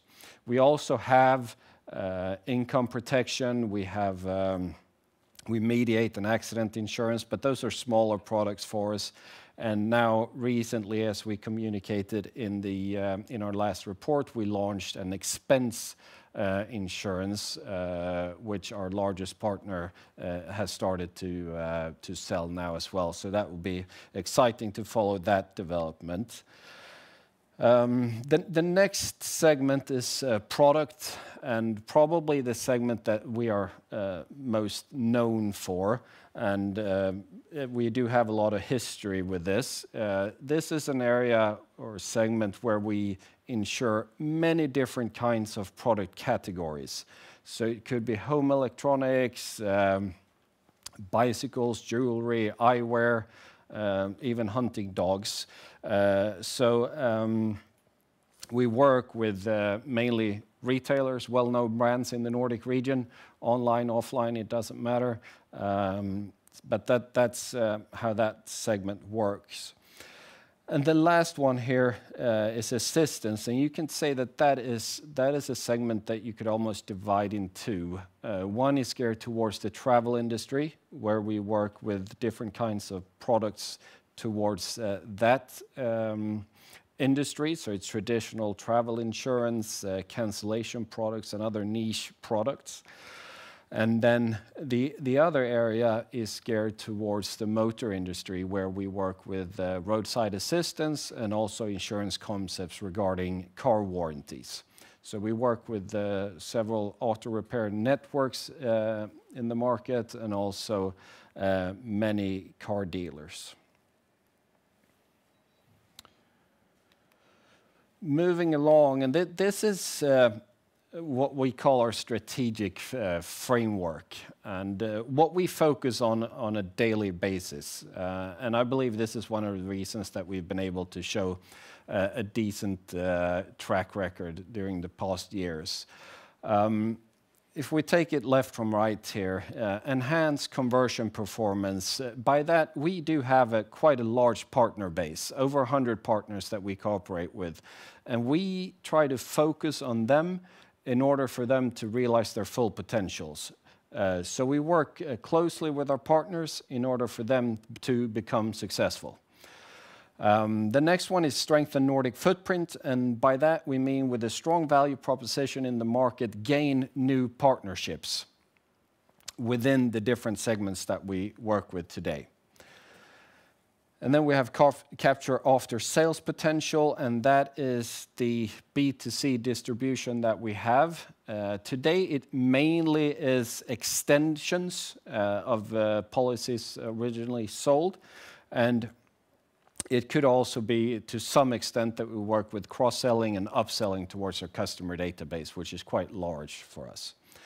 So those are organic strategic areas, and the fourth one is an M&A agenda. And I mentioned some acquisitions that we made throughout the years, and we have a quite open-minded view towards acquisitions. If we find a target in the market that we feel is a strategically good fit for us, we are definitely willing to pursue that opportunity. But we're not a company who acquires companies just for the sake of acquiring them. It needs to be a good fit, there needs to be synergies, and if we can find that, definitely we are willing to pursue those opportunities. Before we move into a little bit more figures, these are our financial targets that we announced when we got listed. And with regards to growth, we would like to see growth in our net earned premiums of 4 to 7% on an annual basis. We would like to do that by maintaining a profitable business. So we also have the combined ratio that we would like to keep 90 or below. Then we have a return target as well, where the return on net asset value should be above 14%. Our solvency ratio, that's an important part of being an insurer. We would like to keep the SCR level at 150 or above.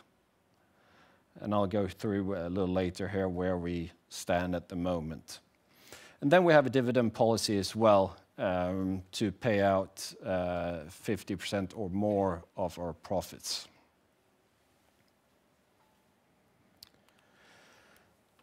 So the performance so far this year, this is the total profit before tax. In Q3, we grew the profits by 19%. And as you can see, if we look at the year-to-date figure, it's almost double what it was last year. And this is driven by the strong performance that we've had in our investment portfolio. Where the current market climate with higher interest rates, that's positive for us in one way. It's negative in another way because it obviously puts strain on the consumer, and that's why we do have a little challenges within certain areas of our segments. So the technical profit, the profit from the insurance business decreased by 5% in Q3. And that was driven by lower profits from assistance and the product segment, whereas personal safety grew during the period.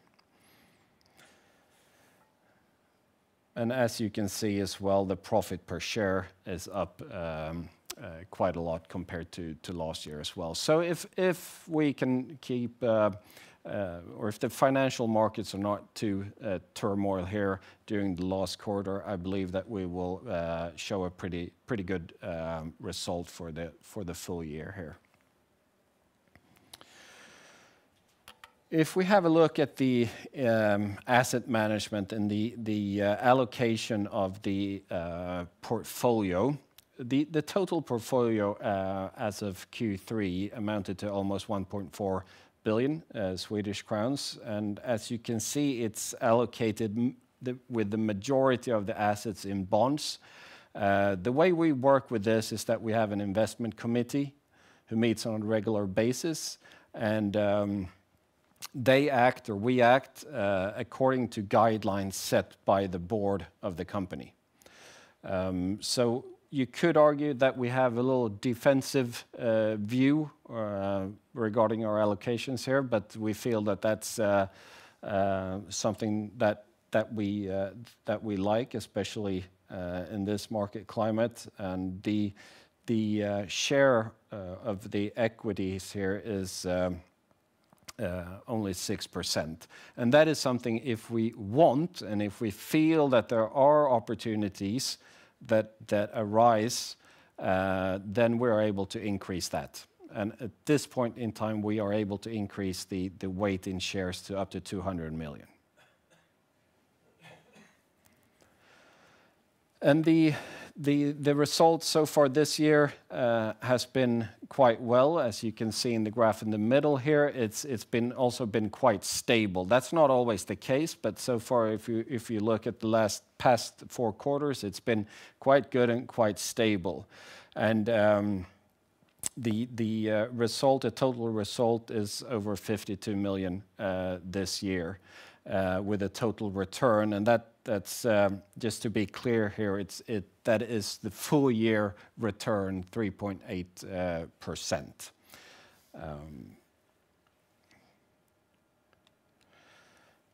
And just touching a little bit on our solvency capital requirement as well, the SCR level. By the end of Q3, and I can see that it says Q2, 2 places there, but that is Q3, the last graph there. It amounts to 181, which is up 10 percentage points from the last quarter. And it's driven by profits over the quarter and also a little lower capital requirement. And this is something that we are comfortably above the level or the target that I mentioned of 150. It enables us to launch initiatives that to drive shareholder value. And this is just the last page of some of the things that we've been able to accomplish during the 2 years here that we've been a listed company. We have entered into new strategic partnerships. Our total partner base has grown over the period. We've also signed contracts with partners that were previously impossible for us to sign. Being that we were a part of a group that entailed a bank, it was difficult for us to gain new partnerships with that area. But we've managed to do so now. We've signed Norion Bank, for example, or Collector, which we will launch at the beginning of next year. Also, Blick is another example of that. I talked about an acquisition that we made, where we took over the business from the 1st of January this year, related to the Norwegian market. We've also launched during this period 2 buyback programs. And the second one is still ongoing, and so far, I think we've acquired shares for about half of the mandate that was given by the AGM. And also, this spring, we were able to pay a dividend of 2.85 Swedish crowns. So I think we've shown that we have a pretty good track record. We've made some initiatives that are good, and also delivered a little more than we said regarding the buyback program. So with that, Patrik, you usually have questions for me. Maybe you have some today as well, but thank you very much. Thank you, Marcus. Yes, I do. Yes, a few questions. Maybe we can touch upon what you ended your presentation on. You have a very strong capitalization with the solvency ratio well above your target level. Yep. How do you view an additional buyback program after this one ends, given your capitalization? Yeah, well, I would be surprised if the board doesn't propose the AGM for a new one this spring. But then, obviously, it's up to them to activate it. But definitely, we do have the possibility to launch another one. Which actions would you take if the solvency ratio would drop substantially, and what needs to happen before for that ratio to come down substantially the coming 2 quarters? Well, I think if it were to come down rapidly, there needs to be exceptional events to happen. The financial markets would totally have to collapse, That's one scenario that could happen. But also if we sort of are able to grow the business much faster than we have been able to do in the past, that could also have an effect, because the way Solvency II works is that you build the capital requirement builds before premiums are actually coming in. They build when we think they will come in, so to speak. So we have to take that into consideration as well. But it's we are quite stable. So I would say it has to be very dramatic events to push the SCR level below or below 150. That's no drama either. It's when you get close to 100 where you're actually in trouble. I see. And when we looked at your financial targets, you're above on all metrics except for the premium growth target at the moment. Yep. Can you talk a little bit about your thoughts about premium growth here the coming 12 months, given where the disposable income are for the end consumers and where you're standing right now? Yeah. Well, obviously, the current market climate, as I mentioned, it's good for us in one way, and that's related to the investment business, but it also puts a strain on the end consumer, and that's no surprise. So given the circumstances, I think if you look ahead Q4 and the first half next year, I think it will be challenging to actually reach that goal that we have. We should also note that when you look at those quarters, the comparison figures are quite high. So I think within assistance and product, it will be challenging. But I also think that we probably should be able to grow in the other area that we have, which is personal safety. But it will be challenging, definitely. But I think we'll be able to produce stable profits going forward. And so from your perspective as a CEO, what is the most important strategic aspect looking into 2024 that you will work on? Yeah, well, we've already signed new partnerships, and we need to make sure that we launch them in a good manner so we come out running out of the gates. And we also focus on, because that's one way to sort of handle a challenging climate, is to gain new partnerships. So that's also a main priority for us. Can you talk a little bit about the competition to acquire these partnerships, how this has evolved? Or is it an increasing competition from foreign insurance companies, or has it been stable over time, or what do you see? Well, it could vary a little bit over time, but I think the competition, and I've been with Solid for a long time, it's always been fierce. With all the aspects that we, in all the segments. So unfortunately, we're not alone out there, and I think it's the nature of the game. There is competition. And if you break that down into geographies or even sectors, is it any pocket where you see that it's a bigger opportunity or that you prefer to grow within, looking ahead? Well, I kind of like growth, so I wouldn't mind growing every segment. But what we are looking at now is that we believe that we will grow within personal safety. And that depends a little bit what happens in the Norwegian market. But that is one area. With regards to product, if we are to grow there, we need to gain more partnerships, definitely. And then assistance, I believe that we'll grow with regards to the area that is geared towards the motor industry, we will grow. And within products then, which kind of black spots in terms of partners are you would be a target for us so we understand? Basically all areas, all product categories that we work with, we are trying to pursue new partnerships. So it's home electronics, eyewear, for instance. We're trying to pursue the opportunities that we see there. Okay, thank you. Unfortunately, we're running out of time, so thank you, Marcus. And thank you very much. Thanks for having me. Thanks.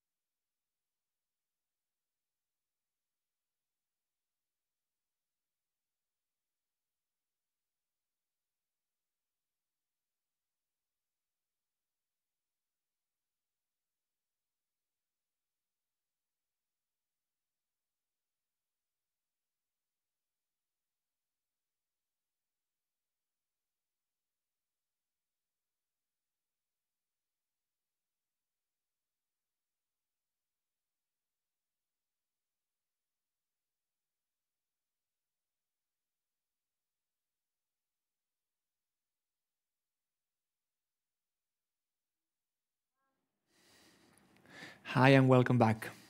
My name is Gonzalo Artiach, Pharma Biotech Equity Analyst here at ABG. The next company presenting now, it's Guard Therapeutics. And with us, we have the pleasure to have here the CEO of the company, Tobias Agervald. Tobias, the stage is yours. Thank you. Very nice to be here, and thanks for listening to us. And I will present on behalf of Guard Therapeutics. And as always, I think a short recap for all of you who haven't heard about this company before, just a quick status and executive summary where we are. So we're a clinical stage biotech company based here in Stockholm, Sweden. We have a specific focus on kidney diseases, and I will go into more detail about that in a minute. We have multiple development programs. The one asset we have now in phase 2 clinical development is termed RMC-035, which is a small therapeutic protein mimicking an endogenous native protein termed alpha-1 microglobulin, or A1M. So we are specifically focused on protecting the kidneys in patients undergoing open chest cardiac surgery, and we actually received FDA Fast Track designation for this particular indication. And we're quite excited because a few months ago we released top-line data from the phase 2 study called the Akita study, where we actually demonstrate robust efficacy on the hard clinical outcomes and the kidney-related endpoints. So that really provides the basis for going into late-phase clinical development program. I should also mention that we have a preclinical platform, also new molecules coming out, which are more intended for chronic indications, for example, various types of chronic kidney disease. We're also a listed company on the Nasdaq First North Growth Market. The brief sort of medical background to this is that I think everybody knows somebody who's done an open cardiac surgery. That's typically something we call bypass surgery or heart valve surgery, or a combination of those two. So there's still around 500,000 surgeries being performed each year in Europe and the US. So what is less known, that this procedure often leads to significant kidney injuries, which is being considered sort of as a collateral damage to the surgical procedure. But the problem is that the kidney injuries are not only acute, but they also often become permanent, leading to an irreversible loss of kidney function, patients developing chronic kidney disease, or there's a fair proportion of patients with already existing chronic kidney disease who have an accelerated progression towards end-stage kidney disease, which then obviously requires dialysis treatment or a kidney transplantation. And importantly, there are no approved drugs in this particular indication, either to prevent nor to reduce these types of kidney injuries. So this is the first focus of our phase 2 assets. And we really believe that this is a novel paradigm for the treatment of acute kidney diseases, because we have a molecule that is really fit for purpose. It's an evolutionarily conserved mode of action. So in principle, we're giving insulin to patients with diabetes. We're giving a different endogenous protein that we really think is attractive for protecting the kidneys, but in the acute setting. This molecule, or the drug, has shown really solid efficacy in a wide range of different preclinical disease models. So we really have a translational confidence that it also should work in humans. We also give this as an IV delivery, and importantly, for those of you not our medics, the drug is immediately distributed to the kidney, which obviously is a benefit because you get the drug exactly to the organ and to the cells that you want to protect. So therefore, I'm very happy now to also announce that we have the phase 2 results that came out from a relatively robust phase 2 study with nearly 200 patients, 177 patients dosed and randomized. And this is also the first therapy ever in open chest cardiac surgery patient that has a proven efficacy in terms of kidney protection. So that really provides the basis for going forward.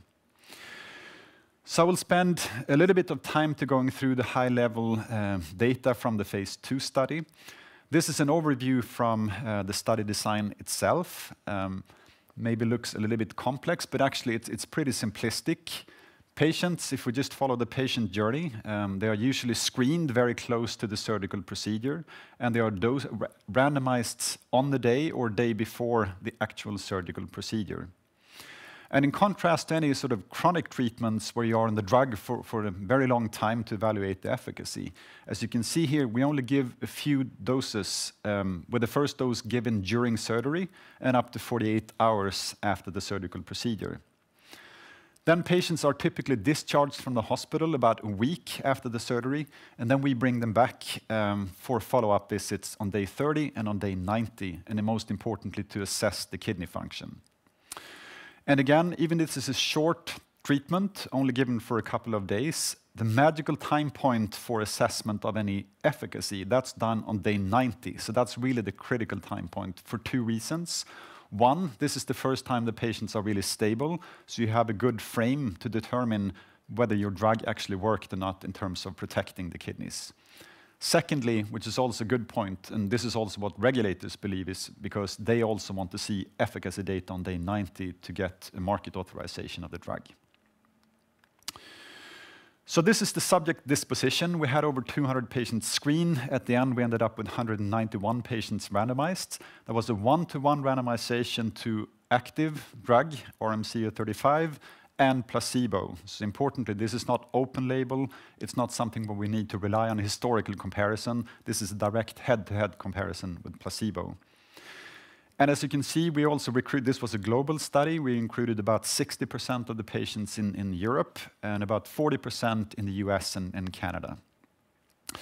We also had some study discontinuations, mainly attributed to the follow-up period and mostly to logistical reasons. So there were no real discontinuations due to adverse effects of the drug, but more during the follow-up period.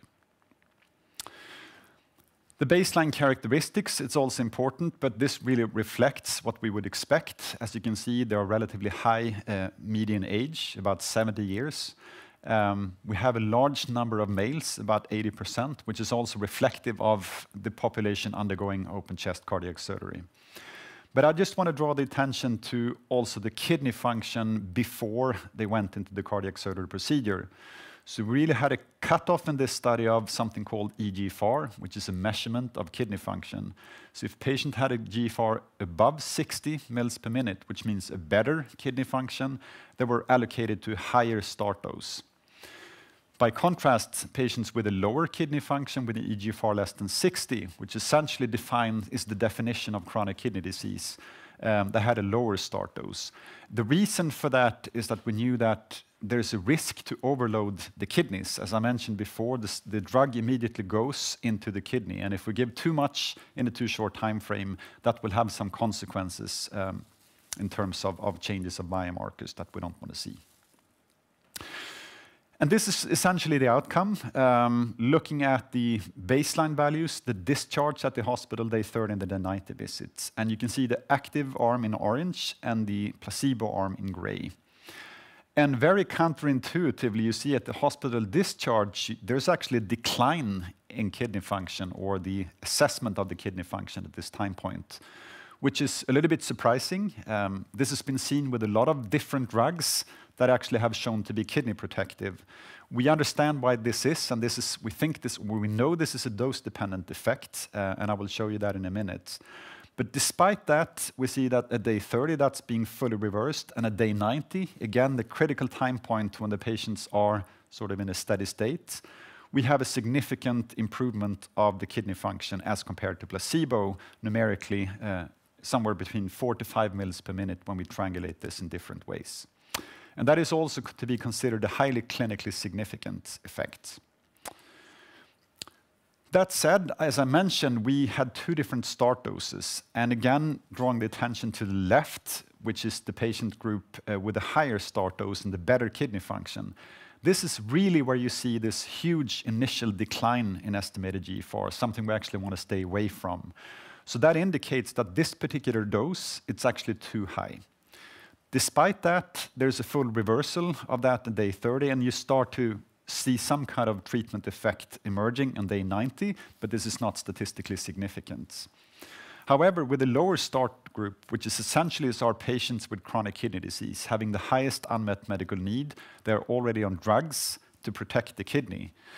This behaves exactly the way we want because you avoid this initial dip and you have a complete stabilization of the kidney functions all the way through follow-up, whereas the placebo arm continues to decline. And if you look at the numerical improvement of that, it's somewhere in between 6 to 8 milliliters per minute, which is a huge effect. So many of these CKD patients are on drugs. that protects sort of 0.5 to 1 milliliters per minute per year of chronic treatment. So this would equate to many, many years of chronic treatment. So this really provides a good basis for the drug in the proof of concept. Another way to assess whether there's a kidney benefit is using an endpoint called major adverse kidney events, or MAKE-90. This is actually what the US agency FDA has indicated that they want to see as a primary endpoint in a registration trial. So the MAKE endpoint is a composite of 3 different components. It's either death, any dialysis treatment up to day 90, or at minimum a 25% eGFR decline or more on day 90. And as you can see here, we have no differences in death, which is expected. We don't want a drug to kill people, but we don't also expect to save life in the immediate sort of post-operative period. There's no really difference in terms of the number of events of dialysis, but there are small numbers. But we again see a strong difference in the proportion of patients receiving this threshold of at least 25% GFR decline, a relative risk of 0.4, and that seems to be consistent, actually independent of the start dose. And even if we look with various sensitivity analysis around this important phase 3 endpoint, we still see that the numbers still hold true, and we have a relative risk of 0.4 to 0.5, which is far above actually what we would need to get the drug on the market in a phase 3 study. So I think this really provides a solid basis for moving forward now into late phase development program. We all know that we already met the anticipated phase 3 endpoint. We also have a clinically significant and important improvement of the kidney function as a continuous scale. But even more importantly, there's a consistency between these two different outcome variables. And also when we do some more sophisticated modeling work, we also predict that based on this effect size, we should also be able to be successful in phase 3. So that really provides an excellent base for moving forward. So obviously the big question now, what does Guard Therapeutics do now in the coming months and 6 months? So the really important triggers, as always, when you're through a phase 2 study, is that you have to go back to regulators, first of all, inform them about the data, and you have to discuss the premises of a late phase program. So I think for us specifically, this means 3 different things here. So first of all, we envision we need to do some kind of dose optimization, which is also according to the school book. This was a proof of concept study, but FDA and other regulators, for good reasons, are critical about selecting the lowest possible dose that are still efficacious. And we've proven now what is the highest possible dose that is efficacious, but we might go far below that, actually, and that's something we need to tease out. Also discussing that with the authorities. Also, we want to discuss the registrational endpoint. As I alluded to, MAKE, or major adverse kidney events, has been the traditional endpoint that FDA has pushed for in this space.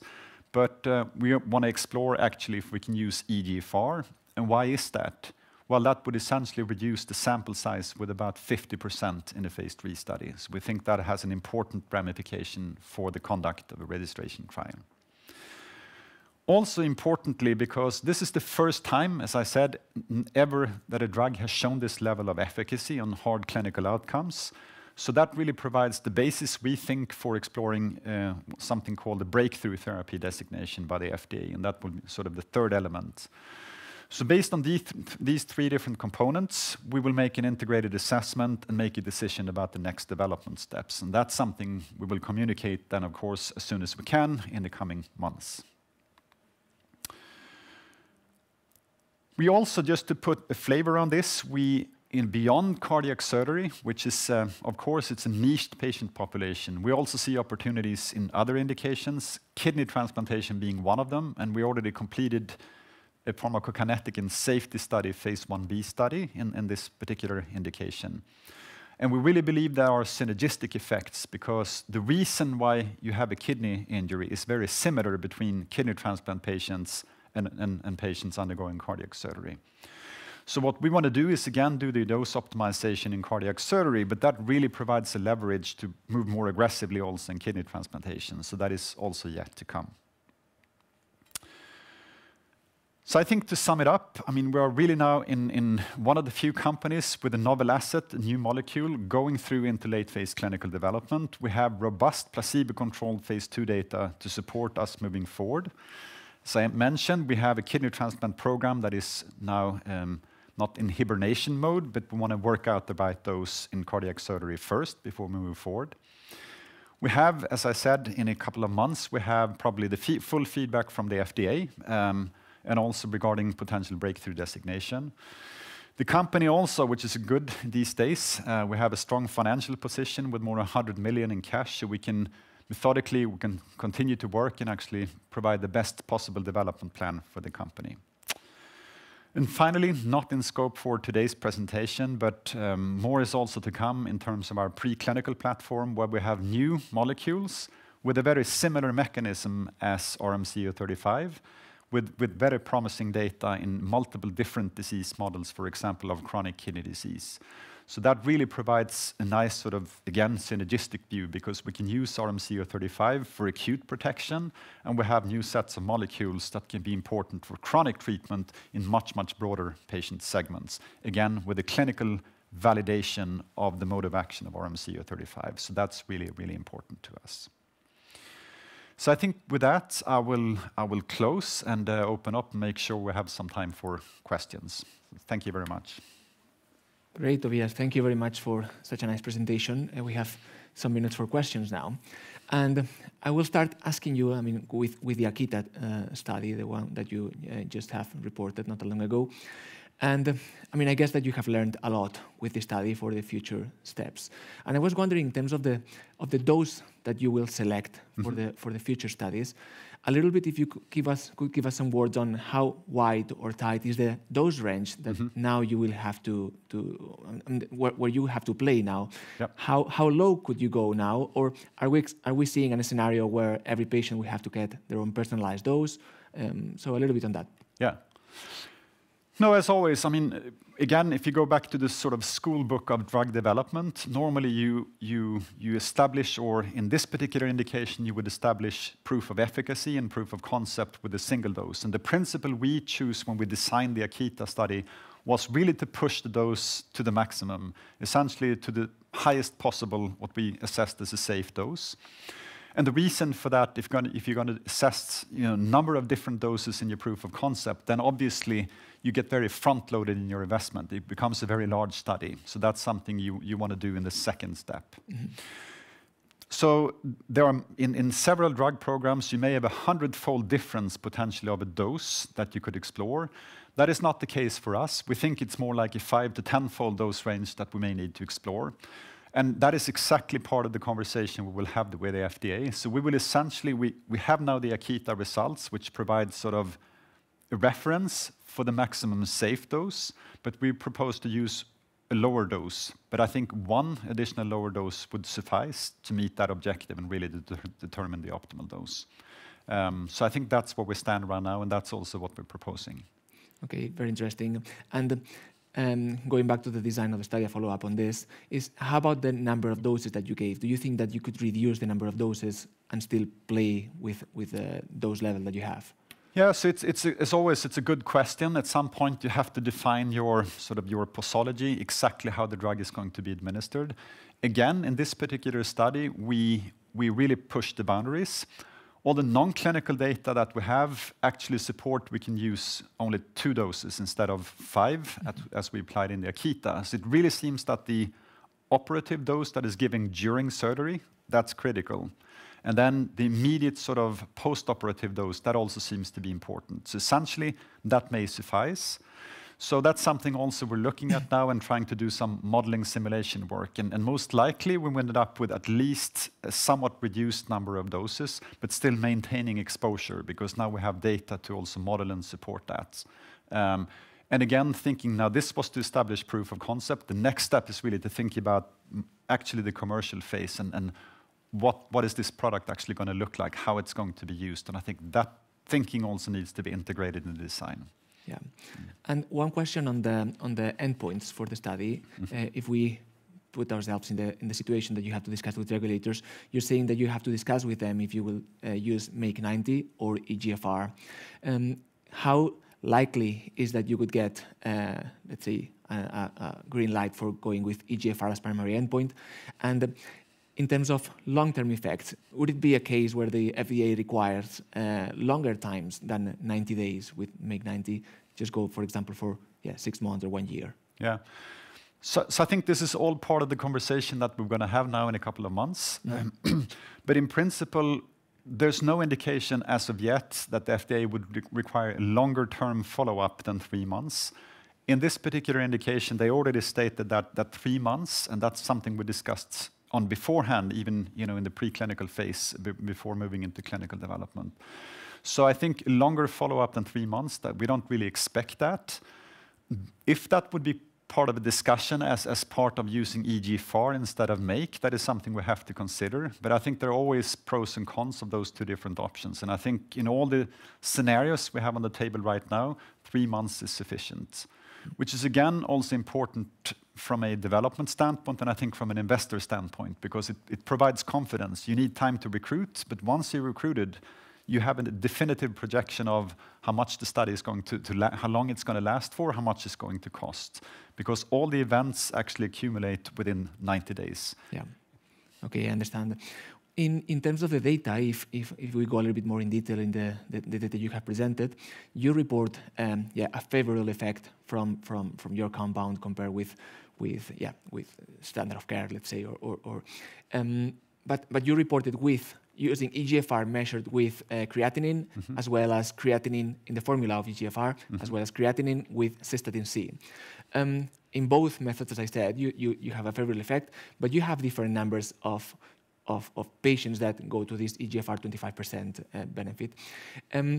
Which one of those two methods is the correct one? And would it be, I mean, do we have any reason to believe that one could report better results than the other one? And which one is the one that you use in the clinic? So we used the analysis that I've shown was the one using in the primary analysis set. This is also what we propose moving forward. I think that there's an ever-ending debate on, marginally which method would be better, and they might perform slightly different in different settings. I think the good thing for us is that we see congruency, so it doesn't really matter. Yeah. We actually see the same level of efficacy using both, which is perfect. And I think that, again, supports the story of the efficacy. So we don't really propose any changes to what we've done right now, but if that would be imposed to us, that would also be acceptable, of course. There is no limitation from that side? No. Great. And we move to the other indication that you are planning that you have in your pipeline. You didn't mention much on it, but it's transplantation. And I was wondering if you could give us some words on the setting of this indication and how much dosing plays a role here. Are you more flexible or less flexible? I mean, yeah. Yeah, so the difference between cardiac surgery and kidney transplantation is that in cardiac surgery, you have one very specific moment when the kidney injury actually occurs, and that's mainly during surgery. In kidney transplantation, that is also true. So the main bulk of the injury, and now we're actually speaking about the so-called deceased donor transplantation, when the organ is stored outside the body before it's being implanted. So you already have a fair amount of injuries occurring before it's being implanted in the recipient. But then, of course, once the organ is attached and being perfused now with the circulation in the recipient, then that's also a time point where a lot of the injury occurs. But it seems to be more sort of low-grade lingering injury that occurs for a longer time period than during cardiac surgery. So actually the way we dosed the compound in the phase 1 study was not as aggressively as in the Akita study, but we gave that compound once daily for 5 days. So the same number of doses, but extended for 5 days. Okay, interesting. Yeah. And one final question. You have mentioned that you have right now 100 million crowns in cash.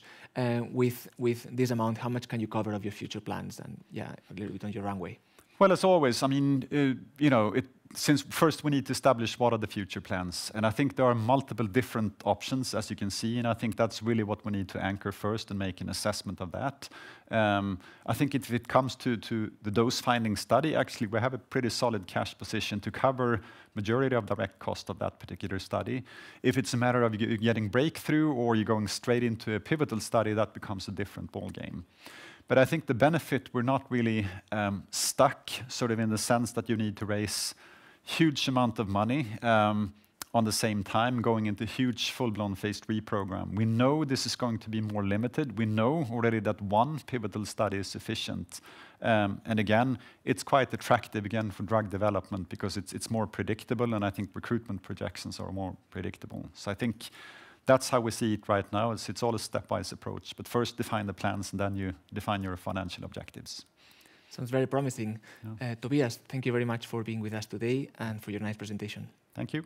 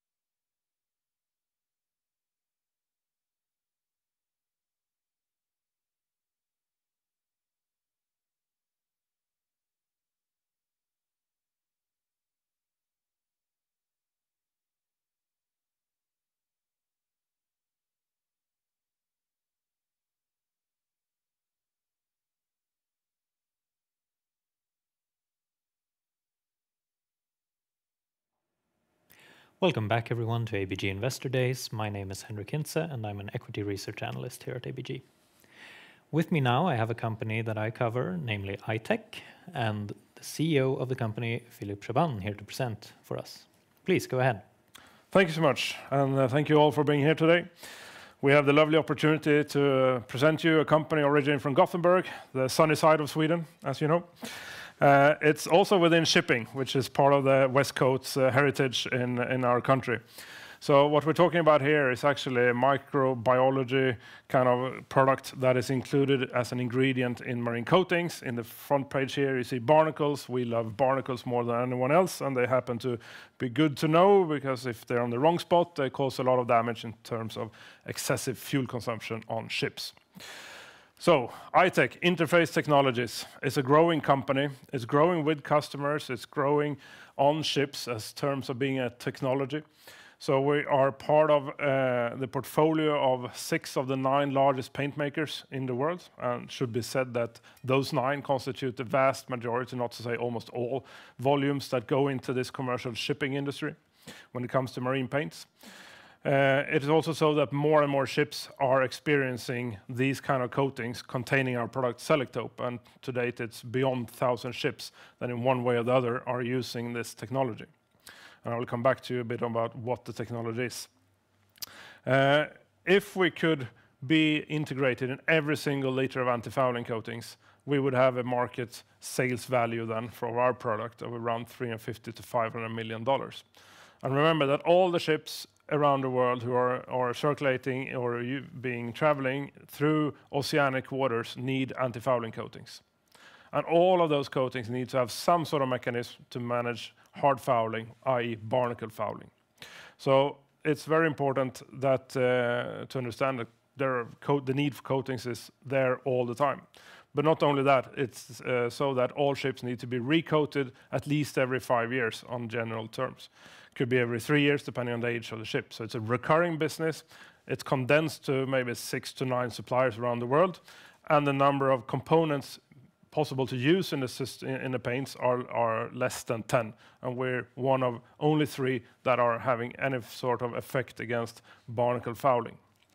So that's our position, and that's have taken us to be a listed company, unique because of the mode of action, because of the product that we're using, highly unique, protected by patents and regulatory approvals. It's used then as an ingredient technology, and it's actually a heritage from the biotechnology research in Gothenburg more than 20 years ago. We call this now Selektope. It's selective, and it attacks the octopamine receptor, which I will talk about soon. The purpose of it is to enhance the properties of paint and mainly make sure that ships stay clean longer time, even if they're found in longer periods of static or in warmer waters where the fouling pressure is quite higher than what it is in the Nordics here. So the value chain that we're in is quite simple. We're a super slimmed company in this sense because we outsource the production to quite complicated production sites, also known for producing pharma products. So the standards here are quite high when it comes to safety, when it comes to environmental care and impurity transmission. So it's a very fine, solid, fine-grained powder that is supplied in a container, normally 1 kilo big, as an example. It is so small quantities in a liter of in a paint that we actually can supply it in a dishwasher tablet form. So what you see up there can actually be introduced directly into the paint system without opening it. The small amounts come from the biological mode of action that this product has. And when I say small, you could compare 0.1% loading to 50% loading of the copper oxide most premium containing paints. Regulatory parts is another important aspect. You need to have at least the shipping industries under control to be successful. And now, 23 years later, we cover the main shipping countries. And it's a bit interesting to see a lot of gray countries here, but it's also the world evolving into having a few parts of the world deciding what the rest should do.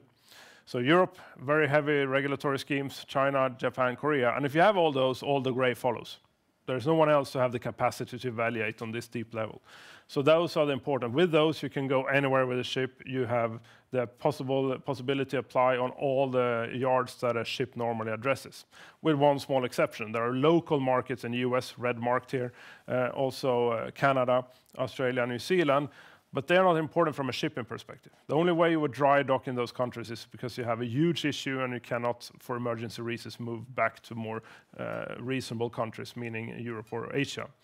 So why are we not doing anything there? Well, as obviously because the shipping industry is not that interested in those countries, but we are actually trying to look into some of these, mainly US, because it has a huge coastline. There's a lot of coastal vessels that we do want to address, and notably a huge leisure boat market where you can find a different sales pitch than in the commercial landscape.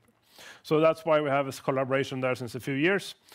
Let's see how that develops. It's not so much on us as it is on the political landscape and reducing resources over there in the regulatory world.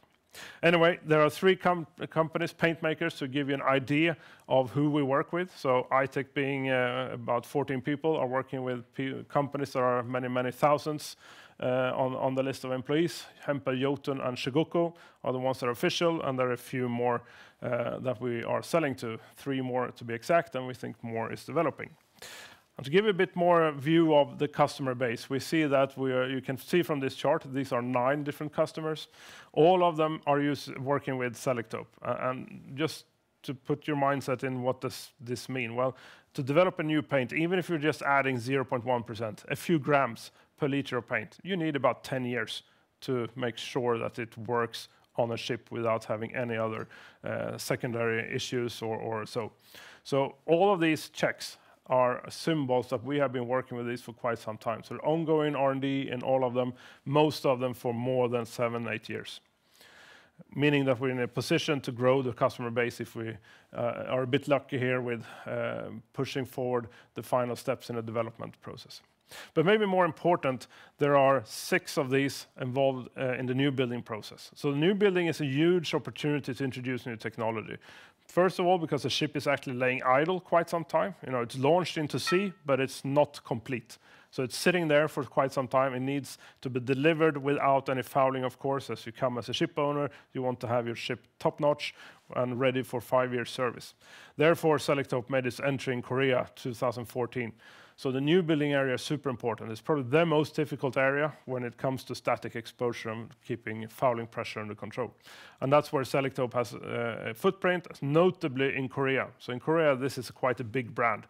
It is quite a popular way and is known by all the big yards in Korea. And therefore, 6 of the biggest paint makers in the world are using it. We're betting on a few more, at least 1 more coming in during the next 12 months.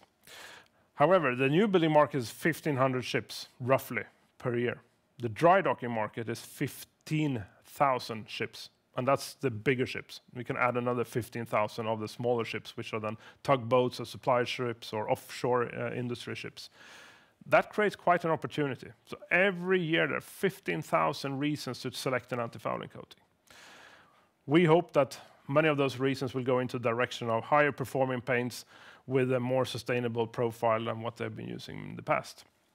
So once you're in the paint bucket, it's quite sticky.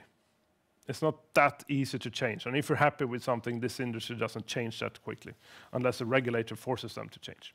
That's also a hurdle for us to get in, so be aware it takes a lot of time. You have to be very patient to be a selling man in this world. I've been here for 10 years, so that shows something at least. And we're quite happy then that there are 2 potential candidates of entry here for new products coming from some of the biggest paint makers in the world. We hope that those processes are finalized within short, and that there will be some noise around those possible initiatives of new products. I should also mention in this slide that the overall reason to develop is to make this paint stronger. It's to reduce biocide loading. That's a sustainability argument, and it's to follow the trend of new coating systems, meaning silicones. Not all of these, some of these are looking into enhancing silicone products as a part of their niche, and in that case, also biocides are needed. So Selektope, as I mentioned, is the barnacle preventing active agent. It looks like the molecule on the screen. It is super unique because it repels the target organism. It pushes them away from the surface rather than killing them. It's used in, as I said, very small quantities, but it's super powerful. So the picture on the vessel here, it's provided by our customer Shikoku, shows how powerful it is when it's used in a commercial available paint. This is in the Barnacle Paradise area, Tokyo Bay, exposed for static under longer periods, comparing them to conventional premium anti-fouling coatings. So it's super powerful in small concentrations, meaning that they can be more creative, and that's why you see the high interest in the development from the last slide. So bear in mind, repelling is very specific, and it's super powerful. So why do we then, I mean, these are good arguments itself, but it's not enough to push a paint maker over the cliff to actually work with it. So we need, together with the paint maker, address the mega trends. And the mega trends are reducing fuel and then emissions to air. The whole industry is 2.3 to 2.6% of global CO2 emissions. The similar size of the output of Germany as a country.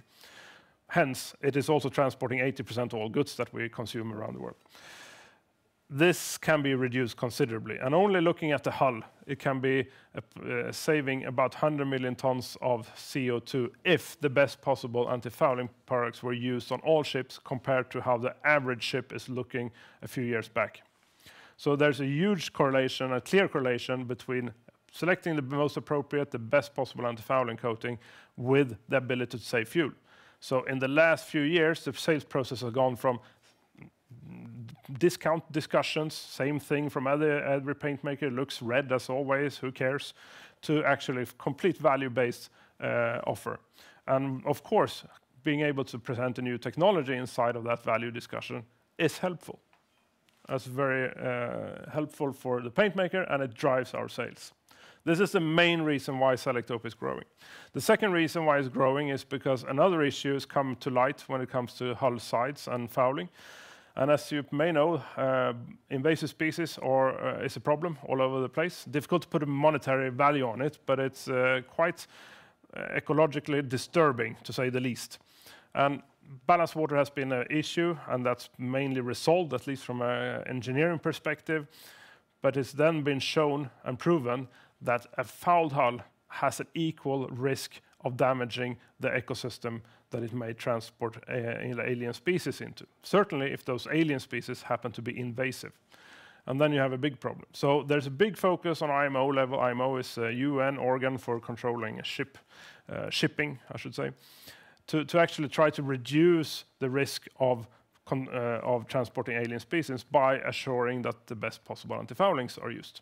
An example is ships trying to go to Australia earlier this year in January who were rejected port calls, and also happened to be a cruise ship, so all the passengers on the cruise ship didn't have a chance to visit the ports or the cities they were supposed to because the ship were too fouled, hence posed a too big risk to bring in alien species to Australian waters, and hence had to spend a week out in the international waters doing nothing but watching a diver trying to clean the ship.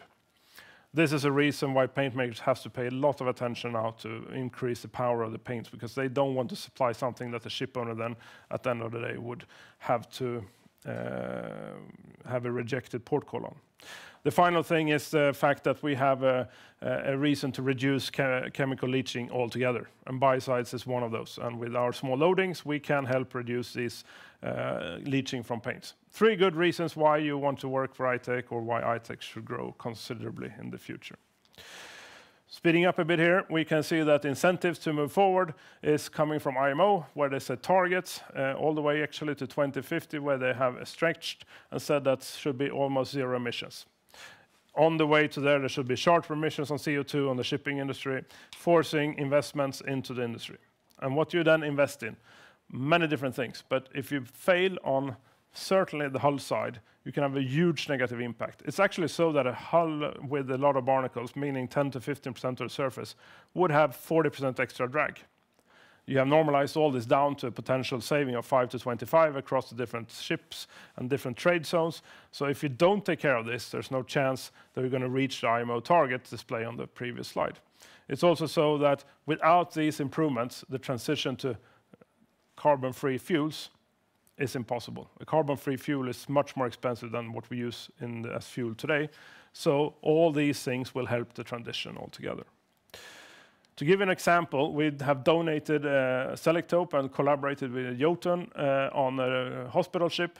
Why a hospital ship? Well, of course, you want to do something good for the world, but also because it's static in the wrong places of the world, meaning West and East Africa, where it's hot and very foul intense. And it's a good example to see how resistant is this coating. So after 33 months, we can see there is some soft fouling, the green stuff, but there's no barnacles. That's exceptionally long periods in exceptionally troublesome waters that are then showing performance in this coating type. In this case, combined with copper oxide, seems to perform really well. This is a slide I put together yesterday because it wasn't available as a slide deck before that. Shikoku, our largest customer, released a new company update. In one of the slides, somewhere down page 21, we can see how they address their anti-fouling products. That's the main part of their business. They're listed in Japan, so they are public. You can go and find a lot of information. The two products that they talk about happen surprisingly to be Selektope. So the first one is the copper-free Selektope version. The second one is their new Selektope copper hybrid, both super advanced, trying to help them grow their market share. And actually, for the first time in a long time, they are now profitable in all regions. They are heavily invested in our technology, and they're number 2 or 3 in the world in size. So a few words on the quarter. Growing, as I said on the first slide, growing with 51% even. This is quarter 3 figures. So it's comparing to quarter 3 the year before. And it has a strong profitability margin of 25% EBIT. And that is a very nice position to be able to grow this and still make money, and quite a lot. Actually, the margins, the profitability margins are actually growing a bit faster than the sales margins. And the net results gives good contribution to our strong cash position. That's already quite strong, 84.6 million of the quarter. And here you can see the more detailed numbers. Important things to take away here is the growth, of course, and then the currency adjusted growth, which is important. Our weak krona is playing in our favor at the moment, may not always be so. We are trading in dollars, buying dollars, selling dollars. And then, of course, we have salaries in SEK. So important to see that growth is actually quite strong, even after adjusting for currency. EBITDA, very strong, as I said, and then the net profit margin also very strong. This means we're prepared to take next steps at I-Tech, whatever they will be. Maybe just continue as is, giving dividends or trying to find something to invest in. But we're certainly in a very good position. And if you would display the balance sheet here, you would see it says zero debt. It is virtually not much to be concerned about on the balance sheet. So it's very strong. My last slide is about the outlook here. And as you know, there's a big customer drive here to use new technology. We see that all these premium grade anti-fouling coatings that need to be sold in a much larger quantity than before because of regulations do contain advanced biocides and binders. That's the only thing you can use. Maybe you could combine with robots. And you have the IMO targets, which are squeezing the industry all the time, justifying the use of efficiency technologies across the value chain. On the challenge side, and I think I will have questions on this, is the regulatory developments around the world, certainly in the European Union, which is putting some issues in front of all of us who are chemical or specialty chemical suppliers in the world. We're also looking in how to broaden our business quicker. It's annoyingly slow sometimes to go from new building to dry docking. So that's something we have to work on. That's more technically driven work than something else.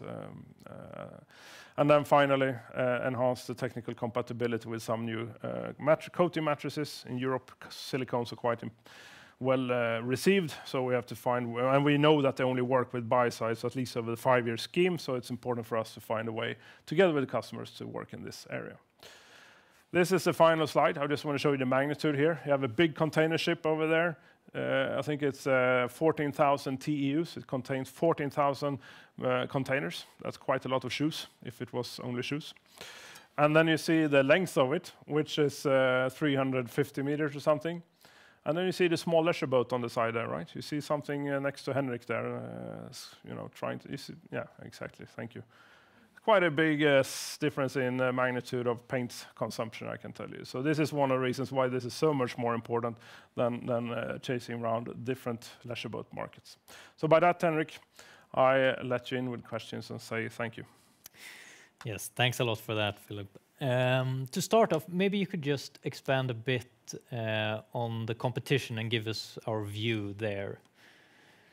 Sure. So it all comes down into what is the competition. As we're compatible with different buy sides, we don't really see other buy sides as a competitor as such. We see them as complementary needs to develop a good paint. But in this part of the world, competition may come from a buy side free mentality, so to say, right? That the idea is to go buy side free. Buy sides are harmful and should be taken away from the market. In that sense, we see that silicones could, you know, certain silicones without biocides could be a competitor, would take us out of the market. On the other hand, we don't see how that's working over time. There's no good products so far displayed that has a 5-year performance cycle on the, at least on the bulk of the ships used for commercial shipping. I'm saying Viking Line might think differently because it's cold waters, quite quick back and forth. But that's a niche market. If you look at the ships I displayed previously, that's not at all that easy. So that's one way. And then you could envision some people always come and say, how about cleaning mechanisms? Robots, you know, you throw in a robot into the water, search line is supposed to clean the surface. It does, as long as there's no barnacles on it. So in that case, it would be very complementary. We're actually welcoming the technology of robots. It would take care of that green stuff you saw on the slide, which is then the slide. But when it starts, if it starts to have barnacles on it, it will be not possible to use that technology in that way. Mm. So I hope that answered the questions. Yeah, sure. Thank you. Looking at your sales growth, you've grown very rapidly lately, but most of it has been driven by one customer, Chugoku, right? So I was just wondering if you could expand a bit on why, of the 3 customers that do have products on the market, Chugoku has grown so much faster for you than the others, and what's it going to take for other customers to catch up in volume here? So first of all, Chugoku is the only company around of all these 9, basically, that are only focusing on marine paint. So they are super focused on technical developments. They have an advantage. They're sitting on loads of patents and so on. So they have a technology leading selling point, if you wish. I think that's part of it. I think different paint makers have different mentalities on which way to go. If we take Hempel, it's very silicone focused. Now they understood that they work best with biocides. So let's see what's going on there. Right? While Jotun may have their way of working, right? That's more difficult to adapt, or they have chosen different. I mean, they invest in this cleaning mechanism and so on, right? I think step by step we will all get them there, but you know, it's their culture and their way of thinking about products that is the main difference, I would say. And to your point, yes, Chugoku is big, but the second biggest, which we cannot still say who it is growing quite rapidly as well. Asian-based, and Asian are much more coating chemically friendly than some of the European competitors. Yeah, interesting. We'll stay tuned for updates on that. Okay. Finally, you mentioned in the beginning of the presentation that you have patents for this product, and I was just wondering if you could tell us a bit how you think about what's going to happen when those patents expire. How are you going to continue competing then? Well, patents is only one small part of the defense lines in this industry. The regulatory global approvals combined with the regulatory know-how is even more important. It's not so that you can copy our regulatory file, and you need to file it over again if you're going to do this copy of medetomidine. Speaking, if you want to serve the global shipping community, you can do local infringements and get away with it probably in China and so on. But on the low global scale, you have to master all these different regulations. You have to master all the toxical scientific data that goes into it and all the environmental toxicology data that goes into it. It took us 15 years. It's going to take the next at least 10 years, right? A huge investment and very difficult The other thing is our knowledge about paints. To work with us is not only selling and buying a product, it's buying know-how on how to adapt to certain problems, how to scale it up in the production, how to get into new coating systems. They know that we invest in knowledge. And so all these things are just as important or even more than patents. Yeah.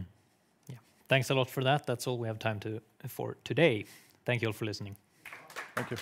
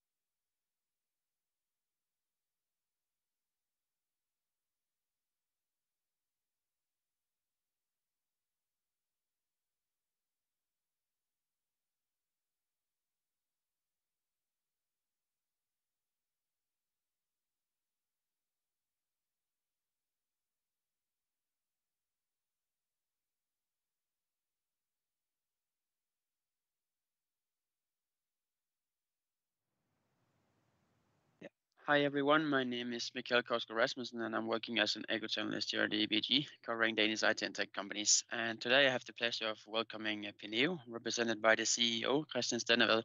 So Christian, I think you can go ahead with your presentation if you're ready. Yes, thank you very much, and thank you for this opportunity to present Penneo. So we are a software as a service growth case, and I'm happy to give you an introduction both to our offerings, but also to the market and the business model and some key SaaS metrics, and also the future growth potential in Europe. But let's start with some history. So if you take the next slide. So in 2014, Penneo was founded by a group of entrepreneurs who saw the opportunity in the new electronic ID that had been launched a few years earlier here in Denmark.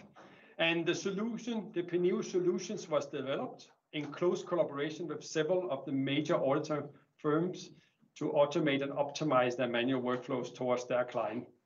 And the motto back then was kill the pen with a digital alternative. Penneo has since then expanded with a solution for KYC that is also known as Know Your Customer that helps companies comply with the anti-money laundering regulation. Today, we are 120 employees and over 2,700 customers in Denmark, Norway, Sweden, and Belgium. And as a fun fact, 81% of all annual reports in Denmark in 2022 were assigned with Penneo. So quite a large penetration. And then the picture that we started off with was from when we moved to main market Nasdaq Copenhagen that we did in 2022.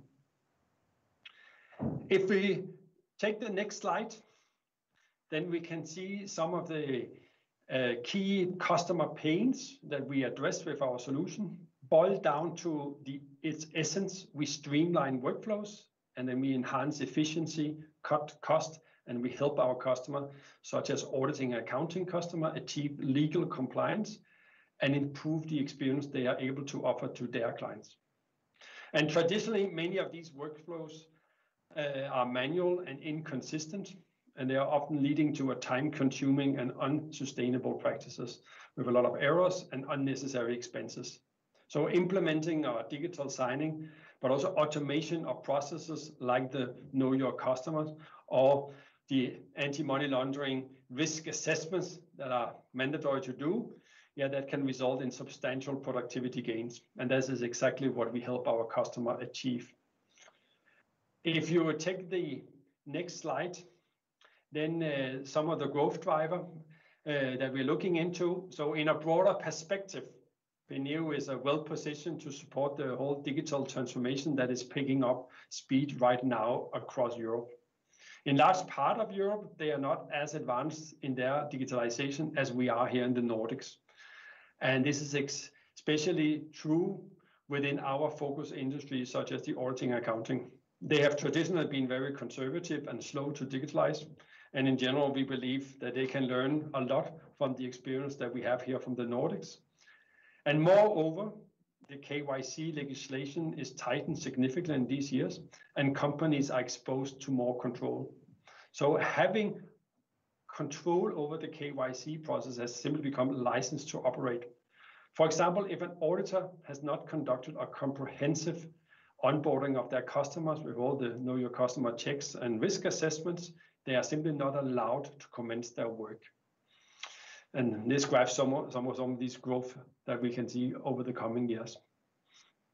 So if you take the next slide, that's a little bit about our overall go-to-market approach. So when we go into a new market, and that's based on the experience that we've had first from Denmark and then later also when we entered Norway and Sweden and also Belgium, our overall go-to-market approach is we always start with the auditing and accounting and get a good penetration into that segment and automate their processes. And then later on, then we go to what we call our tier 2 customers. There are other industries that are regulated by the anti-money laundering regulation. That can be lawyers, financial institute, and others. And then what we have also experienced over the time is when, for example, auditing and accounting are sending out the annual report for signatures, then who is it that is signing? That's CEO and board members in the different companies. And there we have seen a network effect of those industries and customers for those industries. Then are then coming to us and ask and say, okay, that solution that you're providing, we can also take similar advantage and automate our processes. So we have seen from inbound, a lot of inbound leads coming in, translate into business. So that's our overall go-to-market approach that we are using.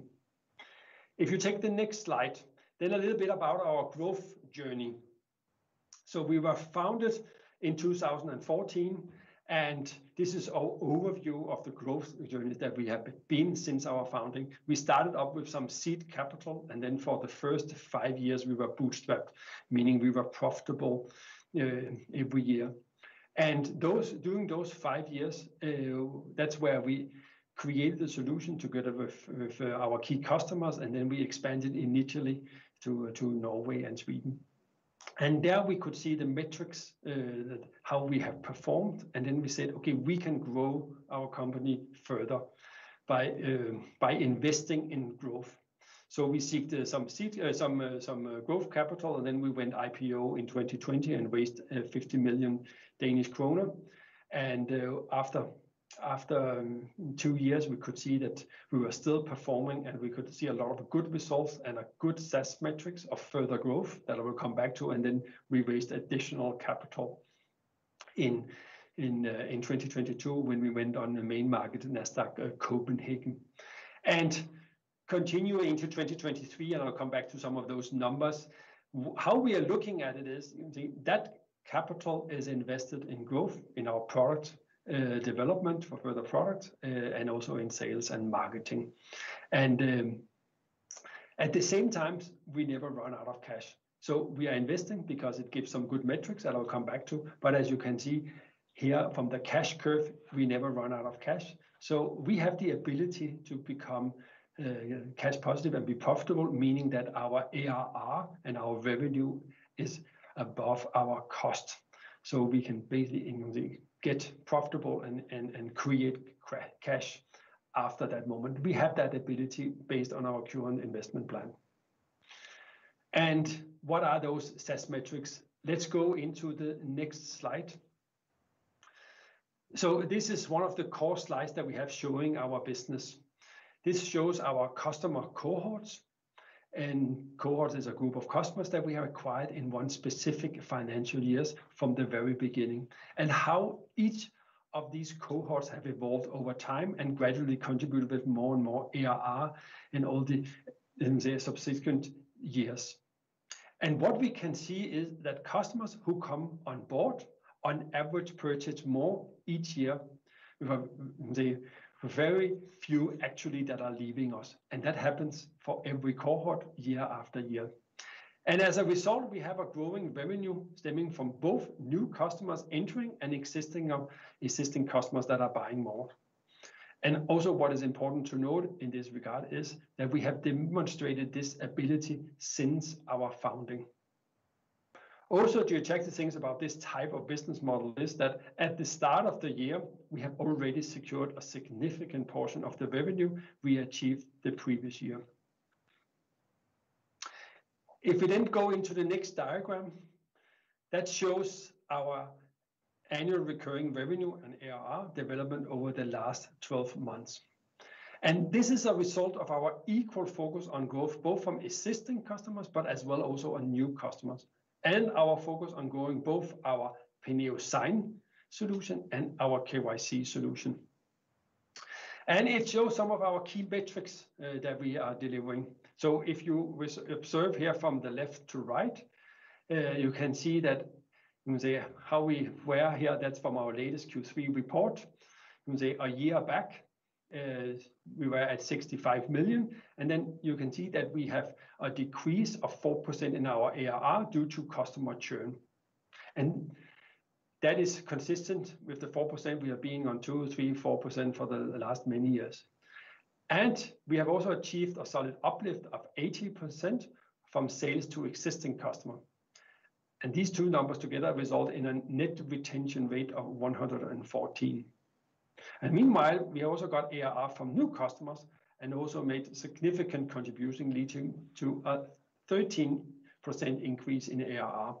So in total, over the last 12 months, this has led to a year-to-year growth of 27% in our annual recurring revenue. And a year to date, we have reached an ARR of 82.5 million Danish kroner, which corresponds to approximately 130 million Swedish kroner. And this split between uplift to existing customer, low churn, and then also acquiring new customers, we have performed consistently over the last years. If we take the next slide, that slide showing why are we investing? So why will we raise capital and why are we investing in a customer and why does that make sense? We believe it's very attractive for us to invest in growth. Acquiring a new customer, of course, comes with some cost, but we bill upfront for a year. So when we send the second invoice after a year, we have covered the cost acquiring a new customer. And this is what we refer to as the customer acquisition cost, or in short, CAC or CAC. And what we see is that over 5 years, we have generated 7 times the CAC. In other words, if we have the funds, investing in growth is actually a very profitable business. Because after all, a 1 million Danish kroner investment in year 1 yields 7 million over 5 years. 2 years ago, we didn't spend so much time explaining this business model, but today, however, during our investors call, we often face this question, why are you not profitable? But the answer is that we could achieve we're going to achieve a profitability tomorrow if we wanted to, but it makes more sense for us to invest in growth, both in sales and in product development when we show these kind of metrics.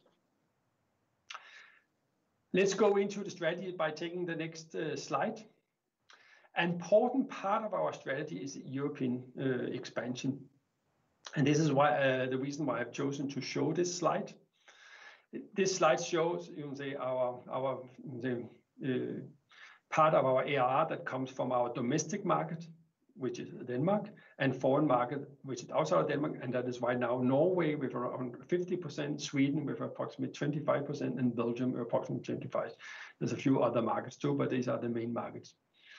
63% of all our new ARR originate from foreign market at the end of Q3 2023. And our foreign market grew by 28 year-on-year. And that's part of our strategy that also going forward, that we will tap into the great potential in Europe. We will focus on expanding further. And if you take the next slide, then I'll show a little bit about how that looks like. Belgium is a very good example where we see a lot of traction right now with some good result. And so this shows the revenue since the very first customer and until the end of Q3 this year. At the beginning, when we enter a country like Belgium, when we start up getting the first pilot customers on board, where we co-create the specific for the Belgium market. So every market has some specific things, then we co-create that together with the customers. And then what we saw after a year, then we saw the picking up, getting more and more customers on board, and then we were completely ready with our integrations, key integration to their target systems in the auditing and accounting segment. And then we start picking up and getting more and more on board. And then we established a local team with a sales manager and then a team around it. And then it had grown quarter by quarter quite substantially. So if we compare Q3, end of Q3 this year, we grew 333% compared to a year ago. And we got a lot of new customers on board in Belgium. But that is based on the initial launch, integration, be ready, and then when it's ready, then to push fully forward. And that also ties into similar the way we also going to expand further with our plans. So right now, there's a lot of momentum in Belgium, and we put even more resources into it to secure that we continue this momentum, but we also have plan of further expansion. And if you take the next slide, then basically right now we are looking into Germany as the next possible market opportunity. And we have this chart slow, it's the similar ARR model. And basically what we like to do is to copy all the experiences that we have had, both from the Nordic country, where we have been now for many years, but also what we have done in Belgium, and then do it. What we would like to achieve is to be established in the market when it starts to pick up. So a country like Germany is not as digitalized as we've seen in the Nordic country. So it is to be ready when they are ready and then start pick up. We believe they are ready and soon start to pick up. So that's the reason why we have chosen right now to dive into Germany as a market. We have had our preliminary investigation and we are part of the workshop with our pilot customers, and then we also start adapting our solution to the local market and be ready. And then the plan is pick up the first pilot customers and then learn from that and then make a similar growth path. And that's the way we do it now with Germany, and there's also the way we investigate in this further ahead, simply to tap into what we see as a great potential that we have in Europe right now. So that's basically my final slide. We see Penneo on a very exciting journey, showing some strong SaaS metrics. And that's what we also see looking ahead, what we expect to continue to see. So handing over to you, Mikkel, if you have some questions for us.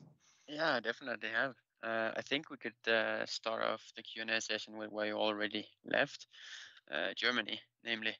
I remember from following you throughout the year that you've actually been saying that we expect to enter Germany throughout or during the course of 2023. But then it feels like you have changed your communication a bit here lately. Is that correctly understood? I mean, are you cutting back on costs due to some factors that, I mean, maybe you could talk about those factors, or how should we read into this?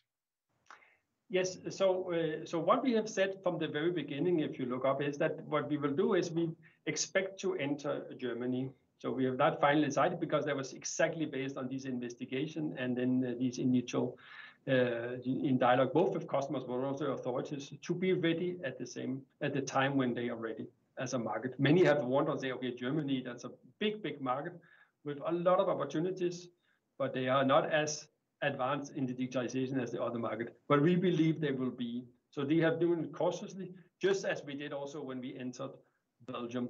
So originally, when we started up the year, we said we will enter Germany. That's our expectation, but don't estimate any revenue from Germany.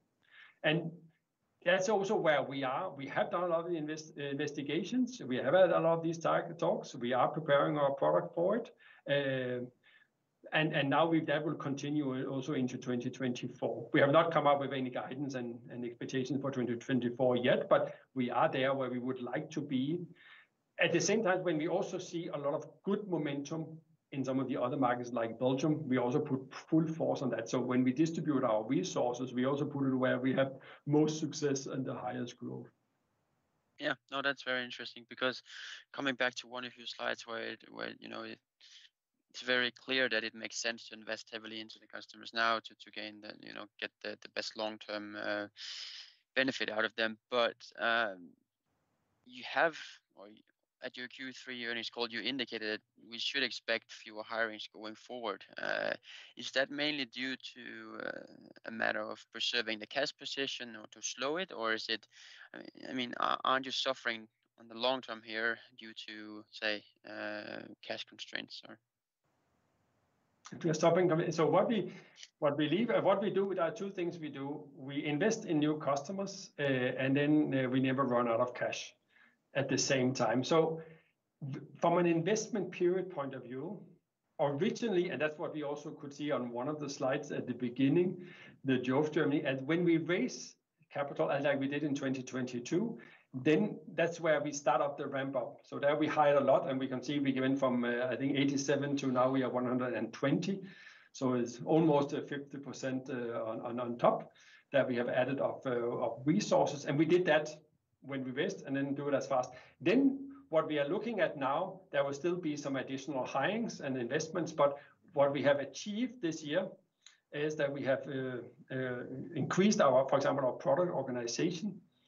So we are ready also to scale even more. So that has been a high priority. We have also scaled up our sales and marketing, but that was what we used to have. You can say the growth capital that we raised for. So it has been from the very beginning, it has been that initially hire more people, and then so we have that upfront, and then show the metrics on how we can show, and then either become profitable, or we can also, of course, also have other options later on. But we are always that. Then we have in our investment period that we will have at the end of it that our ARR is above our cost base. Sure. And then turning to a completely different subject, could you shed some light on the competition and also briefly touch upon how you're going to make sure that you're going to win against competitors in the long term? Yes. So from a competition point of view, What we have been successful with so far, and what we also expect to be successful with going forward, is our focus on certain industries, such as the auditing and accounting. By really knowing their processes in and out and how we automate them, have close relationship with them, integrate to their core system. That's where we really do a differentiation compared to other just have abroad. That has been from the very beginning our go-to-market strategy, and that's also how we differentiate ourselves, by being this specialized solution for these kind of our core segments. And that also that good. So when we look at competition, yeah, then we can narrow it down from, say, if you, for example, take design, yeah, then in a general term, that's along, then have it on that level where we have the highest level of security, then in a specific segment specified for their processes, adding on another product like the KYC, so we really get, say, even an enhanced solution that they can take advantage of. That's how we are getting, say, I have got competitive, and also we stay competitive by further investment in that. Yeah, and then going to back to another short-term question. Obviously, you have seen weak demand in the past year or so, maybe a bit more.